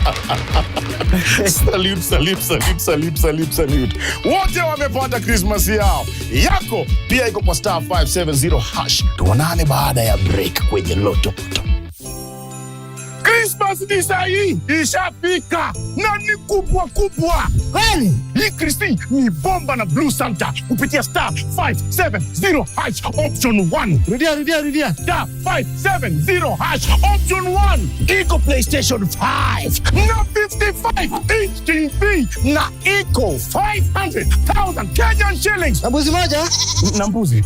1 million Kenyan shillings na Samsung S24 Ultra. Na mbuzi moja? Iko 2 million Kenyan shillings na iPhone 16 Pro Max. Na mbuzi mbili. Blue Santa amekuja na zawadi kibao. Na ni kubwa. Hapa kuna ndogo. Hapa Christmas ni bomba.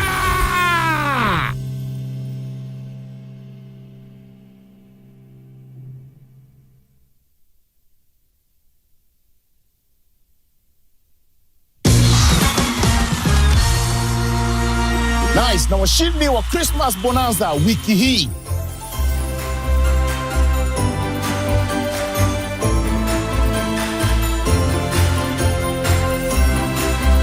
Na tulikuwa na washindi wa wiki iliyopita. Na pia Blue Santa aliweza kutembelea wengi. Tizama.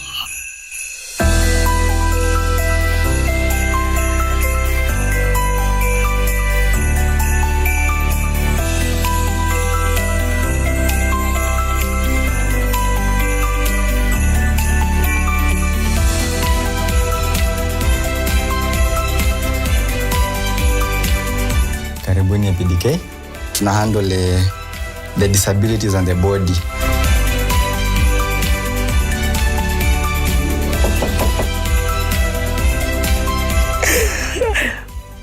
Mambo. Yaani umevaa style haiwezi julikana. The child has hydrocephalus, and hydrocephalus is the enlargement of the meninges of the brain, whereby kuna fluid inside the brain.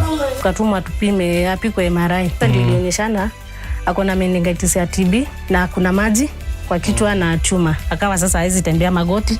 Huku joint zimeninia kisimama au ana kaa hivi. Okay. Akona passive version ni mguu ambayo imeangalia nje. Okay. So in that anakanyaga na side ya ndani ya mguu. Kitu sasa nataka nione kabisa at least ameamka. Juu kukaa itamsaidia. Huyu mtoto ni nini tunaweza tukafanya at least akuwe na a better Christmas? Ni kumfanya akuwe independent. Anahitaji tu basic wheelchair. Miguu inaweza ipewa splints. Kama hapa chini itashikilia mguu at 90, itamuenable with time aweze kubea weight ya mwenyewe. This is possible. Very possible. Afanyiwe hivyo.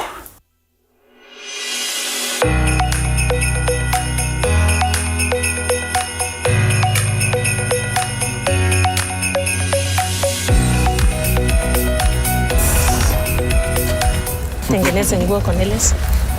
Mwendeshe gari sasa. Hivyo. Hivyo endesha vizuri.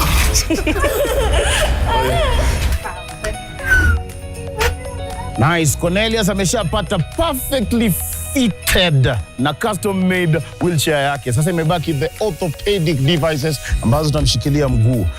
Hizo anapata after 1 week, na yote ni kwa sababu yako mchezaji. Wacha tuzidi kupea wengine Krismasi zao. Twende.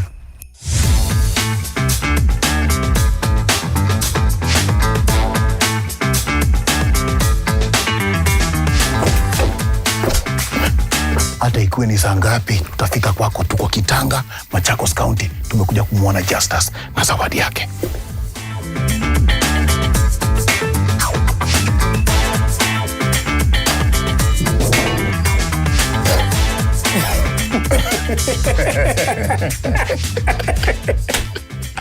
Nimefika Kitanga. Karibu sana huko Kitanga. Nimefika. Karibu sana. Nimekaribishwa. Umekaribishwa kabisa. Kitanga mwaitembelewa na mtu anaitwa Father Christmas. Hapana, tunamwonaga kwa TV. Mnaonaga tu kwa TV. Justus amekuwa akicheza na Automotive. Na hiyo tabia yake ya kucheza na Automotive kisirisiri imenileta mpaka hapa. Umekuwa ukicheza na Automotive kwa nini? Nilikuwa naona Automotive pale inacheza, inasaidia watu kama ile shule ya sasa inaendelea na kujengwa.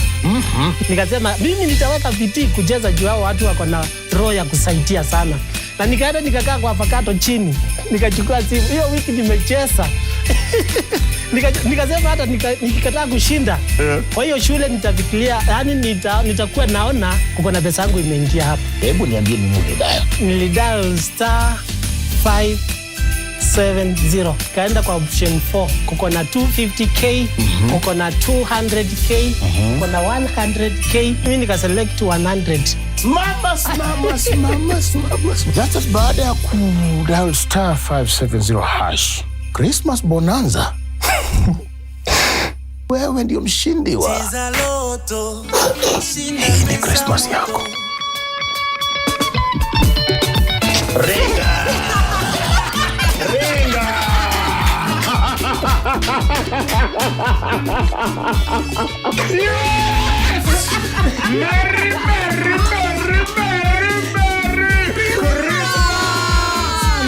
Merry Christmas, Jesus. Merry Christmas. Dada yangu nipatie 5. Usiku inaweza ikakuwa ni usiku ya sherehe kwenu. Yangu bado haijaisha. Niko na safari.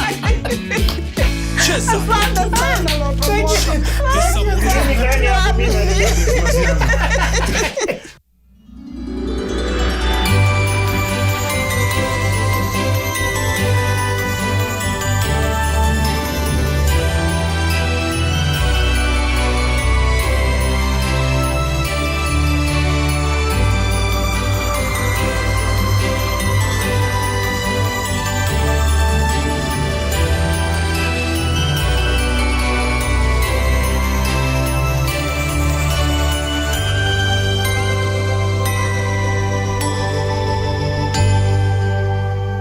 Hello ma'am.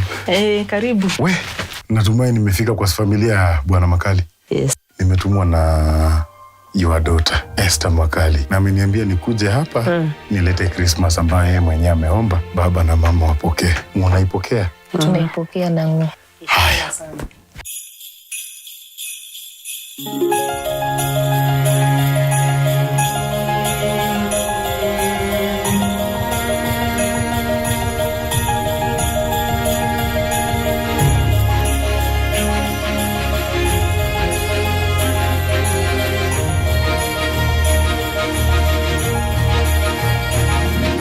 Christmas iko sawa. Naweza nikamwona Mr. Makali. lazima kuwe watu wambebe na kiti wampeleke nje. Bwana Makali. Habari ya leo tena. Jema. Mimi naitwa Blue Santa. Nimetumwa na msichana wako. Ameniambia niletee fadhi Christmas. Madras imefika. Nimeiona. Itasaidia? Kabisa. Na blanketi? Yote itasaidia. Sasa hivi chakula iko? Sasa chakula naiona, chakula iko. Na mimi Christmas yako itakuwa njema. Kama uko na hii. Wow. Ai, Mungu ni mwema. Wakati wa Mungu ukifika, umefika. Amen. Thank you, Lord. Thank you, Jesus. Gari yako nipeleka. Kanije niende kule na kule. Ni Bwana Makale. Asante sana. Wasaidie wengine wenye mahitaji kama mimi. Bwana Makale. Merry Christmas. Thank you. Na upate salama. Same. Asante. Same to you all. Kwaheri. Baraka.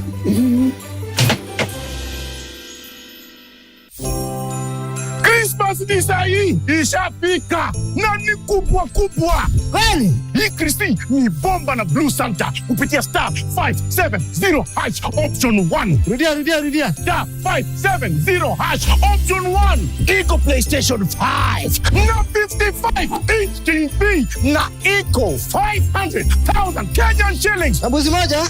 Na mbuzi 1 million Kenyan shillings na Samsung S24 Ultra. Na mbuzi moja?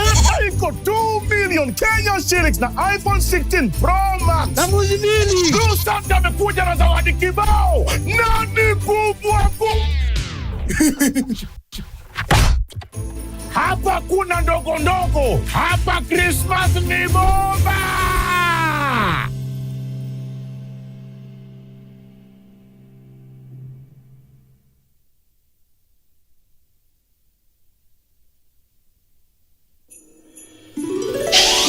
Star 570 hash.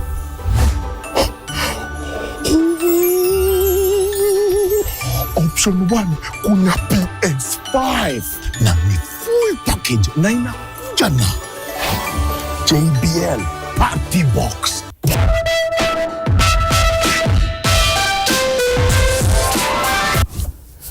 Hiyo boom experience pia iko.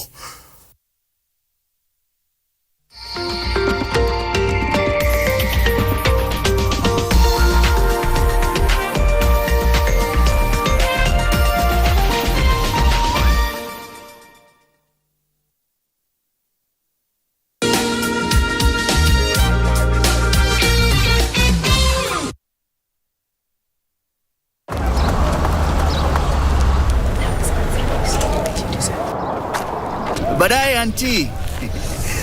Mkuu, umetufikisha home poa. Asante. Pia wewe pata kakitu ikufikishe home. Nunua any 280 gram Cadbury Dairy Milk Packs ama Cadbury Drinking Chocolate. Visit cadbury.africa uandikie someone special your heartfelt message ya kumshow thanks. T's and C's apply. Cadbury, there's a glass and a half in everyone.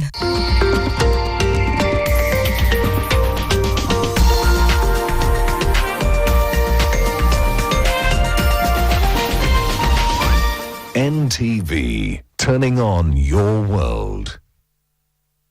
The following program has been rated GE. It is therefore suitable for general family viewing.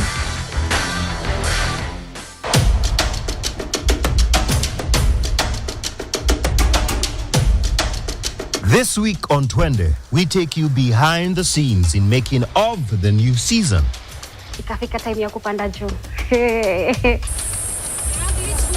Na Jane alilemewa.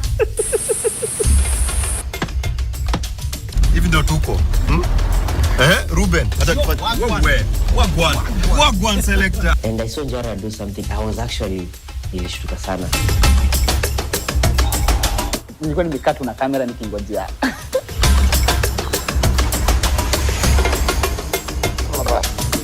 Hey.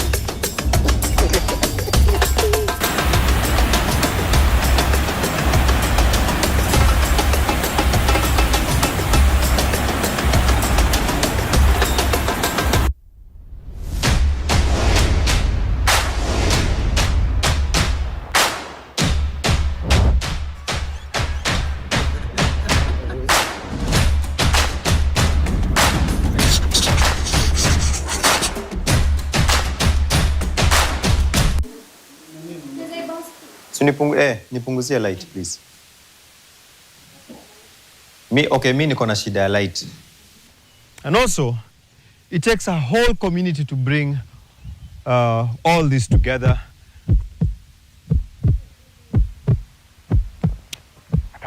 Unafikia roho?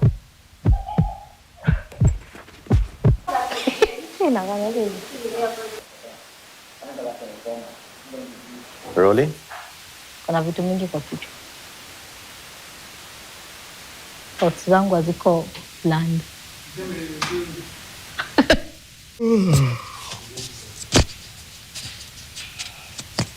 Weka shield. Hizi na vitu zikae kama ni breathing aid.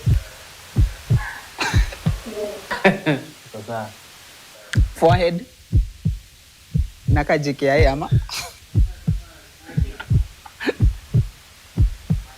Si uniambie kitu unaongea, niongee kitu gani? Si unaambia mtu. Abi, one. So for this season, we are taking you around counties that we have not been to. Amazing episodes, from more waterfalls, from loving water to new adventures that I have never even experienced them before. There are places that we've never been, or counties that we've never been before.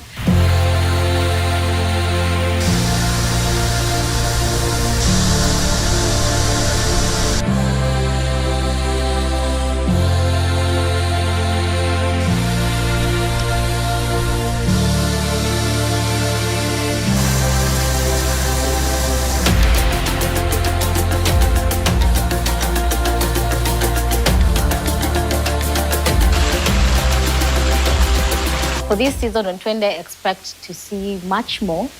And naenda blank. Haya. Mimi nitasumbua kidogo. Right now, we can't use our normal equipment kwa sababu ya mvua. So what we need to do, number one, is to protect ourselves first. So tunavaa Ona Magi amevaa raincoat. Na iko na hoodie. Ndio hiyo hoodie nimejihame. Mbao atakaa hapa. Kwa sababu hata sometimes mbao ikishika maji haikuangi poa, si ndio? Kuna uhakika? Needed. So that we back. Jen uko ready for the rain, So tutaweza kufanya sound? Tunaweza test sound, na hii. Na hiyo. Okay. So test 1 2. 1 2. Check. No test kaida. Sign you. We're about to go on a hike. Excited. Tumepaka hapa, kuna guide wetu hapa. Kama mnataka kupata adventure very unique, kujeni Entaso. Inaitwaje?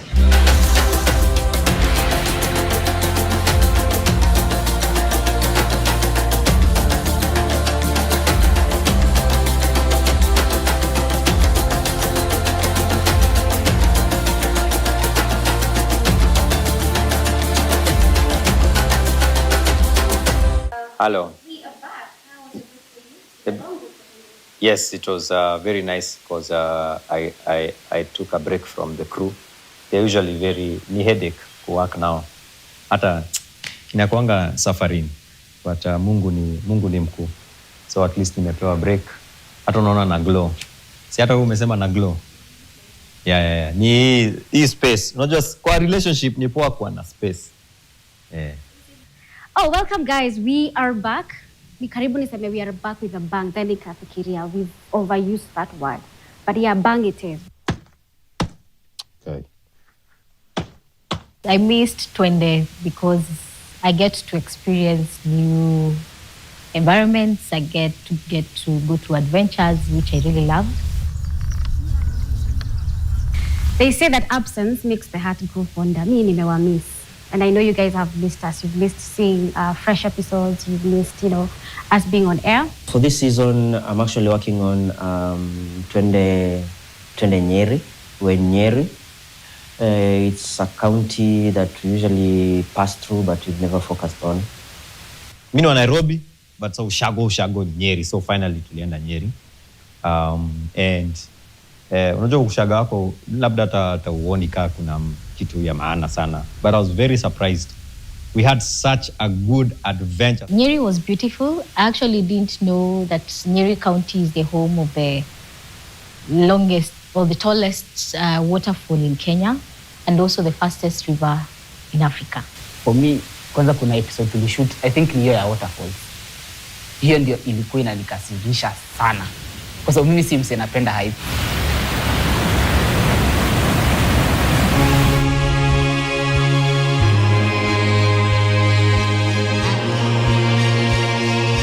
Maisha siku hizi ni filter.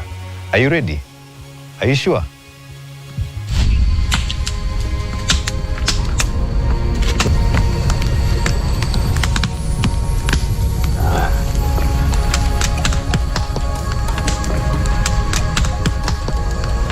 Sema magic. Magic.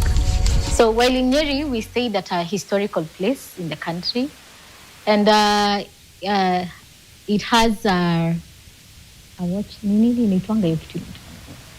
your place iko na place ya ku watch a watering hole where animals come to drink water. So the place has a bell. When they see animals, they ring a bell, which is very loud, makes you wake up. So immediately I heard the bell. I woke up immediately and ran with my camera at the watering hole. And I saw Njora do something. I was actually nilishtuka sana.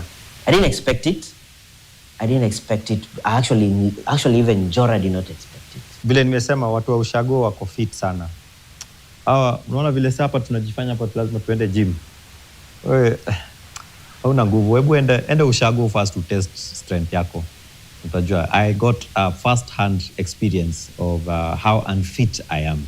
Nilikuwa na expect ataanguka because nilikuwa nimekaa tu na kamera nikingojea. Ndio alianza kucomplain mbele alifika katikati. Anaona kurudi ni mbali. Kuenda ni mbali. Sasa umeona show yenye ni ya kila mtu. Kwa wale si wako shule, wanaendanga mafanki, hii itawakumbusha. Kwa wale mlimaliza shule, mna miss mafanki, hii ni yenu pia. Kwa wale wenye hata mwezi ongea, hii ni kitu ya kulook forward to. Watu, welcome to Laikipia. We went to some amazing falls, and I remember I have a weird and a very small portions of the recollection of the Thompson Falls that I went when I was a child. Because nakumbuka tukienda trip ya shule Thompson Falls nikiwa primo. But ile Thompson Falls mimi nimeenda saa hii ilikuwa inanikalia a bit foreign and a bit posh, and the waterfalls were a bit dramatic. But let me tell you, kwenda chini si shida. Actually, when you get down na feel, see, I am those people who, even at home, nalalanga na mvua so that I can get sleep. So for me, kwenda hata Thompson Falls, pale chini and you can feel the water hitting, bit by bit. To me, that was therapeutic until ikafika time ya kupanda juu.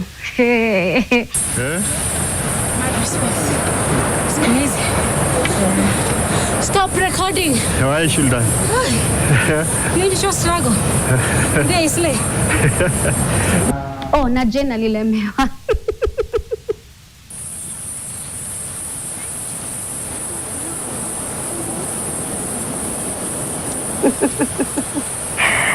Ay, guy.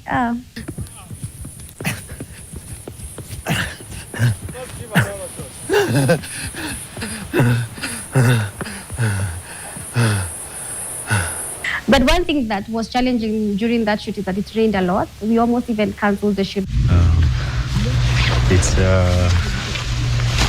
We are in for a surprise, but not for escorted na KWS na kona guns.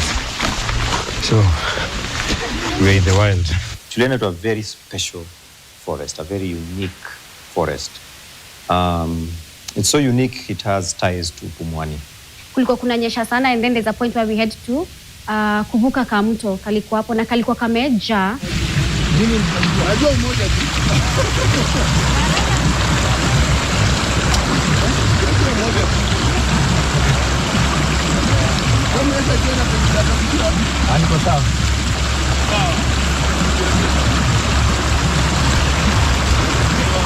And it's vizuri to point out that it takes a whole village to make an episode.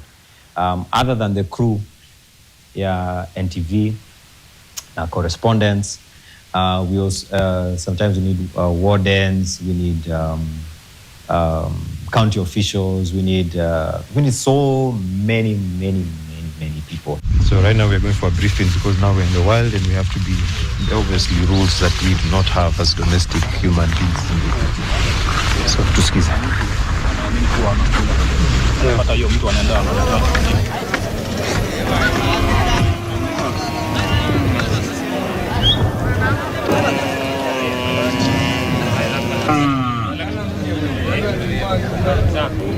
Mtafute rungu? Baba. Mzuri sana. Ameuza bei kali sana.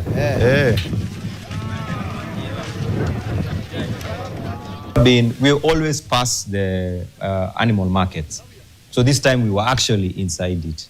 Yeah. That was a very nice experience. Then tukaenda kwa hii market, ilikuwa cattle market, and we had to go early in the morning juu soko za livestock zi happen asubuhi. But the most, according to me, sijawahi ona wanawake wakiuza ng'ombe mingi hivyo, and hapo nilipata wengi sana because I thought men are the people who go to sell such things because they look like they are bulky. Unazitoaje nyumbani, unaziingiza kwa gari, unakuja unazi-offload. Unajua nikaa tu mzigo wengine yoyote unaziweka kwa lori na unakuja unazi-offload. Yeah, we know that some people watch this show kwa sababu ya ukulima. So imagine tu ng'ombe, tunaenda farm na utaona makabeji. So we're tuned in.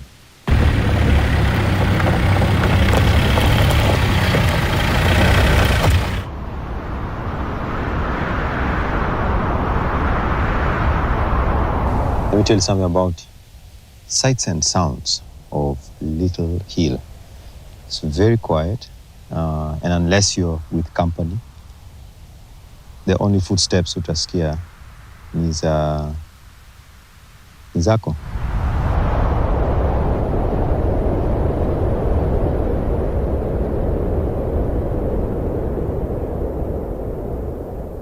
So, mimi hata in my mind magadi inaisha wapi? Kwa lake. Sikuwa najua there is more to explore. And so we explored a lot more.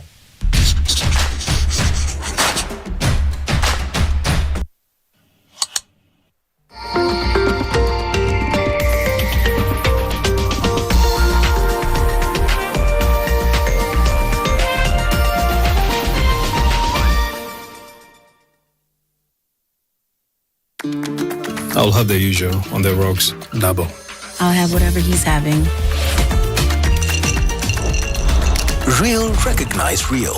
No added sugar, no preservatives. 100% real fruit.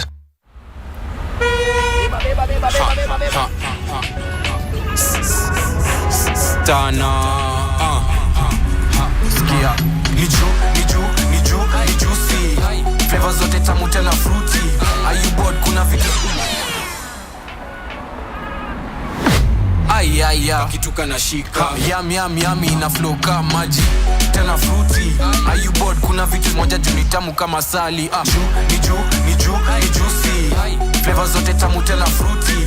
Are you bored? Kuna vitu zinakuudhi sijali my bro, hebu kama taka juicy juu ni juicy. Flavor zote tamu tena fruity. Are you bored? Kuna vitu zinakuudhi sijali my bro, hebu kama taka juicy juu ni. All right, listen up. Quality is on a mission. It makes our gums happy and our teeth strong. See? We're moving forward and making changes. It's kind of a big thing. Colgate Herbal uses traditional nature's herbs and combines it with Colgate Science for healthy gums and strong teeth. And we'll leave no smile behind.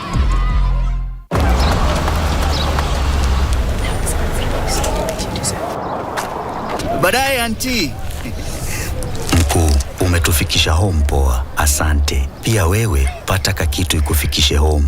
Nunua any 2 80-gram Cadbury Dairy Milk Packs ama Cadbury Drinking Chocolate. Visit cadbury.africa uandikie someone special your heartfelt message ya kumshow thanks. T's and C's apply. Cadbury, there's a glass and a half in everyone.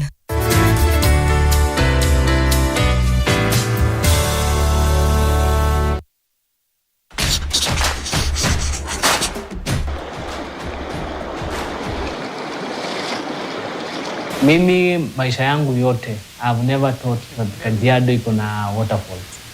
Sasa the time I went for Twende, that's the time I discovered that Kajiado County iko rich in several sceneries where people need to visit.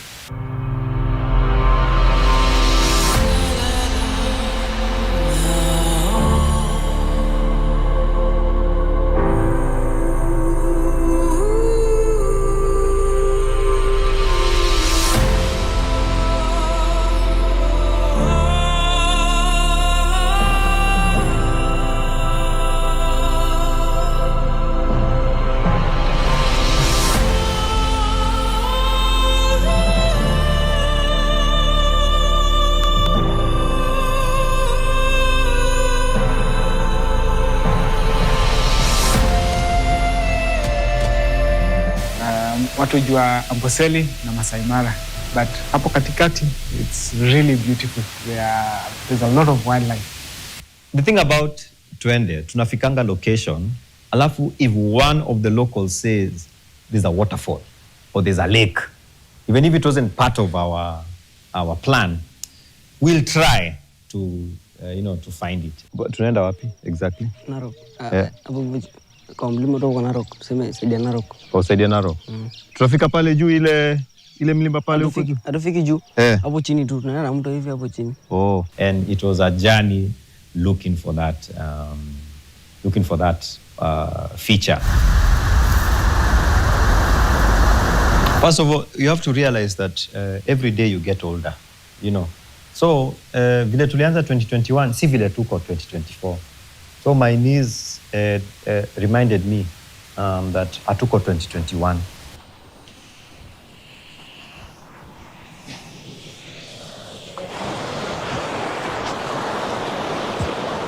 You can't get tired because what you are doing is what is very interesting. So at the end of the exercise, I came to realize that we have done more than 10 kilometers walking, but I didn't realize that we have done 10 kilometers. I'm sure some of you amjui huko kuna farming inaendelea. Hakuko kumenyesha. Sema kuoga na mvumbi.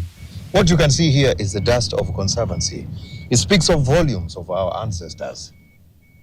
Yani, ukitaka kufanya mud treatment, we are not slow down. One thing nimekuja kurealize na isho, you really need a guide. Like hata ukiwahi enda kivyako usiwahi fikiria unaweza fanya na Google Maps na nini. Because tukirudi tulikuwa kwa hiyo conservancy and it's very easy to get lost kwa sababu barabara usiku uonangi chochote.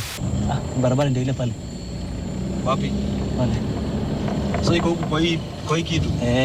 Ndio hiyo barabara. And then kuna wanyama, tupatane na ndovu huko katikati ya barabara. And then kulikuwa na watu wa boda, unaona watu huko wanatembeanga hivi kawaida, but you realize it is dangerous because unaona wanajificha na gari yetu. Kuna mtu wa pikipiki ako nyuma yetu. Amedecide to shield, ajishield na sisi kwanza. For the love of the adventure. Nembo nini?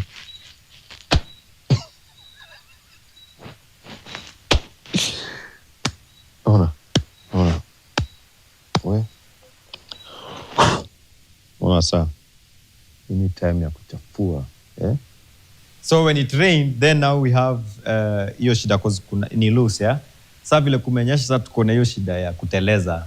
Mvua ndio hii. Blessing. Upande kwa mataifa yote. Tuko hivi tu. Hivi ndio tuko. Ruben, acha tufanye Wagwan selector. DJ, come again. So hata accommodation tulikuwa na ukitaka ya wananchi iko. Ukitaka ya exclusive ya hiyo utapata. We got a special viewing of wildlife. I feel like the beginning of a horror movie. I'm a adventure. One thing I would love to tell Kenyans In each and every county, we have something unique.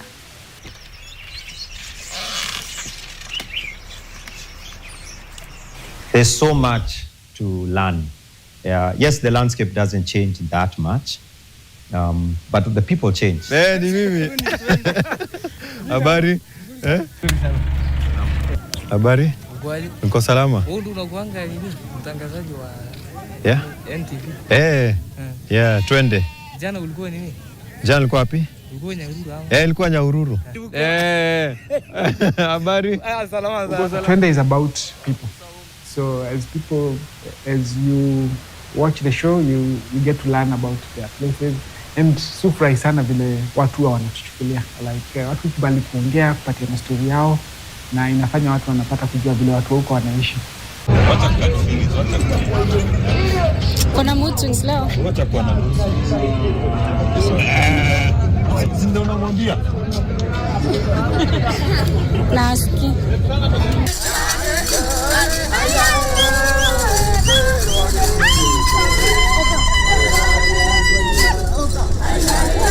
It feels like we've done a good job, yes, because other than showing the country the hidden gems, we're also there to entertain. So that shows that we are fulfilling the contract. But just know the fact that Twende is made and packaged and cooked and served to you guys with by a team that loves and is very passionate about the product. We go way out and above to do to deliver such an amazing show. The interesting thing about Twende is tunapenda maji. I think kwa sababu Njora anaitangwa ile mtu wa maji. So it's got a lot of water.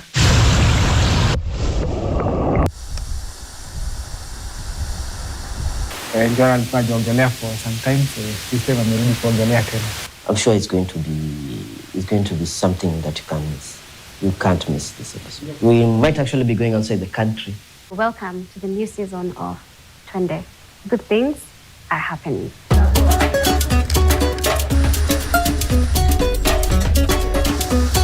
This November on Twende, we bring you brand new episodes. More road trips. More hikes. More forests. More rivers. More culture. More cows. More sheep. More cows tena. More wildlife. More swimming. More is coming this November. That is one of the things I actually dread, hiking. But when shoot imepangwa and you need to hike, one of the things that you need to look at is the footwear. Utoe yako utembee. Hapana, huyu anasema tuzima Nairobi. Utoe yako. Mimi mbona nitoe? Wewe wapi? Viatu umebeba viatu ama ni jaba? Anafanya solidarity. Solidarity forever. Nitambebea viatu. Huyu hapa na mimi nakanyaga mpaka nakanyaga miba. Nyama miba. Simfanya basi amuka nayo. Cheers. Ni cheers yangu ni ya kahawa. Yeah. Thank you very much. Beno. Dora in 3 words. Naweza sema yeye ni mse fan. Mse anajituma na anajua kile anataka. Na ni very daring. Ayaya. Westside Connect gang is fulfilled with the people want time to touch me kick balls.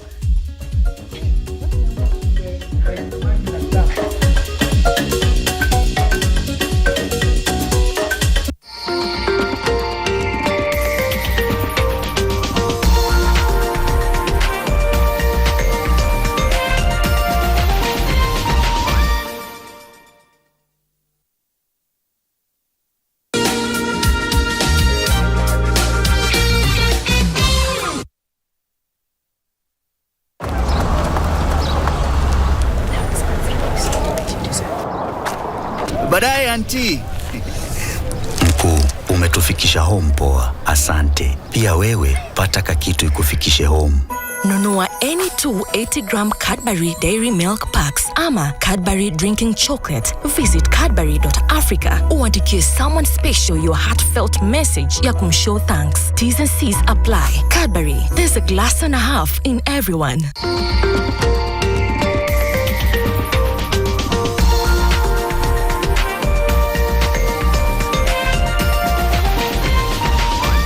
NTV, turning on your world. The following program has been rated GE. It is therefore suitable for general family viewing.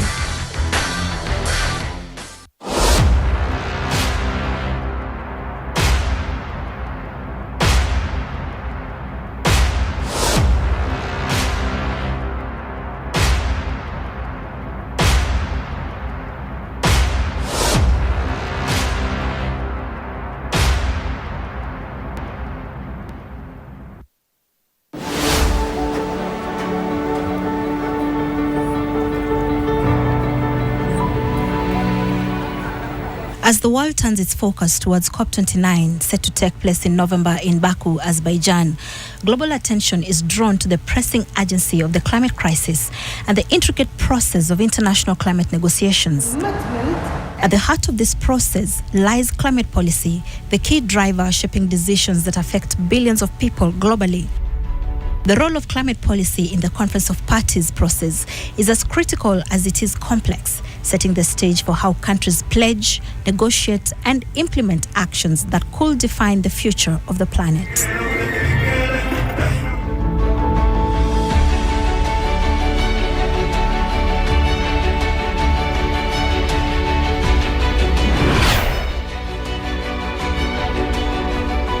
Climate policy is formed at the intersection of national interests and international commitments, and each country approaches the Conference of Parties, also known as the COP, with its own set of challenges and opportunities, all rooted in the country's unique circumstances, be they economic, environmental, or social.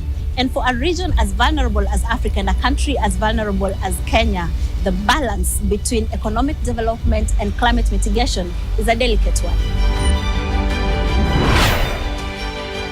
The continent of Africa is the most vulnerable to climate change. Yet, this continent has contributed the least to the climate problem. Our continent accounts for less than 4% of the global emissions, and this is a continent that is home to 18% of the global population.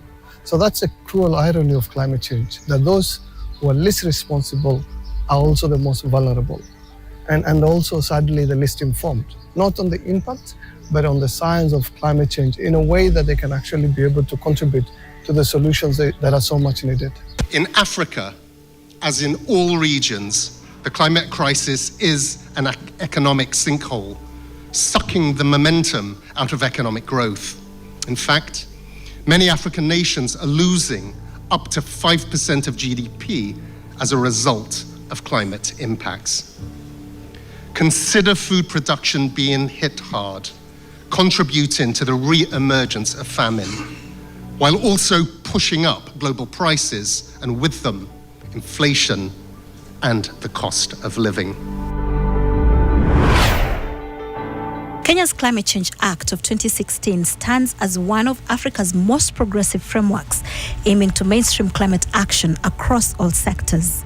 This national policy is designed to guide Kenya's commitments to the Paris Agreement, setting targets for greenhouse gas emissions reduction while promoting adaptation strategies to cope with the immediate impacts of climate change.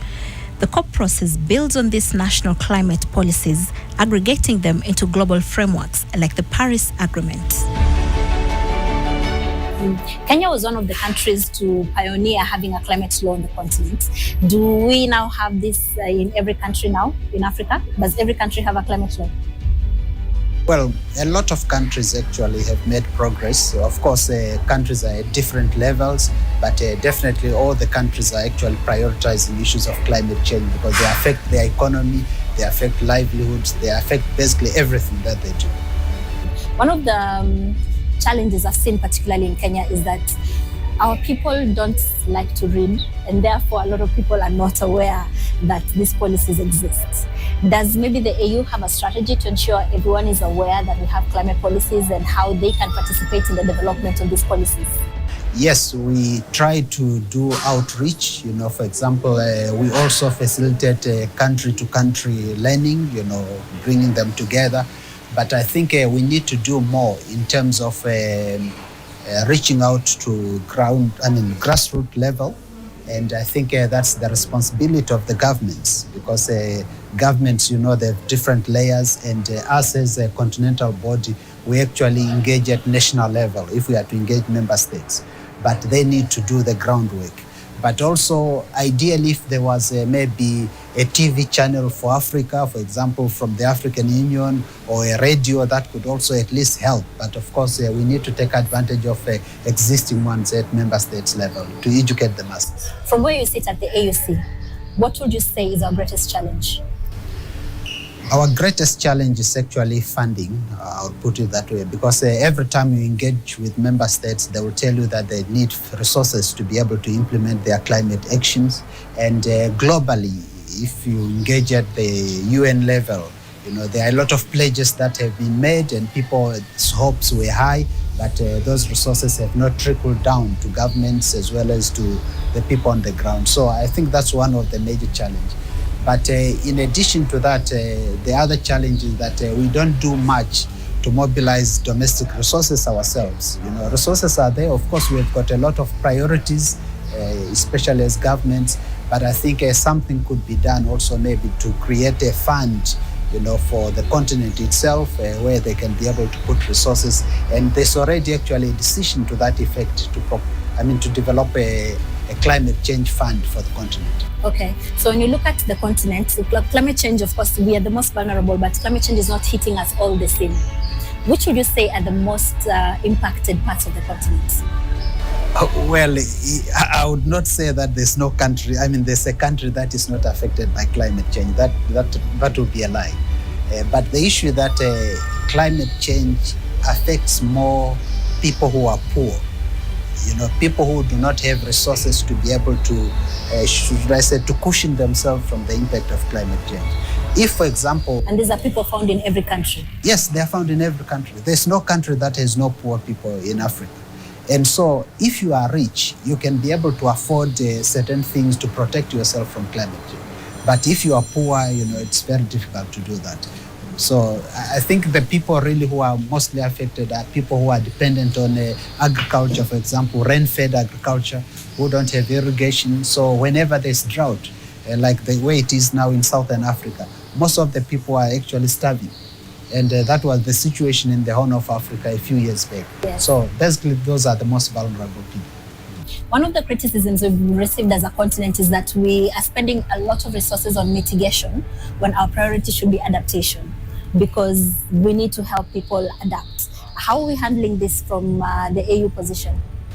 The challenge is that most of the funding also that's available is about mitigation. I'm talking about it at a global level.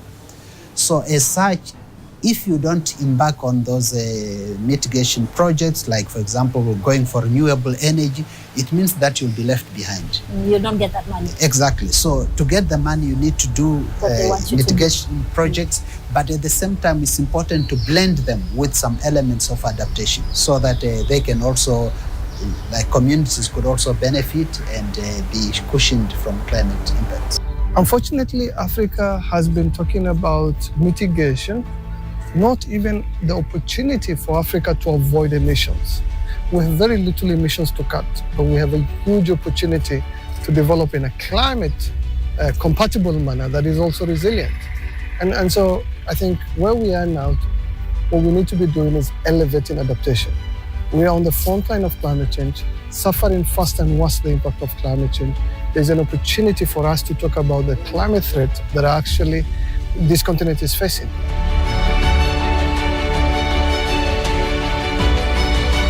Are there any adaptation strategies you've seen across the continent that the rest of the continent can learn from that are working? Well, there are quite a lot of small projects here and there across the continent. And I think what we need to do also is maybe to undertake a study to do an assessment of all adaptation projects so that some of those best ones could be upscaled, so that everybody can know that, okay, there are these very good projects maybe in Ghana, for example, in Zambia, and that country. I think that's something that we are going to consider.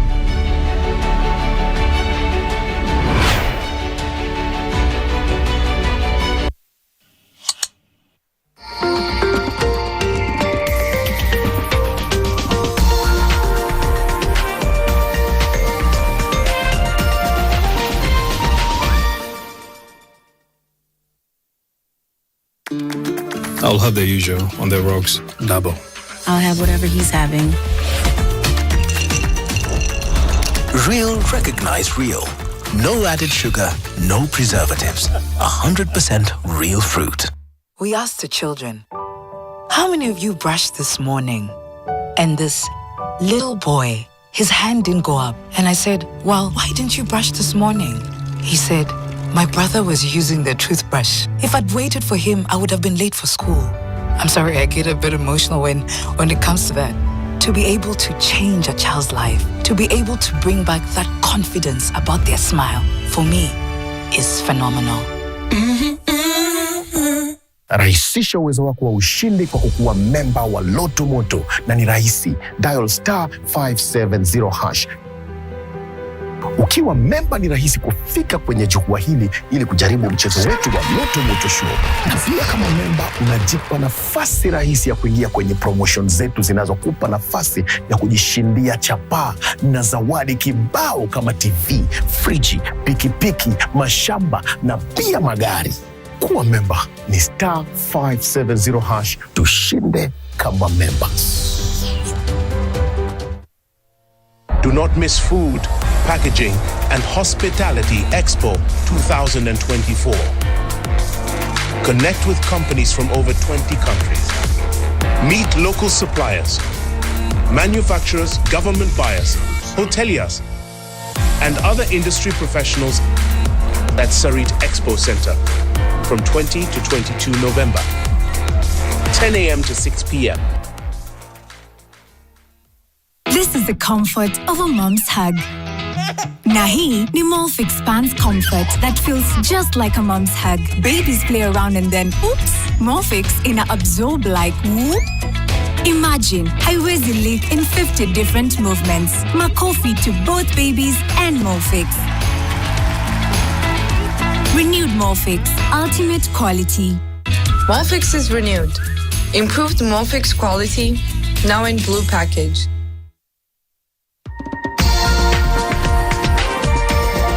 This is NTV.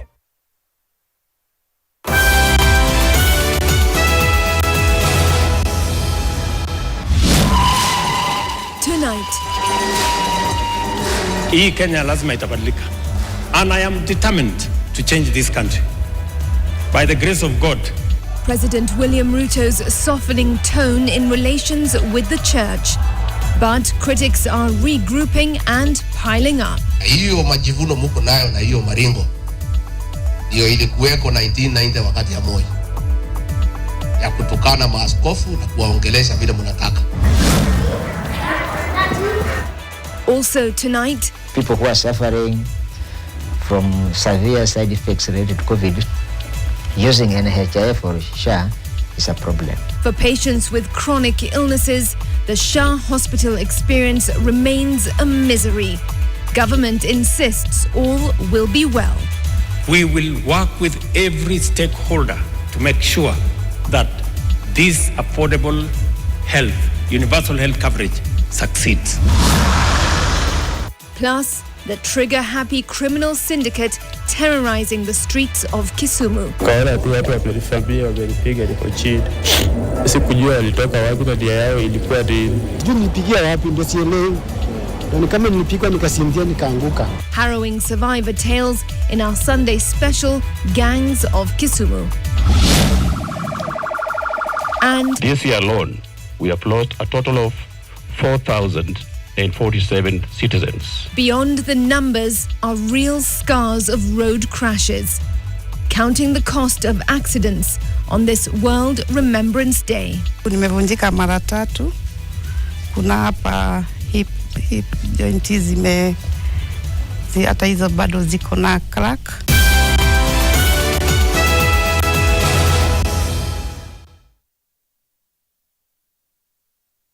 Juwezi dadangu, you're not my sister, this is not your mother, this is not your house, urudi kwenu. Be kind. Rudi kwana huku. Hufai kuniongelesha hivyo. I have my rights. Na huwezi kunifuta hivyo kiholela. Toka, sikwambii tena. Hapa ninaita fumigator sasa. Wanaweza kuwa wameacha kunguni. Kunguni ni wewe. Kunguni ni wewe. Where did you come from? Hamwe. So this is where the magic happens. This is for you kids. Taste the magic with our festive cakes from DPL Festive Bakery. Delight with every bite. I want my brother completely out of the family business. I don't know whether you're daydreaming or not, but you got the wrong person for this job. I can't run this business forever, you know. Liam is the best fit for the company. Nataka kila mtu ajue mimi ni demu yako. I don't care what you think about this, but wachana na Debbie.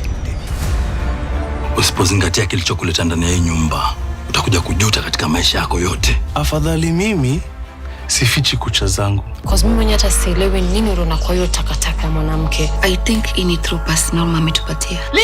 Liam yuko. Wacha kugangelele hapa, utamsha madam. All this is because of you. Now wake up. Wake up and clear your mess. Life kupia Kenya una deserve. Are you losing your mind or your family? Starting this Monday 18th at 8 p.m. only on NTV.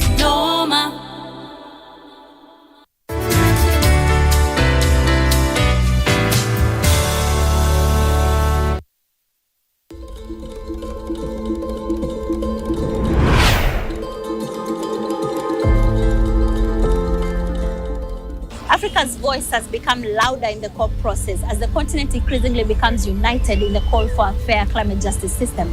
And the African group of negotiators has been instrumental in this, advocating for fair policies that reflect the realities on the ground, because the continent continues to suffer some of the worst impacts of climate change, despite having little to do with the global climate crisis.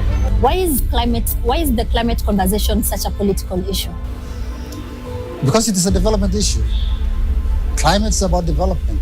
Climate is about energy. Climate is about industries. Climate is about life and livelihoods. So it's now evolved. It's no longer just about environment. And what we had, as the whole world is doing, and you've seen what happened in COP28. You know, more than 100 heads of state and government attended. In Baku, it's expected a significant number of heads of state and government are attending. So that is the reality, because climate change has now evolved to cover entire aspects of human life, from social aspects, economic aspects, to development aspects. All these economic, social, and everything is under climate. So it's really crucial. And that's why the people who are the African group of negotiators that I have the privilege to chair comprise people from different expertise. We have medical doctors here who are looking at climate and health issues. We have engineers who are looking at issues of infrastructure, cities and buildings and climate. We have experts from finance who are looking at the financial aspects of climate and so forth. And so it is really the whole ambit of global development is now under climate change. In the almost 30 years we've been having these COPs, Africa doesn't seem to be making so much progress. What is it we are missing as a continent? Is there a challenge you are facing, or is the problem, are we not communicating our needs properly? I think we need to be sending the right messages. Africa is making tremendous progress to address climate change. Africa is leading in many ways. Our country here in Kenya, we are among the leading countries in the world with the cleanest percentage of renewable energy. 95% going to 97%, and we have a commitment to reach that by 2030. Many other African countries are investing heavily in renewable energy. So we are actually making progress. In Kenya, climate policy reflects this growing assertiveness by the AGN. The National Climate Change Action Plan of 2018 to 2022 explicitly aligns with the global goals of the Paris Agreement, but it also highlights the critical need for external support to achieve these goals. Kenya has positioned itself as a leader in renewable energy, particularly in geothermal and wind energy. while also calling for increased capacity building and technology transfer from developed nations to ensure that its climate ambitions are met.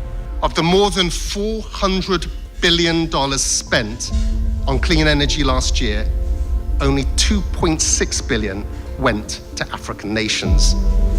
Renewable energy investment in Africa needs to grow at least fivefold by 2030. As the world races against time to mitigate the impacts of climate change, science and research have become the backbone of global climate negotiations. Over time, we've worked on close relationships with our policymakers to make sure that we are continuously engaging in dealing with policy issues, and these are not just in terms of making sure that we are helping policymakers unpack global policy requirements, but also in terms of supporting policy processes at the subnational and the national level. From the Paris Agreement to the Glasgow Climate Pact, key milestones in global climate governance are anchored in scientific consensus.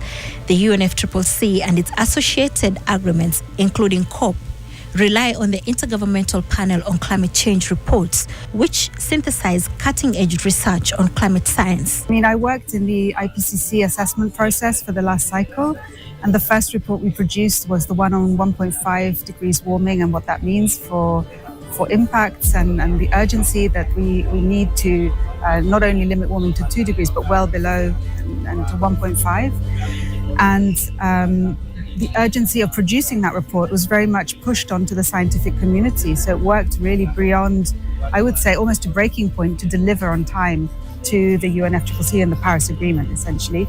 And then when it was presented in the COP in Katowice at the time, it was not actually welcomed into the process. And so for the scientific community that participated and made every effort to deliver on time, that was a very disheartening moment.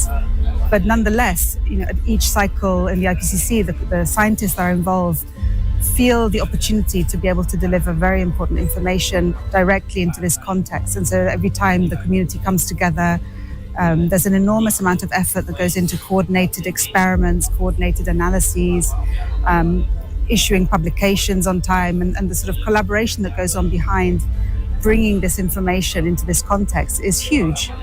So I think it's a challenge to then come here and see how slow the process is, and how you have to realize it's not just the climate science, and we have to try and understand why all the other dimensions of the negotiations. But as a climate scientist, it's hard. But one thing we have to appreciate is that policies and strategies in general, when they are formulated, these are plans. They don't necessarily mean everything has to be implemented 100%, as much as that is our desire, because at the end of the day, the extent of implementation depends on several factors, including the availability of resources to be able to implement those policies.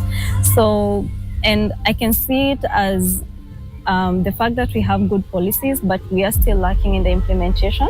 It's progress in the right direction. So then it means for now we need to focus on making sure that we can identify and be able to mobilize the resources we need to move into implementation. It's not like a yes, it's not making progress, or no, it's not making progress. But I think it helps us have a plan and a vision of how a number of issues can be tackled at the national level, because there's something to look up to, there's something to follow through, and there's something guiding countries to do something. So downscaling some of these policies, contextualizing them to the national level context helps. For example, so if countries have money, they can say, and our NAPS, our National Adaptation Plan, we're going to do this, because through the global negotiations, it has mandated countries to develop some of these policies, and therefore they would allocate money and budget using the plans and policies that are already developed. The answers to these questions will be shaped by the delicate interplay between climate policy and international negotiations, and the stakes could not be higher. For Kenya and other African nations, success at COP29 will mean not only more ambitious climate policies, but also the resources to implement them. See you again next week.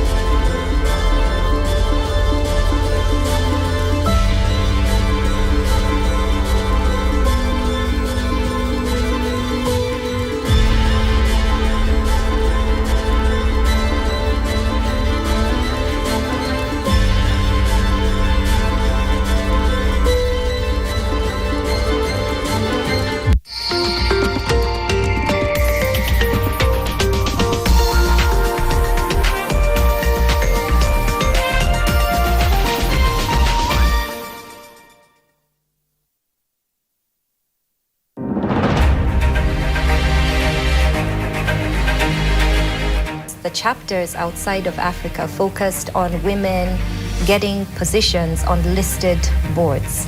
For the Africa chapter, we're looking not just at getting women on listed boards, but also all boards.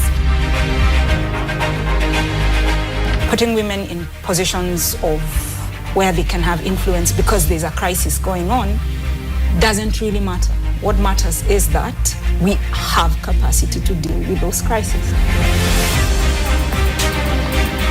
And 25% is great because we're doing better than others, but 25 is still not 50. While the regulators are great in this process, it shouldn't be a regulatory issue in 2024. It's actually an issue because women are good for business.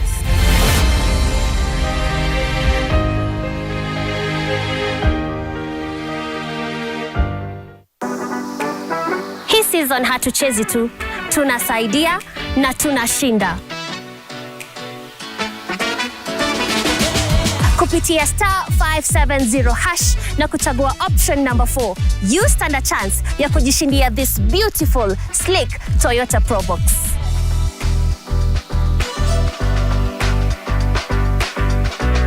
With a 1500cc engine, fuel consumption iko chini. Exterior iko sawa, and let's not forget, iko na a spacious boot. Iko na sound system mzuri sana with speakers on both sides, phone holder na touchscreen monitor. Ukijishindia hii gari, there is so much you can do. Kama ni kuendea stock sokoni, hii gari itakufaa. Kama ni transportation, iko sawa. Dial *570#, chagua option number 4 na uchomoke na this Toyota Probox hii December.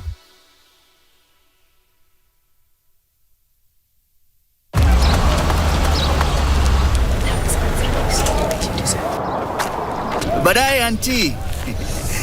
Mkuu, umetufikisha home poa. Asante. Pia wewe pata kitu ikufikishe home.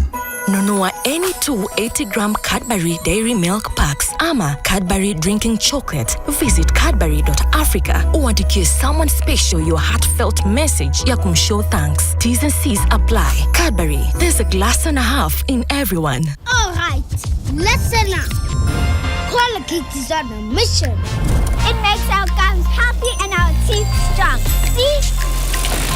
We're moving forward and making changes. It's kind of a big thing. Colgate Herbal uses traditional nature's herbs and combines it with Colgate Science for healthy gums and strong teeth. And we'll leave no smile behind. Kote nchini mbele tuendelee.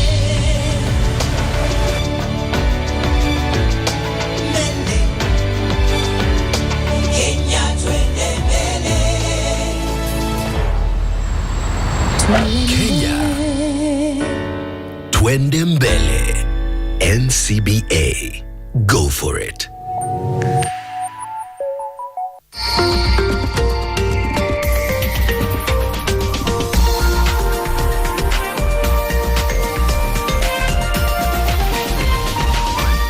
This is NTV.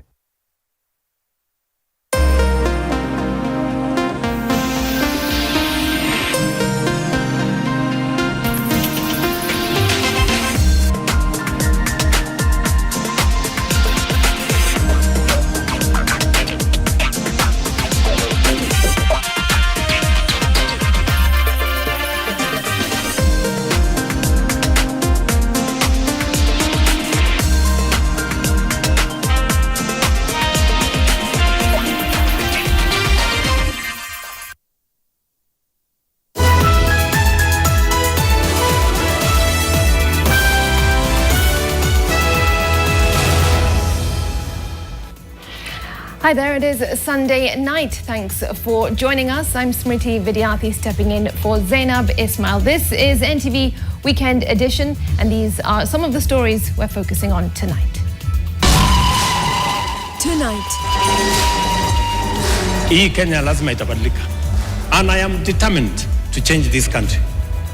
By the grace of God, President William Ruto's softening tone in relations with the church. But critics are regrouping and piling up. Hiyo majivuno muko nayo na hiyo maringo ndio ilikuweko 1990 wakati ya Moi ya kutukana maaskofu na kuwaongelesha vile mnataka. Also tonight, people who are suffering from severe side effects related to COVID, using NHIF or SHA is a problem. For patients with chronic illnesses, the SHA hospital experience remains a misery. Government insists all will be well. We will work with every stakeholder to make sure that this affordable health, universal health coverage succeeds. Plus, the trigger-happy criminal syndicate terrorizing the streets of Kisumu. Kaona tu watu wamerifamia wamenipiga niko chini. Sikujua walitoka wapi na dia yao ilikuwa nini. Sijui nilipigia wapi ndio sielewi. Ni kama nilipigwa nikasinzia nikaanguka. Harrowing survivor tales in our Sunday special Gangs of Kisumu. And this year alone, we have lost a total of 4,047 citizens. Beyond the numbers are real scars of road crashes. Counting the cost of accidents on this World Remembrance Day. Nimevunjika mara 3. Kuna hapa hip joint hata hizo bado ziko na crack.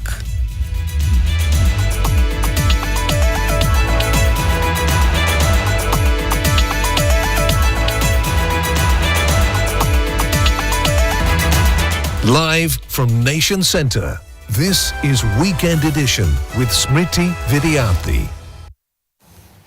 And presenting in sign language tonight, it's Flora Atieno. Now we begin with a developing story. President William Ruto now says he welcomes constructive criticism of his administration and will embrace dialogue on national issues without condemnation. Ruto says concerns raised by the Catholic Church in a scathing attack Thursday will be addressed in a collective effort to transform the nation's fortunes. But as our political affairs reporter Vincent Odwor narrates, the government's critics are only piling up. President William Ruto's Kenya Kwanza administration now seems to be backtracking on the strong counter-offensive position it had previously taken against critics, especially the Catholic Church, which only 3 days ago tore into his administration.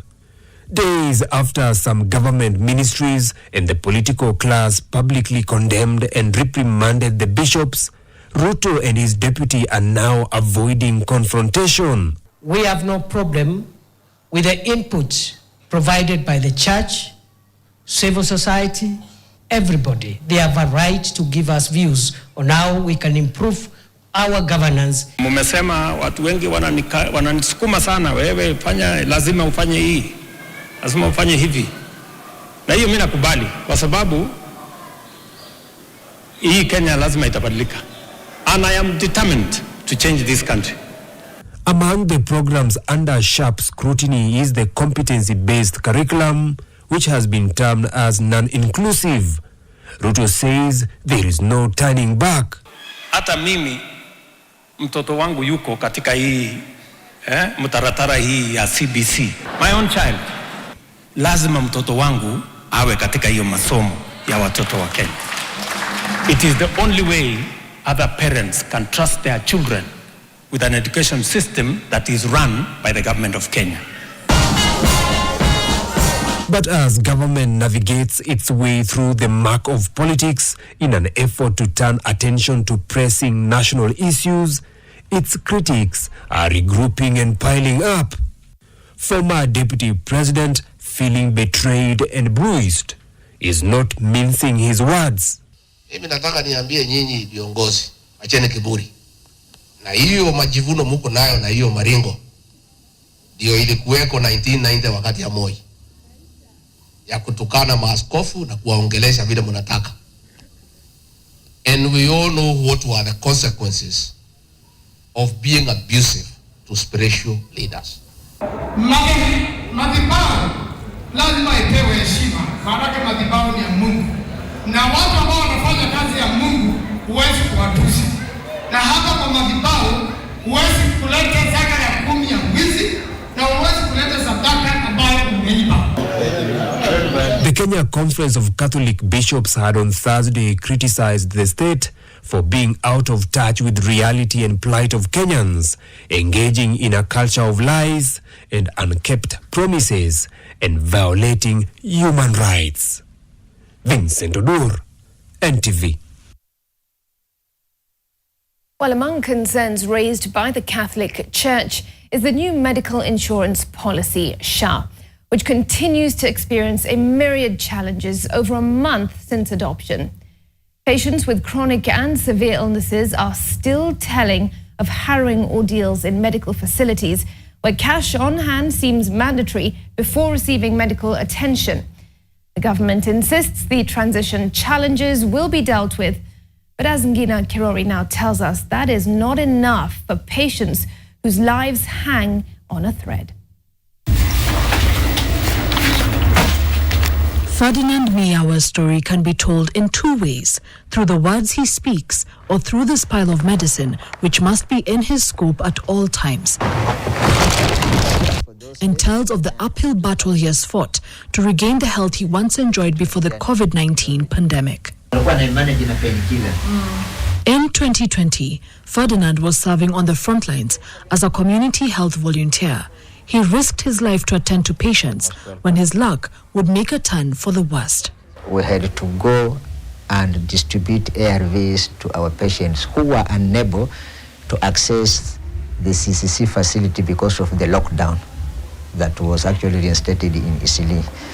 So during that time, I could actually take drugs to our clients, upon which I was arrested several times by police and put in a gathering of people who had no mask. He took a COVID-19 test which turned positive, and the virus would later deal him a much heavier blow. Unable to hear and requiring frequent hospital visits, Ferdinand had to endure challenging experiences in hospital under the new medical scheme, the Social Health Authority.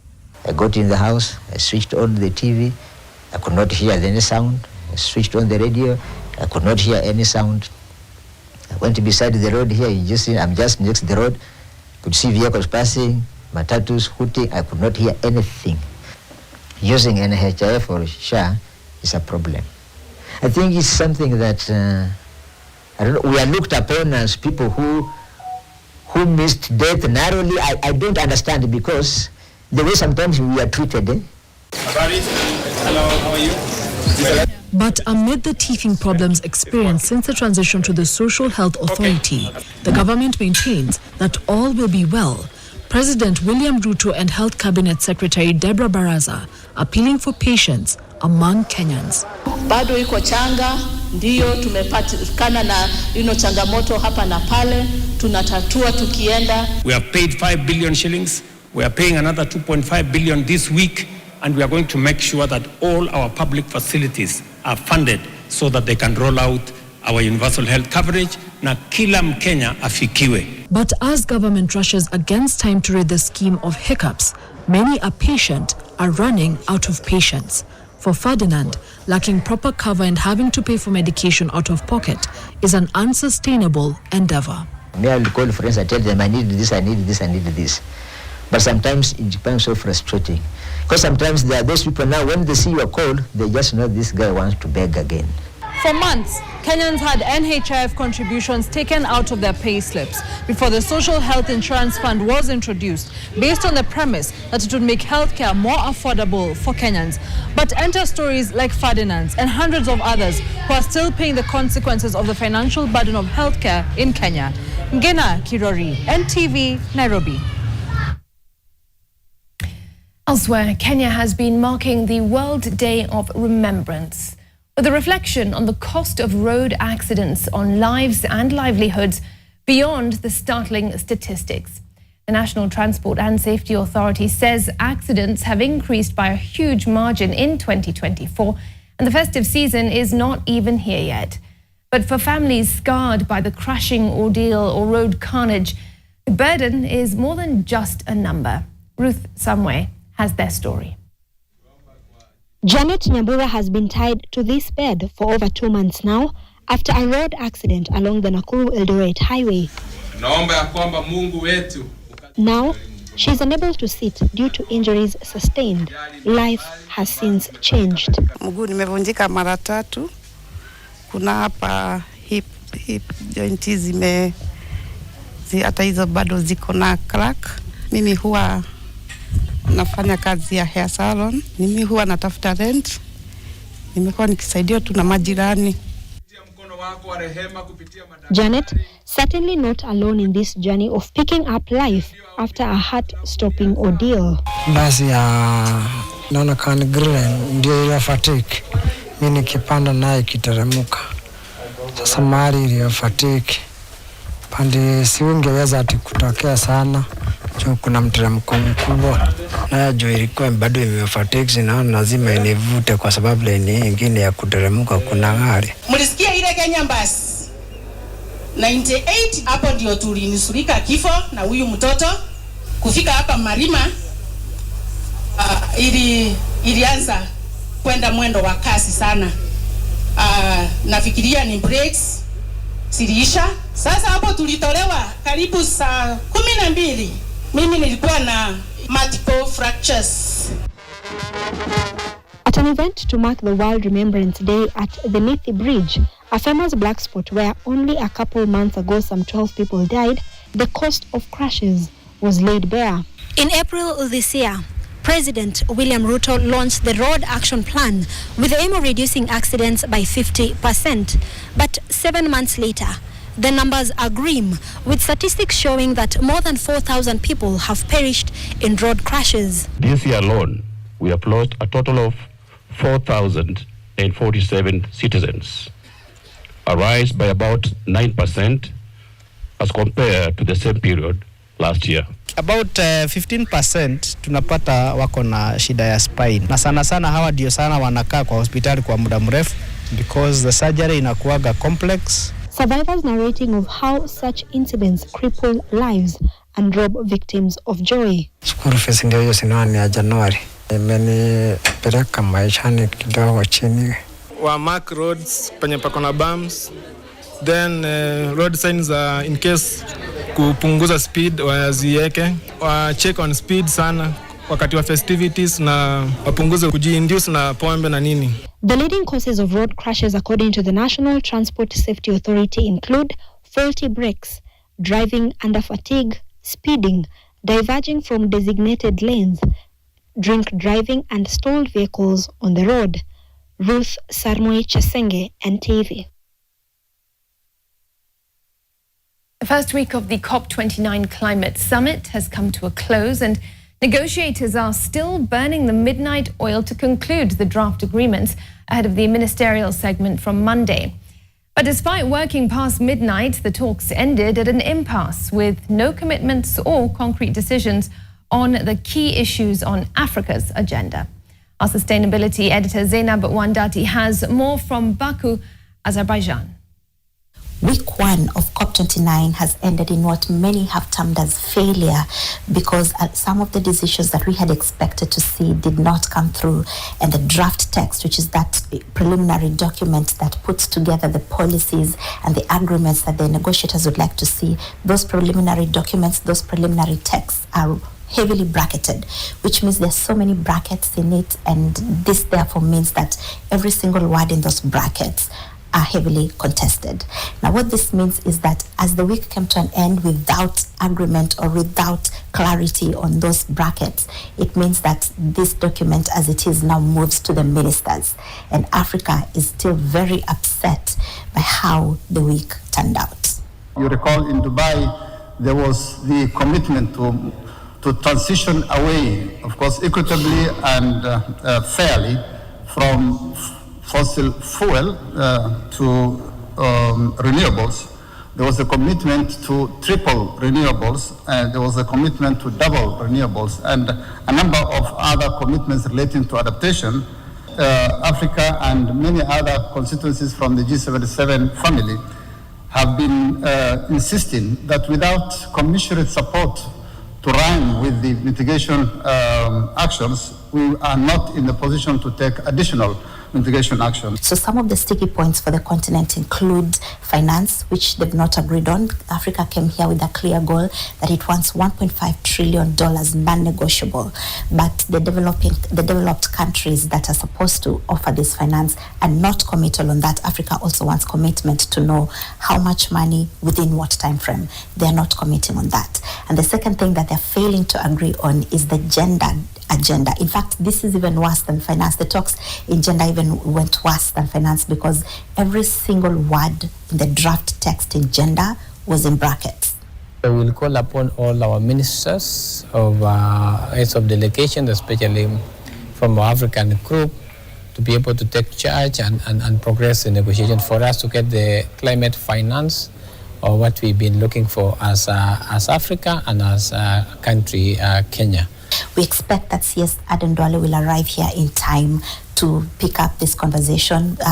In these past few days, PS Ngeno has been leading the team Kenya, in the absence of CS Aden Duale. And so the ministers will sit together and pick up the political process, because to complete this COP process and come out with an agreement at the end of the day requires that political impetus, that political will, which is what the ministers will then be bringing to the table. So we wait and see from Tuesday, when the ministers sit down, what happens next. Zainab Wandati, they're coming to us from Baku, Azerbaijan. Now, leaders from northeastern Kenya are condemning the abduction and failure by security agencies to determine the whereabouts of Dela Ward MCA Yusuf Hussein, who went missing over a month ago. United Democratic Movement Party leader Ali Roba, who is also the senator for Mandera County, is demanding that authorities obey court orders and produce the missing MCA from Wajir County. This appalling incident comes at a time when Kenyans were assured by President Ruto himself that under his administration, such abductions and extrajudicial act would be a thing of the past. It is unacceptable and deeply disheartening to witness actions that are so starkly violate this assurance. This unlawful abduction strikes at the core of our nation's values and undermines the fundamental principles of justice, transparency, and the rule of law. We are offering his family financial assistance of 1.65 million and stand ready to support them as they seek justice and answers. All right, well, that story takes us to our first break on the broadcast, but still ahead. Kaona tu watu wamelifamia, wamelipiga liko chini. Sikujua walitoka wapi na dia yao ilikuwa nini. Trigger-happy criminal syndicate terrorizing the streets of Kisumu. Survivor tales next.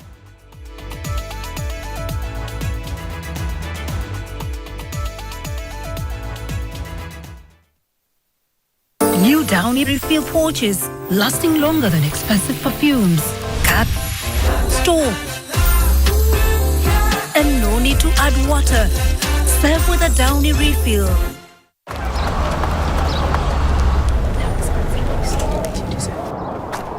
Baadaye auntie. Mkuu, umetufikisha home poa. Asante. Pia wewe pata kakitu ikufikishe home.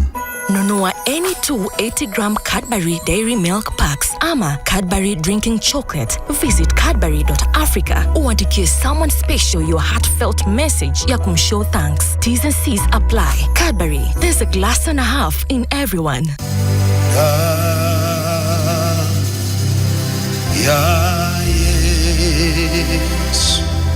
Tarehe 4 on 4th hadi tarehe 15 up to 15th of December, mwezi wa 12. Mungu anatupa nguvu kupitia kwa damu na mwili wa mwanawe.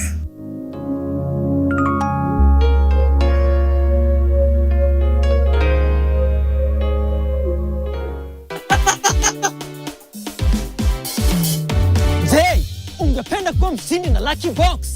Ni rahisi sana. Bonyeza *463# uwe mshindi. Kuna vitu vingi sana vya kushinda kama vile TV, kuka, washing machine, fridge, kipiki, pesa na hata gari. Na sio gari tu, Subaru. Na kuna jackpots kadha wa kadha. Kuna power jackpot ya 1.9 million. Mega jackpot 2.5 million. Na super Sunday ya 3 million Kenya shillings. Kila mtu anaweza kuwa mshindi. Bonyeza *463#. Uwe mshindi. Kuchagua box ni kuchagua chapa.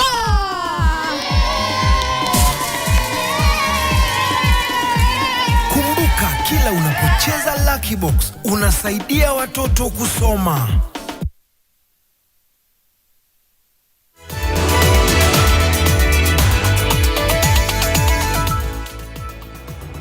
Welcome back.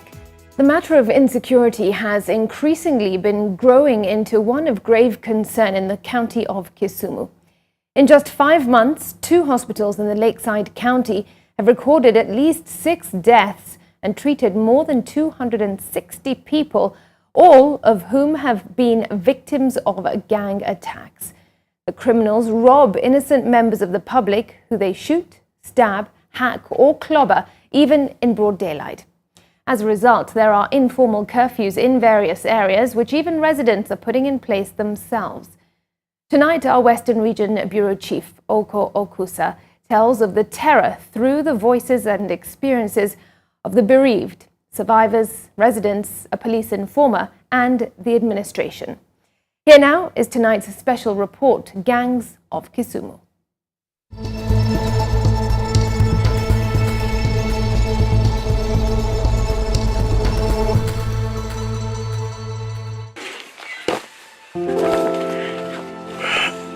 Inside Felista Ogula's one-roomed house located here in Nyawita Estate in Kisumu County, she pulls out from under a heap of clothes a printed banner bearing the image of her husband, Richard Odhiambo.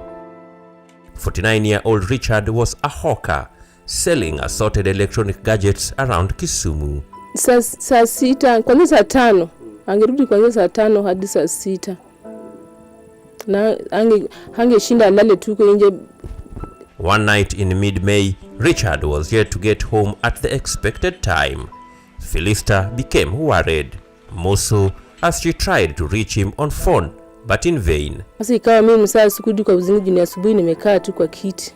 Things took a grim turn after a neighbor came to her doorstep bearing news of a murder which had occurred during the night, just a few meters away from Kondele roundabout. Mimi nikatoka tu na majirani zangu nikamwambia bumo mkuje mnisaidie, nasikia tu kuna mtu amewawa na Richard kurudi. Tukatoka mbio. Her anxiety and agony was only rising. Next stop was the Jaramogi Oginga Odinga Teaching and Referral Hospital mortuary. Here, her greatest fear of the moment was confirmed. Kajaribu kuniambia Richard alidungwa na kisu pali pengine akakuja akakufia huko. Kajua tu Richard ameenda. May 13th, 2024 remains a dark day for Felista. It is the day she became a widow. Inside the male ward here at Jaramogi Oginga Odinga Teaching and Referral Hospital, Victor Wafula lies on bed number 26 in excruciating pain.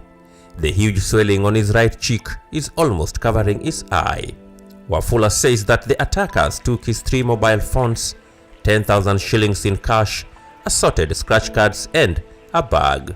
From there, nikaona tu watu wamelifamia wamelipiga niko chini. Sikujua walitoka wapi na nia yao ilikuwa nini. Nilijipata nimelala chini. Tulinyang'anywa vitu zangu za kazi zote. Sasa mimi saa zile niliona huyu mtu akipigwa ameanguka chini.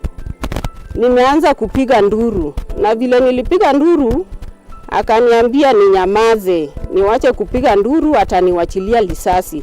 Sasa nimekimbia nimeingia kwa nyumba na nimetoa kichwa nje na nduru bado nilikuwa tu ninapiga. Nikapiga nduru mpaka majirani wakakuja na huyo mtu alitoroka na bag alienda naye pamoja na simu ya huyu mtu alimpiga search.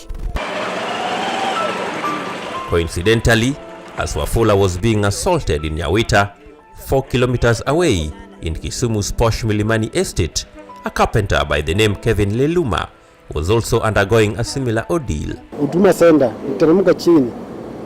Ni hapo katikati nilipikiwa na sijui nilipigia wapi, ndio sielewi. Ni kama nilipikwa nikasinzia nikaanguka. Kevin says he regained consciousness 2 hours later at the Kisumu County Referral Hospital, surrounded by medics. Kama kuna mtu alinibeba akanileta hapo. Hata simjui tena mwenye alinibeba ni nani. Walikuibia nini? Walichukua simu 2, wakachukua viatu vyenye nilikuwa nimevaa, wakachukua bag yangu ya tools wakaenda nayo. ID yangu, ID, NHI, vitu zote nilikuwa nazo walienda nazo. The chilling experiences do not end there. Another resident by the name Crispin Nyambok has also fallen victim to the criminal attacks. Crispin and his wife Grace Awino were heading home from Kibuye Market, where they ran an M-Pesa business. It was around 5 p.m. The sun was still up when the gunmen ambushed the couple and flung Crispin's life into turmoil. We gave them our bags, after which they ordered us to lie down. On lying down, begging them to forgive us not to shoot, the other guy with a gun, a bigger gun, that is AK-47, shot on my wife. First, he shot up, then shot on my wife. Seeing that, I started crying not to kill her. Despite being rushed to Jaramogi Oginga Odinga Teaching and Referral Hospital, Grace succumbed to her wounds. Crispin says they lost a total of 170,000 shillings to the robbers. Grace was shot twice at the chest, of which the bullets had gone through her lungs, and then another one on her palm. Police would later arrest one of the suspects and recover the rifle, which they said was stolen from a Ugandan police officer. Also recovered was a Toyota Axio of registration number KDL 301P used by the suspects to escape from the scene. A man identified as Robert Wakolo, who the DCI has linked to the recent gruesome murder of Willis Ayeko, the Human Resources Director with Wells Fargo, is said to have been part of the gang that staged the robbery. Wakolo was gunned down 2 weeks ago by police in Kisumu.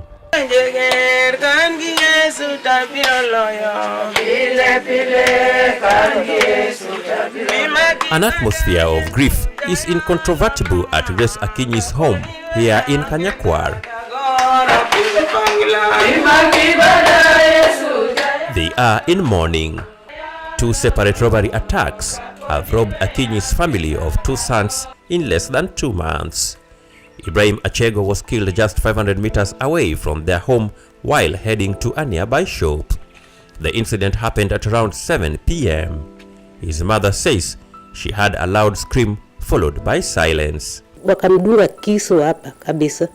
Karibu hapa na hapa na hapa na hapa. Kisuini. Mpaka nyimbichi ikatoka. Ndilimuua. On July 2nd, John Onyango, a cousin of Achego, was attacked at 1 p.m. and robbed of his mobile phone by assailants on a motorbike. Goreti Okal, Onyango's sister, was shocked to learn that her brother was brutally beaten to death in broad daylight, just a few meters away from a police station. We are scared of our life as a village and as a people, more so as a family. Now that it has struck us twice, we are so fearful. To an extent that now it's coming in the day, we don't know if we fear in the night. And now fear is gripping us even in the day. In broad daylight, a young man gets killed and there is no answer.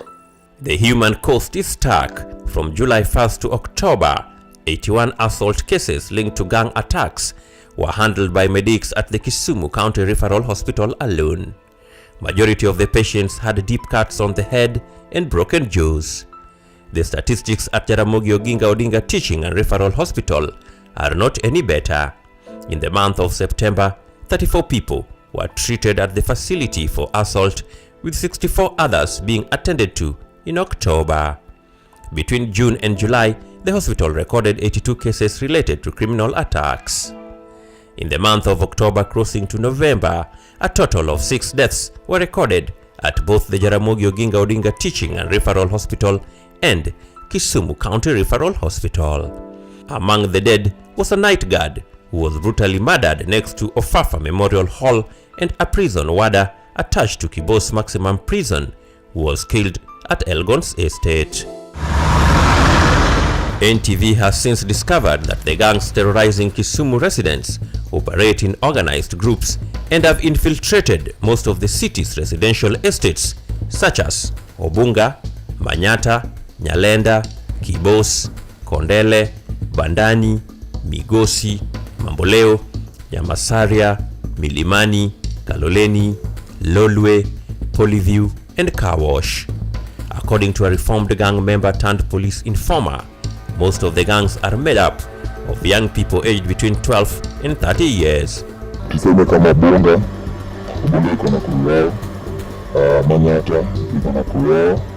Manyata kitu ya Nikobezi Manyata. Sasa Manyata nimesema Carwash kuna like crew tatu.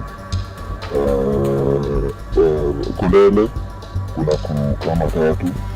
Manyata kuna moja hapo na Mbuta, kuna moja Boda House, kuna moja Koyango. Then Manyata sasa Manyata kwa soko kuna kurubili, soko kuna ziko vingi hadi Nyalenda. Hivi kuna hadi vingine Kibos na kwa hapo tu. It has also emerged that the gang members frequently meet at nightclubs located in Mamboleo and Kondele areas, as well as Changa dens where they plan their missions. Wako tu hapo kwa busa, kwa pombe, unashindwa mtu akiamka asubuhi ako kwa pombe, akiamka asubuhi ako kwa bandia, akiamka asubuhi ako kwa busa. Anafanya kazi saa ngapi? Motorbikes are their preferred getaway mode of transport, with a few isolated cases where motor vehicles have been used. Gang members often pose as legitimate boda taxi operators, only to turn against unsuspecting passengers with the help of accomplices lurking in the dark. Hautajua tunakufuata, kuna watu wenye wanakufuata nyuma, na tuseme washajua kwako, so kuna watu wengine pia hiyo mtaa yako. So tukifika na kudrop, then mimi ndo nakuanzia, unaona, mimi ndo nakuanzia, then the rest wana follow. Targeting seems to be a mixed bag. Sometimes victims are chosen at random or through profiling, while others are seemingly high-profile individuals. Kama kuna mtu mwenye wamespot tu hiyo time, kuna mwenye anajua kupiga nyongo. Kwa sababu unapigwa tisa ya shingo hii. Atakupiga nyongolo. Ukishakupiga nyongolo, the rest watakuvamia kama nyuki. Watu wa mfuko wako hapo hivyo, wanakuterema, wanachukua kila kitu, then wanakuacha hapo hivyo. Their modus operandi involves a disorienting strike to the head of their target using a metal rod they have christened Dimbu, followed by a swift descent by the entire group, who steal valuables from the heavily bleeding and sometimes unconscious victim. Mostly, tunatumia tuseme tu sisi, tunatumia Dimbo na kisu mostly. Kisu ni rambo. Guns are rarely used, but a notorious gang leader going by the street name Charu and commanding the Carwash gang wields a pistol allegedly acquired from Uganda. The firearms, according to the informer, are usually available for hire to other gangs for a hefty upfront fee of 100,000 shillings, with what is deemed a performance-based bonus. Kuna mtu mmoja mwenye anaoperate Kondele na anaoperate Carwash. Yote itaenda kwa bunduki. Na hizo kuru zingine wako tu hivyo. Wako tu na Dimbo na kisu. Kuna hii kuru ya Obunga hii yenye mtumiaga gari. Walitoanga hiyo bunduki Uganda. Hii ya Manyata sijui venye huyo mjamaa alipata. Na ile ya Kaloleni nayo nishakuwa niliipata tu. Inatokana from 100 to 100. Operating primarily between 8 p.m. and 1 a.m., these gangs are said to have connections with some local politicians who bail their members out whenever they are apprehended. Sijuani walishaiterete nao politicians ama sijui, because hata saa zingine tuseme politician mwingine amekuja hata hivi anataka kupeana do, unapata venye anajifanya tu inakuonyesha kuna hiyo kuna hiyo power inashangaa mtu mmoja.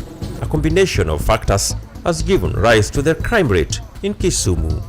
He cites the craze for lavish lifestyle among the youth, high unemployment and collapsed family structures are some of the issues contributing to the problem.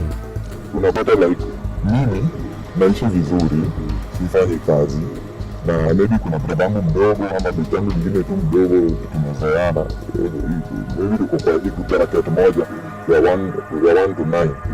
So atataka ni muonyeshe venye na make money.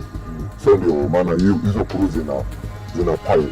Unapata crew ina pile because I bring someone new, mtu pia analeta mtu mwingine new. Challenges of jurisdiction and corruption within the police force are some of the reasons that hinder the fight against crime in the lakeside city. Kisumu County Commissioner Benson Lepar Morijo cited what he termed as undue interference by powerful individuals as one of the factors derailing the wheels of justice. You go to the police station, you are given a cash bail. People never come back to the station. And maybe whoever is calling the cash bail does not look for that suspect because pesa hiyo mara nyingi inapotea. So people don't come back. If you have a cash bail, you disappear. You will move to outside this town and end up in the network. So that encourages a lot of impunity because when I go arrested, lakini ufiki kotini. Ama ukifika hata kotini hakuna kitu umefanyiwa because you disappear and disappear. The commissioner also criticized alleged collusion between some police officers and prosecutors, which he noted emboldened criminals and eroded public trust. Hata kuna wakati pia walifanya some suspects walisemekana ni polisi huko West. You heard of that? Na walikuja kupatikana wametoka Central hapo. And we are given instructions that they be arrested and charged. So wakubwa wao wanapeleka wako na information ile atoa wanachukua. But I remember walikimbisha wakawasha tuktuk. I think we mlisikia. Yes. And some of them turned out to be officers from Central here. The county commissioner said that police officers were in hot pursuit of 11 individuals believed to be in possession of illegal firearms around the county, promising to restore law and order within the Lakeside Devolved Unit. Yeah, kama one of the groups here mentioned is Mbogi. Kuna group imekuwa mentioned Mbogi. Na hata hapa wanaenda to an extent of saying the leader of that group is somebody Brian Otieno Olo. But his alias name is Charles. This child was even seen today with the MP Central. Ni kama anaonekana akiwa kwa function ya. Na hapa ripoti inasema Charles. I think that's a nickname. Ukiangalia hapa inasema we have his phone number. He leads a group called Mbogi and is armed with a gun and involved in several cases of robbery with violence. He's targeting police officers from Kondele police station. Kuna wengi, kuna Kisito, kuna Gonza, na wengi. Wako wengi. So in Kisumu town alone we have 11 of them. The following areas have been flagged as danger spots and residents are advised to avoid them anytime after 6:45 p.m. The road next to Nightingale Hospital in Milimani Estate, Swan Center along Oginga Odinga Street, Victoria Park within Milimani Estate, Molem area, Nyamasaria Footbridge, Kisumu Bus Park, and the area around Tomboya Labour College. The attacks have slowly spread to Kisumu Rural, with Seme Sub-County being one of the worst hit. Security is reported to be compromised in areas such as Holo, Kombewa Market and its environs, Kolenyo, Riat, Reru, Barkorwa, and Nampakapio. Criminals are said to be breaking into shops and homes and blocking roads during the night with stones. In Kisumu West Sub-County, security issues have been raised in Obambo, Maseno Town, and along the Kisumu-Busia Road between Kisian Junction and Luanda Town in the neighboring Vihiga County. Saa 12 asubuhi watoto wakaenda shuleni juzi. Nimesikia mtoto akilia, mami kutoka nje. Napata wamenyang'anya mwanamke bag ya mtoto ya shule pamoja na simu. So hii era imekuwa mbaya kabisa, imekuwa mbaya. Hata jana saa 3 usiku sisi tulisikia kelele kama majirani, lakini kutoka nje tulipata kama watu washakimbia. something like around 9, somebody being beaten at this place you see, I'm showing you, it's not making sense. It means that we have a lot of insecurity within the community. In a desperate attempt to arrest the runaway crime, police in Obunga and Kondele stations are said to have imposed a curfew in some hotspots such as Obunga, Nyawita and Migosi, a move that has been vehemently opposed by some of the residents. Tuna demand curfew yenye imewekwa Obunga and part of Nyawita itolewe kwa sababu polisi wanakimbia na mapikipiki usiku, waizi pia wanakimbia na pikipiki usiku. Sasa ujui mwenye unaenda kukutana naye, ujui unaenda kukutana na polisi ama na waizi. Wameweka curfew na hiyo curfew haitusaidii. Kwa sababu wameiweka mapema, watu wetu wanaumia nje, wanashikwa baada ya curfew. Tunataka tukutane na county commissioner ndio tuweze kuongelea mambo na curfew. Curfew hii yenye wanasema haisaidii. On November 6th, some angry residents of Obunga slums stormed the local police station, demanding that the law enforcers hand over to them a robbery suspect identified as Michael Onyango Ochieng, alias Jonyu, so that they can subject him to what they called executive justice. Their demands were however rejected by the police. Jana ndio mtu wetu ambao anaitwa Kaka Nabii alipigwa na chuma saa 1 asubuhi. Na huyo mtoto ameshikwa, amewekwa kwa police post ya Obunga. We cannot live life of Haiti people. We are not in Haiti. We must live peacefully, comfortably, working peacefully because we are hard-working citizens. We are paying tax and running business in the community. So we want a free community. So if you cannot help us, we are not helpless. We will help ourselves, and it is very dangerous. In a bid to strengthen security in the lakeside city, some industry stakeholders led by the Victoria Tourism Association have proposed a raft of measures including community involvement, advanced surveillance, and improved police response. In a letter addressed to Kisumu City Manager, the CEO of Lake Victoria Tourism Authority, Charles Kataro, noted that the outlined measures will significantly help curb persistent insecurity challenges in the region. The authority further suggested the installation of CCTV cameras in strategic areas, utilization of smart technologies, and introduction of an emergency hotline to enable rapid response to incidents. Now, only 2 days after Vigilance House, in an attempt to fix the insecurity rot in Kisumu, transferred 4 senior police officers, including Kisumu East Sub-County Police Commander Joseph Obara.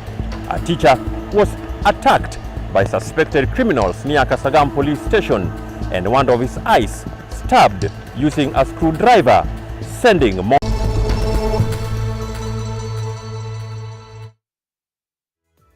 That chilling story has triggered some response on X. Dark visuals, you say 5 months of insecurity in Kisumu County must be insane. Somebody must be sleeping on the job. I hope peace will be restored in the area soon.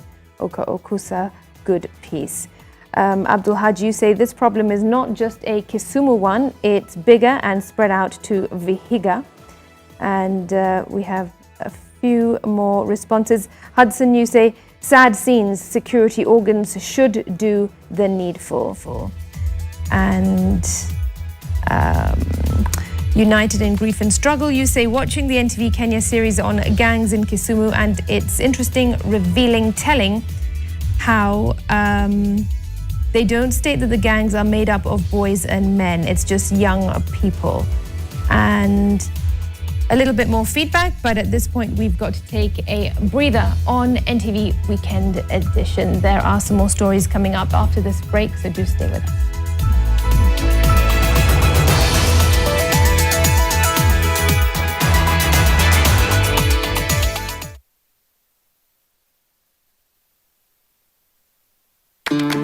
I'll have the usual on the rocks, double. I'll have whatever he's having. Real, recognize real. No added sugar, no preservatives. 100% real fruit. Hii season hatuchezi tu, tunasaidia na tunashinda. Kupitia *570# na kuchagua option number 4, you stand a chance ya kujishindia this beautiful, sleek Toyota Probox.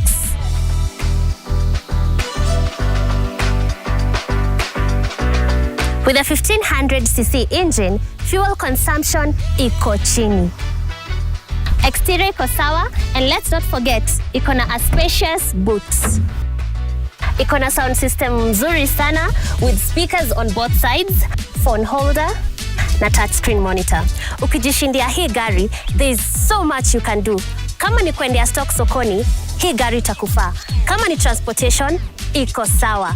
Dial *570#, chagua option number 4 na uchomoke na this Toyota Probox hii December.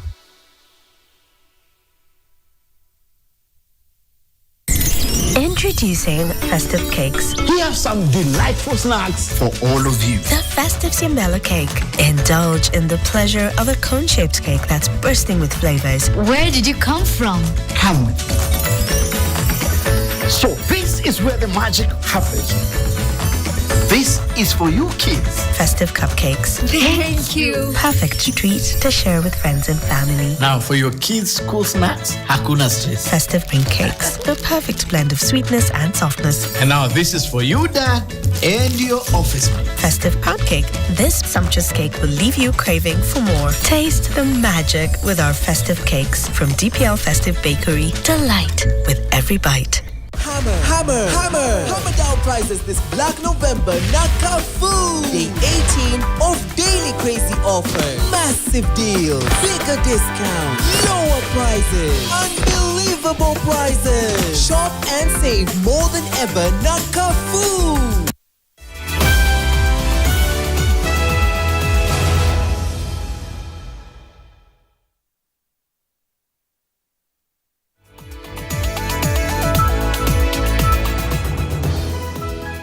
Thanks for staying with us. Chaos erupted during the burial of 3-year-old Ruth Diana Chepngeno, who died of alleged medical negligence at the Longisa County Referral Hospital in Bomet County after being stung by a swarm of bees. Supporters of Governor Hilary Barchok and those of all 7 local MPs, led by Senator Hilary Segei, clashed at the funeral, bringing speeches to an end as police fired several bullets in the air in an unsuccessful bid to restore order. Bomet East MP Richard Yegon, in an interview at Longisa Hospital ahead of the burial, challenged Governor Barchok to sack the County Executive Committee member and Chief Officer for Health Services over the death of the child.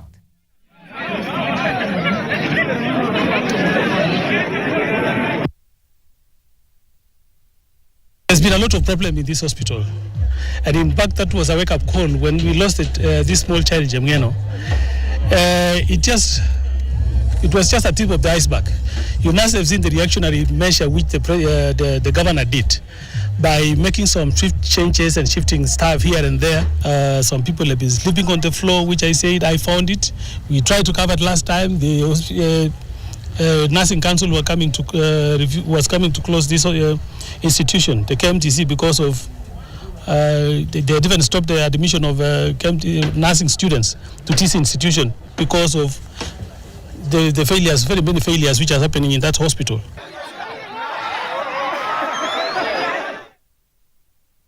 Absolutely shameful politics at a burial.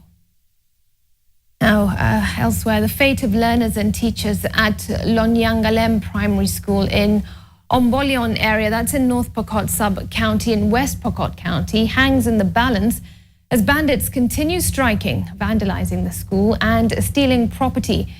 Property at the school was vandalized allegedly by bandits from the neighboring Turkana County. The situation has been bad since May 2023 when the school was shut down due to perennial attacks and killings in the area. The raid has also cut off power at the school, a situation that made learners unable.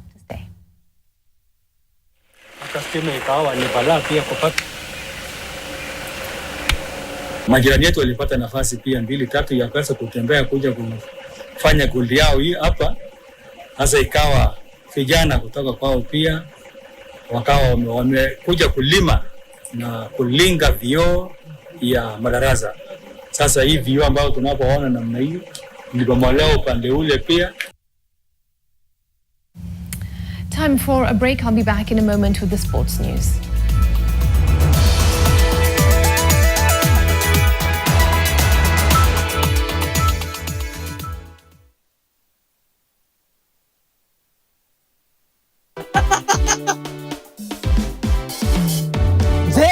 Ungependa kuwa mshindi na Lucky Box? Ni rahisi sana. Bonyeza *463# uwe mshindi. Kuna vitu vingi sana vya kushinda. Kama vile TV, kuka, washing machine, fridge, kipiki, pesa na hata gari. Na sio gari tu, Subaru. Na kuna jackpots kadha wa kadha. Kuna power jackpot ya 1.9 million. Mega jackpot 2.5 million. Na super Sunday ya 3 million Kenya shillings. Kila mtu anaweza kuwa mshindi. Bonyeza *463#. Uwe mshindi. Kuchagua box ni kuchagua chapa.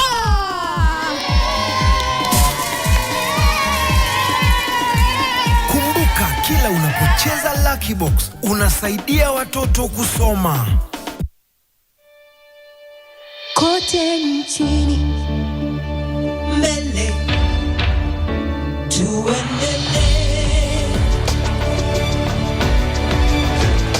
mbele Kenya twende mbele, Kenya twende mbele.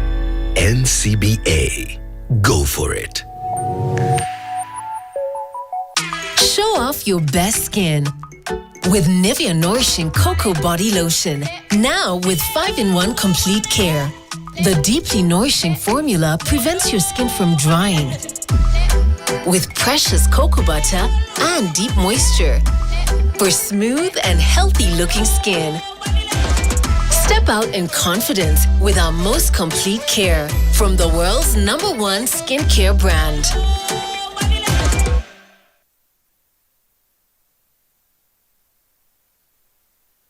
NTV Sports News brought to you by 22Bet.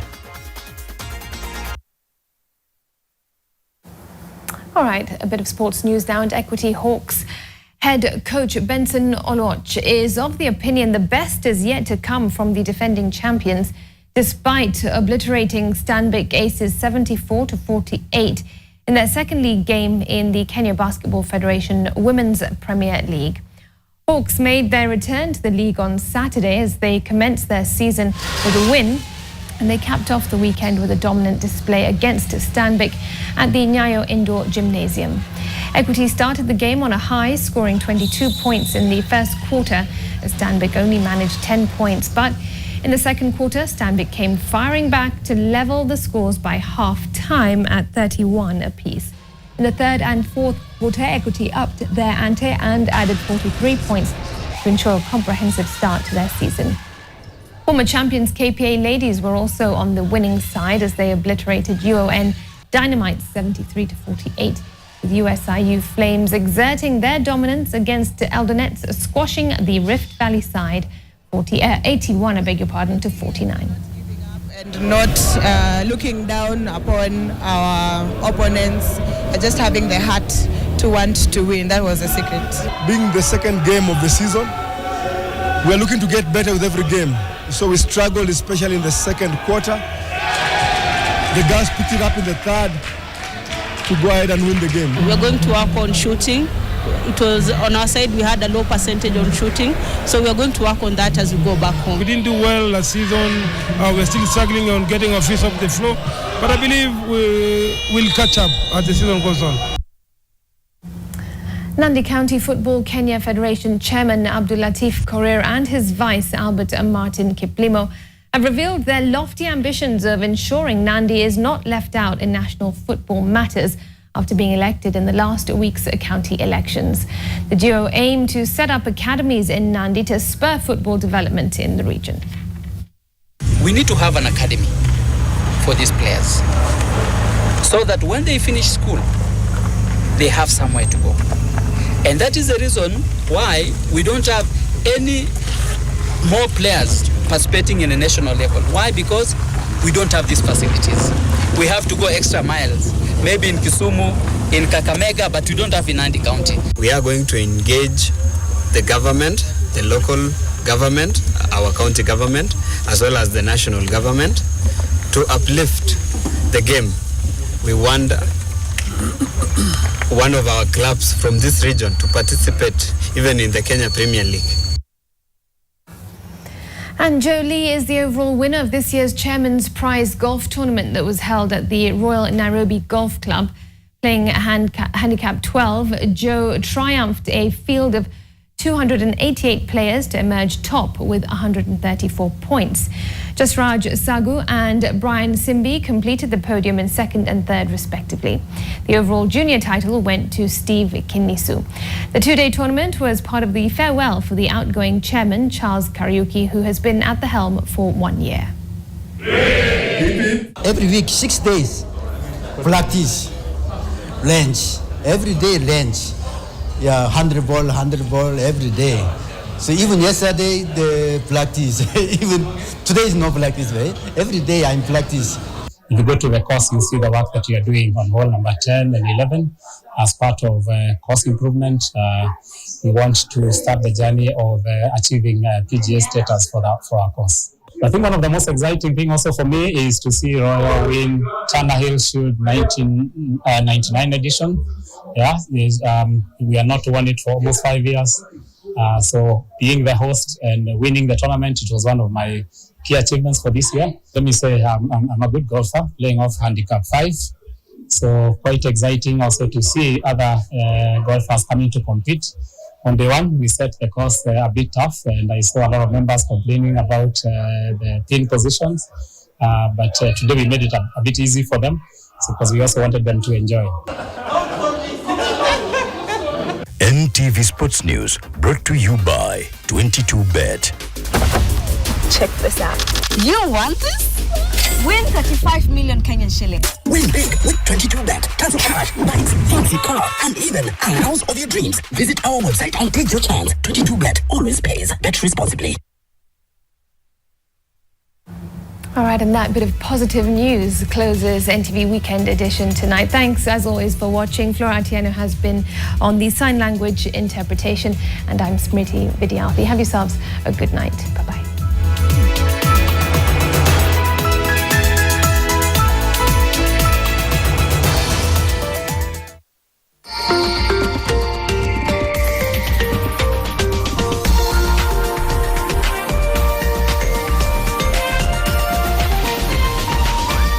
This is NTV.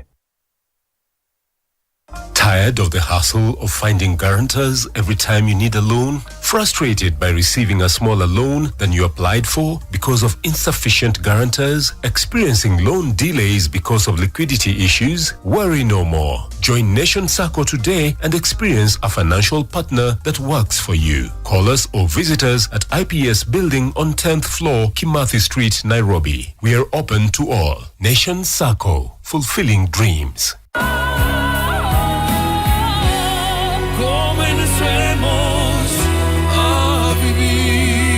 Babies play around and then, oops, Morphix ina-absorb like whoop. Imagine, haiwezi leak in 50 different movements. Makofi to both babies and Morphix.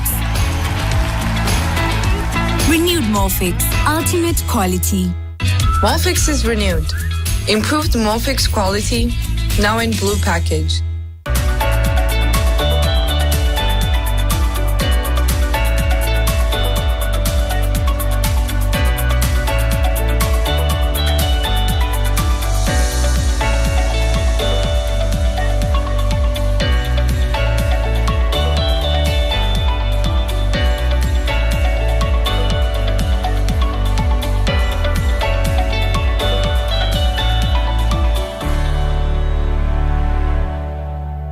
I want my brother completely out of the family business. I don't know whether you're daydreaming or not, but you got the wrong person for this job. I can't run this business forever, you know. Liam is the best fit for the company. Nataka kila mtu ajue mimi ni demu yako. I don't care what you think about this, but wachana na Debbie. Usipozingatia kilichokuleta ndani ya hii nyumba, utakuja kujuta katika maisha yako yote. Afadhali mimi sifichi kucha zangu. Cause mimi mwenyewe hata sielewi nini unaona kwa hiyo takataka ya mwanamke. I think ini through personal ametupatia. Liam hayuko. Wacha kupiga kelele hapa, utamsha madam. All this is because of you. Now wake up. Wake up and clear your mess. Life kupia Kenya una deserve. Are you losing your mind or your family? Starting this Monday 18th at 8 p.m. only on NTV.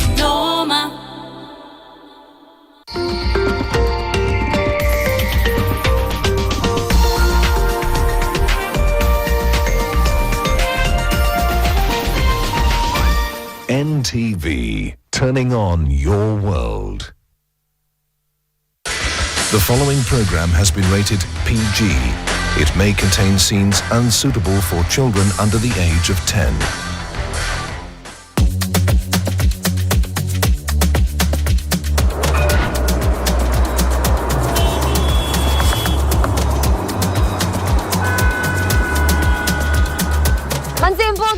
Tumekam tena na round this tuko mtaa yetu, tuko Culinary. Tuko Nairobi CBD ndani ya building, manze anaitwa Sanchez Mali hapa. Ni bad girl mwenyewe hivi yo. Na kama unatujoin for the very first time ini Shujaz TV. Tulikwambia Shujaz TV ni mbogi yako true. Tunakupeleka na rada manze kwa mambo ya biz, mambo ya talent, mambo ya relationship na vako zote zenye unataka kujua kaa youth man, sawa? Ndio hiyo sasa. Alafu cheki wase, tunapendanga sana kusikia kutoka kwenu. Kwa hivyo ingieni kwa WhatsApp yetu pale, mtudungie, tuambieni mnatuwatch kutoka wapi. Tunakaaje? Akaka tuko smart manze, mtuambie tuchangamke. Namba yetu ni 0718921170. Na bado utatupata kwa social media platforms zote, kwa TikTok, Instagram na Facebook, all of them at Shujaz Kenya, sawa? Exactly. Na last week tuliwa introduce wase wakatululu, msi complain tena. Namba yetu ni 20308. Ingieni pale, SMS ni free #mbogi_true. Na mnasikia mabasi zikipita. Nakwambia hii episode iko packed na drama kuruka, tunawabeba kuwabeba, sawa? Lakini sasa nataka niwapeleke kwa Shujaz. Tuone hii wiki episode na drama imekuwa ikikaaje. Nayo. Twende sana. Ooh. Those look nice. Babe. Uko aje? Babe. Nini nakukula kwa akili? I've noted of late umekuwa sad. Pia mimi nanipea huzuni. Nani anakunyima hewa ni mnyime yake yote? Akini madhe. Madhe issues ni? Madhe ni wazimu. Unajua nafanyanga vitu mother normal wafanyangi watoto wao. Mimi naona nikama tu Ocha na nitafute tu ma relatives wangu. Wait. Uende Ocha. Mimi niachwe na nani? Nibaki na nani? Manze ashani won. Fari wawili hizi kazi zimoja. What? Asha kuona alafu na sisi? Mimi sizikana yeye. It's either yeye aende ama mimi niende. I need a break from her. But she's your mom. Si ni mama yako. At least we can reason with that, right? Si ndio? Babe, unakasirika tena? Babe. Okay, babe. Nisikize basi, niangalie. Tafadhali. Please. So you know you're my babe, eh? Na nakupenda. Basi, sawa. Nitakusort. Your wish is my command. Really? Yeah. Baby. Baby. Aya, sasa Mos. Ni aje? Poa sana. Na inakaa leo uko na furaha. Uko na good news? Mingi sana. Hizo ni nini kwanza ziko hapo? Yaani hizi? Unajua ni aje? Sasa nimeamua kwanza kusambaza hizi comic books za Shujaz. Unajua hapa ndani ziko na idea mob sana za kuinua biz. Na itajenga vijana wengi hapa nje. On top of it, wako na safi. Jione. Safi. Very nice. Anyway, marketing plan yetu iliweza mbaya. Guess what? Sasa tume break even na tuko na change kiasi. Manze finally tuko na break. Lakini tukilipa suppliers tunabaki na nini? Naido hapa. Achi. Najua uko na pressure mob ya Jaden uko ushago na achieve and everything. Unaweza chukua pesa yote, mimi nitajisort. Mwas. Uko sure? Itakuwa tu sawa, usijali, niko sawa. Manze, thanks. Anytime. Lakini bado hata tujalipa rent. Ini hata tuwezi pata ka break kadogo. Achi tunaomoka soon. Sasa hiki tunafaa kufanya ni usigive up. Unaona this stage lobbies mingi ucollapse. So tunafaa kuwa strong. Na kukula. Alafu sisahau mimi ni dem, niko na mahitaji mob. Bedha suonge na Mhesh. Uone kama anaweza tupatia masiku kadhaa. Kaa wiki 2 hivi alafu tutamsort. Sidhani hiyo ni idea poa. Kwa nini? Hatujaichelewa kulipa rent. Plus hata hatujaimuomba any favor. So kwanza wewe ndio unaongeanga na yeye. Utamwongelesha ama mimi nimuongeleshe? Cheki, si tutafute tu solutions zingine before tufikirie kuhusu Mhesh. Kwa hiyo hakuna kitu unanificha? Hakuna, mimi niko sawa. Suggestion tu. Ni sawa. Kupanguza meza inachukua tu the whole morning. Wanajifanya wanajua na hakuna hata chochote wanajua. Lakini God, unakuanga na sense of humor. Badala ya kunipea watoto kama hawa, ungenipea hata viazi nikule chipo. Panguza meza haraka wewe, wacha kujifanya ng'ombe ukamuliwe na nani?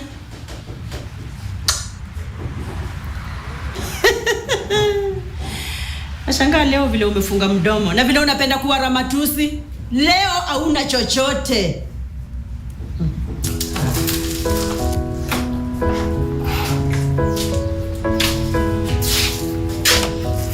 Guess nimeshika nini? Jonti. Sisi wazee sana kucheza guessing game. Street wazee. Bado ndo tunaanzia live. Jonti, kwani plan yako ni gani? Unataka kunifanya kibogoyo? Sweetly kila saa. Simena zangu zita drop. Hapana. Nataka tu kukuona ukismile. Ni ngumu sana mtu kusmile akiwa na mashida za baby daddy. Kuna wasi wako na roho ngumu tu. Unajua hata shida yangu kubwa si baby daddy. Madhake anakuanga na kisirani. Na ndio maana unafaa upiganie mtu wako na kila kitu ndani yako. Usikubali washinde. Muyo baby mama wangu anataka watu waseme mimi ni deadbeat. Mwacha nikwambie Achi. Mimi nitapigania kuwa present kwa life ya mjunior wangu. Nitadai kabla waseme mimi ni deadbeat. Aki mamangu ni the most annoying person kwa hii dunia. Amedu nini sasa? Akisuna jua tu madhe na madrama zake. Lakini atakiona. Hiyo ndio inamaanisha?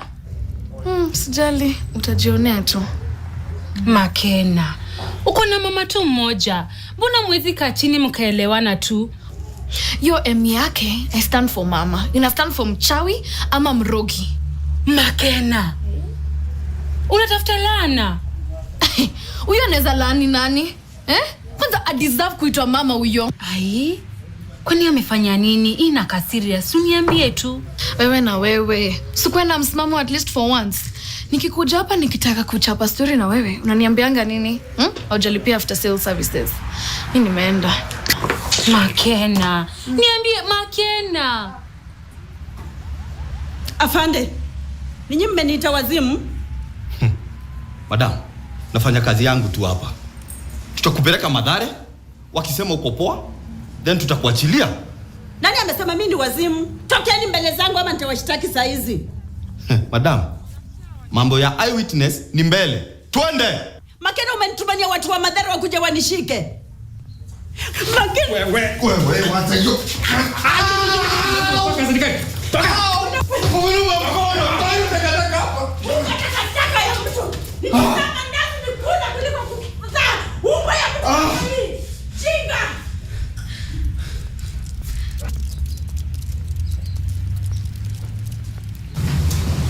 Makena, umedu?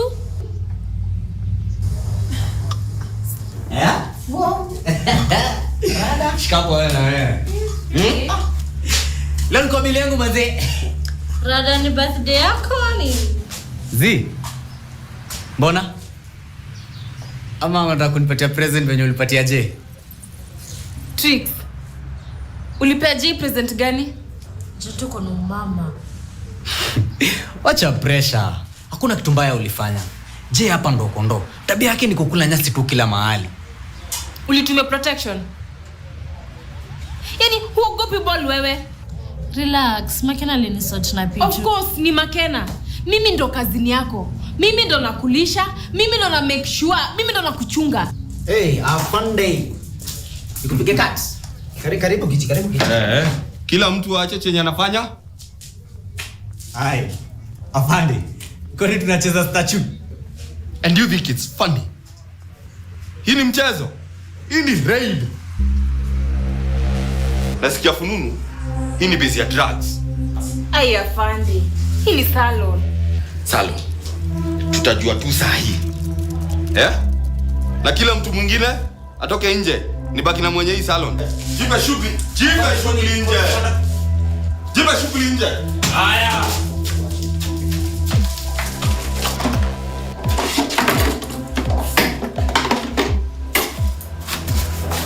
Ndio unajifanya mang'aa hapa. Toka.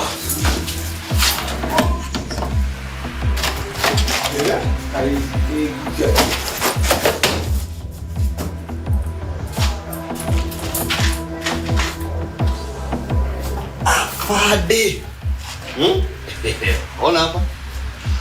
Wa. Aniulize. Hii ni nini? Ngoja. Siongei na wewe nyama. Unaweza jifanyia madha yetu hivyo. Unaweza je mwekelea tieni chizi. Najua inakaa nimefanya the wrong thing, but nielewe, anafaa kuko madhare. Najua si imperfect, but ni mama yetu. Stacey, please elewa manze, it's for the best. For who's best? Hatuna mama Nitakuwa mother figure wako. Sitaki mother figure, nataka a real mom. A real mom. Unajua kwa better off below mama around Ungeacha nijisaidie that. Wallahi sitaki kusamea Makena. Stacey. Afande, hiyo atutuni nani si yetu. So unataka kuniambia iko na miguu ilijipeleka mpaka hapa? Kwani hata sisi hatuko tunajua iko hapo. Wewe wacha hiyo machozi ya panya wewe, nitakugonga vibaya sana. Afande, hii ni evidence enough. Peleka hii nyang'au huko. Toende.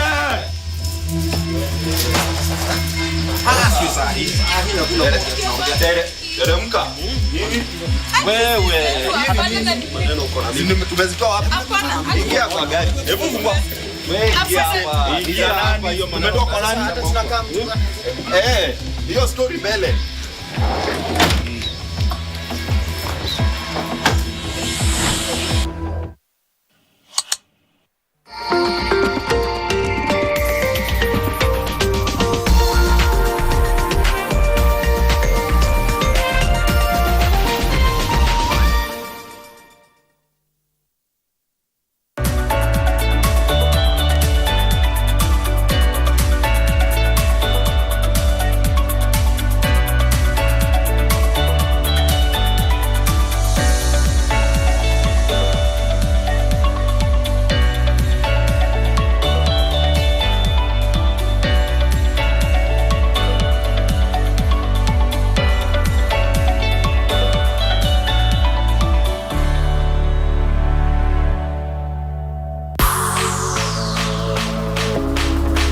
This NBA season, watch the world's best battle it out for glory.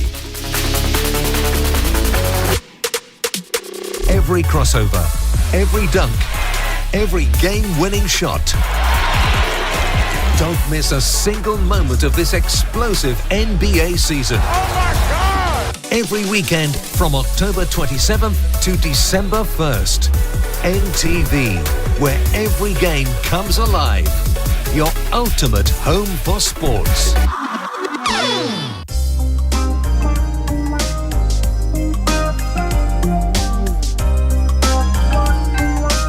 Join Nation Sacco today and experience a financial partner that works for you. Call us or visit us at IPS Building on 10th floor, Kimathi Street, Nairobi. We are open to all. Nation Sacco. fulfilling dreams. Rahisisha uwezo wako wa ushindi kwa kukuwa memba wa Loto Moto, na ni rahisi. Dial *570#.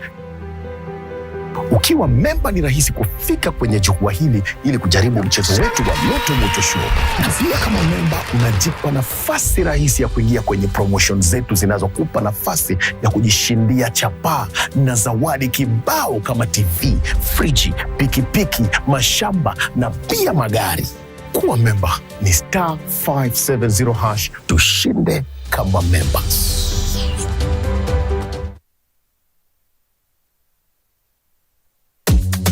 Mbogi true. Mimi najua na smile hapa lakini achina mwas round this. Watajua wajui. Mimi nakwambia mabeste ilifika tu point yenye mabeste walikuja waka affect busy yenyewe, si ndio? Imagine na unakumbuka last week sana tulisema mabeste wasipojenge ati wanatulia kwa biashara yako watakufukuzia customer. Sasa cheki kimewaramba. Hebu tuone extra reactions wanasemaje. Twende sana tusikie wahenga waliliaje. Wala pangas wadau. Wala panga. Wadau. It is the year 1988. Na wanasemanga whatever happens in the darkness shall come to light. Mwasa amekuwa kieka masiri kwa hii biashara. Hallelujah. Hiki imekuja kuharamba hapa mbele sana. Ameweka hiyo siri sana. Lakini niulize aje, hata kama unasema Mwasa amekuwa the man kuweka siri, wewe hiyo siri yenye ameweka hapa mwishowe unaona venye imekuja kuwafanyia. Tawaramba. Jonte ni boys wangu. Lakini na yeye. Mbona nimpatiane? Jonte ni boys wako mimi sijakataa. Lakini sasa hii siri hata hii siri ukiangalia tu hapa mwishowe Karao anaingia anasema hii base ni ya drugs. Mwas anajua tu vizuri akitajwa tu drugs ni Jonte. Kwa hivyo Mwas anajua ni nani. Lakini bado ashaekwa pingu. Partner wake ashaekwa pingu na hata hajui hata ngo. Ndio ashatoka wanaenda na huyo ana siri. He broke to what extent does it go to the point where it affects business? As we said kwa ile alafu pia as we said kwa ile episode nyingine, we are not supposed to like if you have your partner you have to choose the right partner. Ulichagua achieve your right partner, so you guys need to have trust. So ni kama kuna siri unajua hapa kuna siri na hapa kuna siri, mnapatana mnaongelelea hizi zenye unajua inaweza affect business in any way. Kumbuka the previous episode Jonte pia aliniokolea current mahali. Abu amkumbuka ana make Only boys wangu. Broko. Ana make pesa kushinda wenye busy. Haya, ngoja huyu broko, si ndio? Broko kazi kifungua. Huyu broko alikuwa wapi?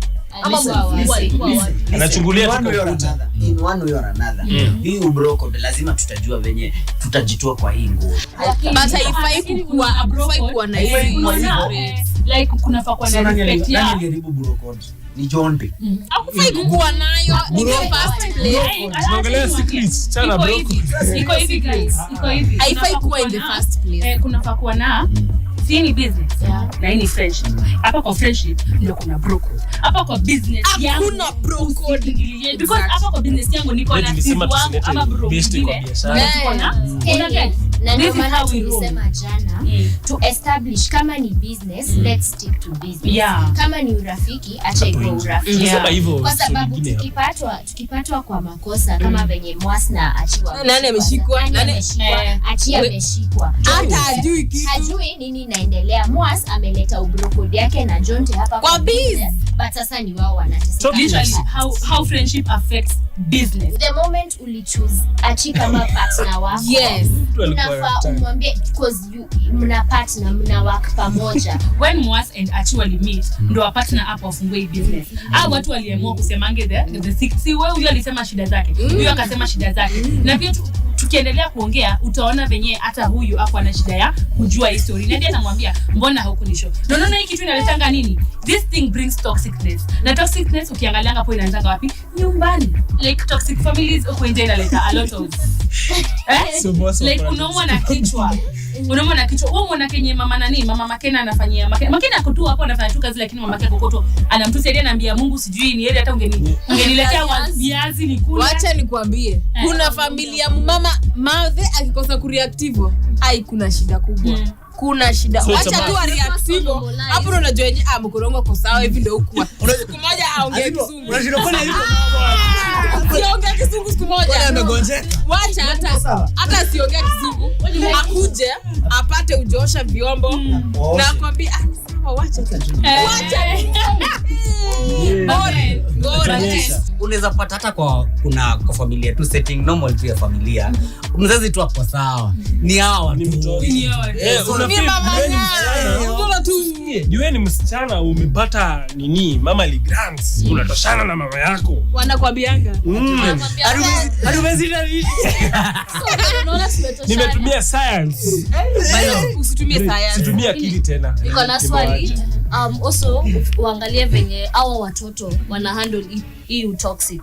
Kama for example unaona Makena, yeye ameenda all the way to the extent anapeleka mzazi madhara. Ndio ujeni goal. Mzazi amekufika hadi unampeleka madhara. Now that hatuwezi change, like tunaambiwa hawezi funza an old dog matrix or anything. Now that huyo ni mzazi wako, wewe ndio first born, what should I do about it? What should I do about it? Me I feel in the current generation yenye tunaishi sahi, there is the Gen Z and everything. Hii mambo ina happen sana. Ndio? Juu Gen Z tuliona yeye apendi kushautiwa, apendi kuambianishwa. And wazazi wetu ni unajua ni wale wa kitambo wale wa kushautiana. So, sana Susikie. Na akikosa kushout. Na kushout si. So mimi na feel as situmeona ni first born sana. When you get a chance ya kujituma. Jitume tu fully. Because at the end of the day, own yourself. Awolan majamaa hiyo imekuwa Strakas reaction yetu hapo Genjo. Umesikia kiongelea story ya first born? Nimesikia sana but even though mimi si first born naweza sema kuna kuangana hiyo sense of responsibility yenye lazima ukue nayo. Somehow ukipata tu hivi video kwanza venye nilionekana niko kwa TV. Sasa hii simu yangu ismani. First born unapelekwa mbio. Maanti, shosho, kila mtu niwekea pesa ya credit. Niwekea pesa. Nimesikia wahenga wengine, kawe ni sibling manze pelekeni first born pole au ni wazazi wengine. Cause kama msi anapata mshahara alafu anakuletea kila time, hata jisukuma saa ngapi? Wacheni kuwa guilt trip. Wacheni mtu atafute ndo yake ajijenge kwanza, hata invest hata kwa career yake. Ndio tena aanze kuwasaidia. Talking about vile first born wanajituma. Acha niwapeleke kwa mboka ya this week manzi. Tumejitune na msi anaitwa Benam Curiosity mbaya.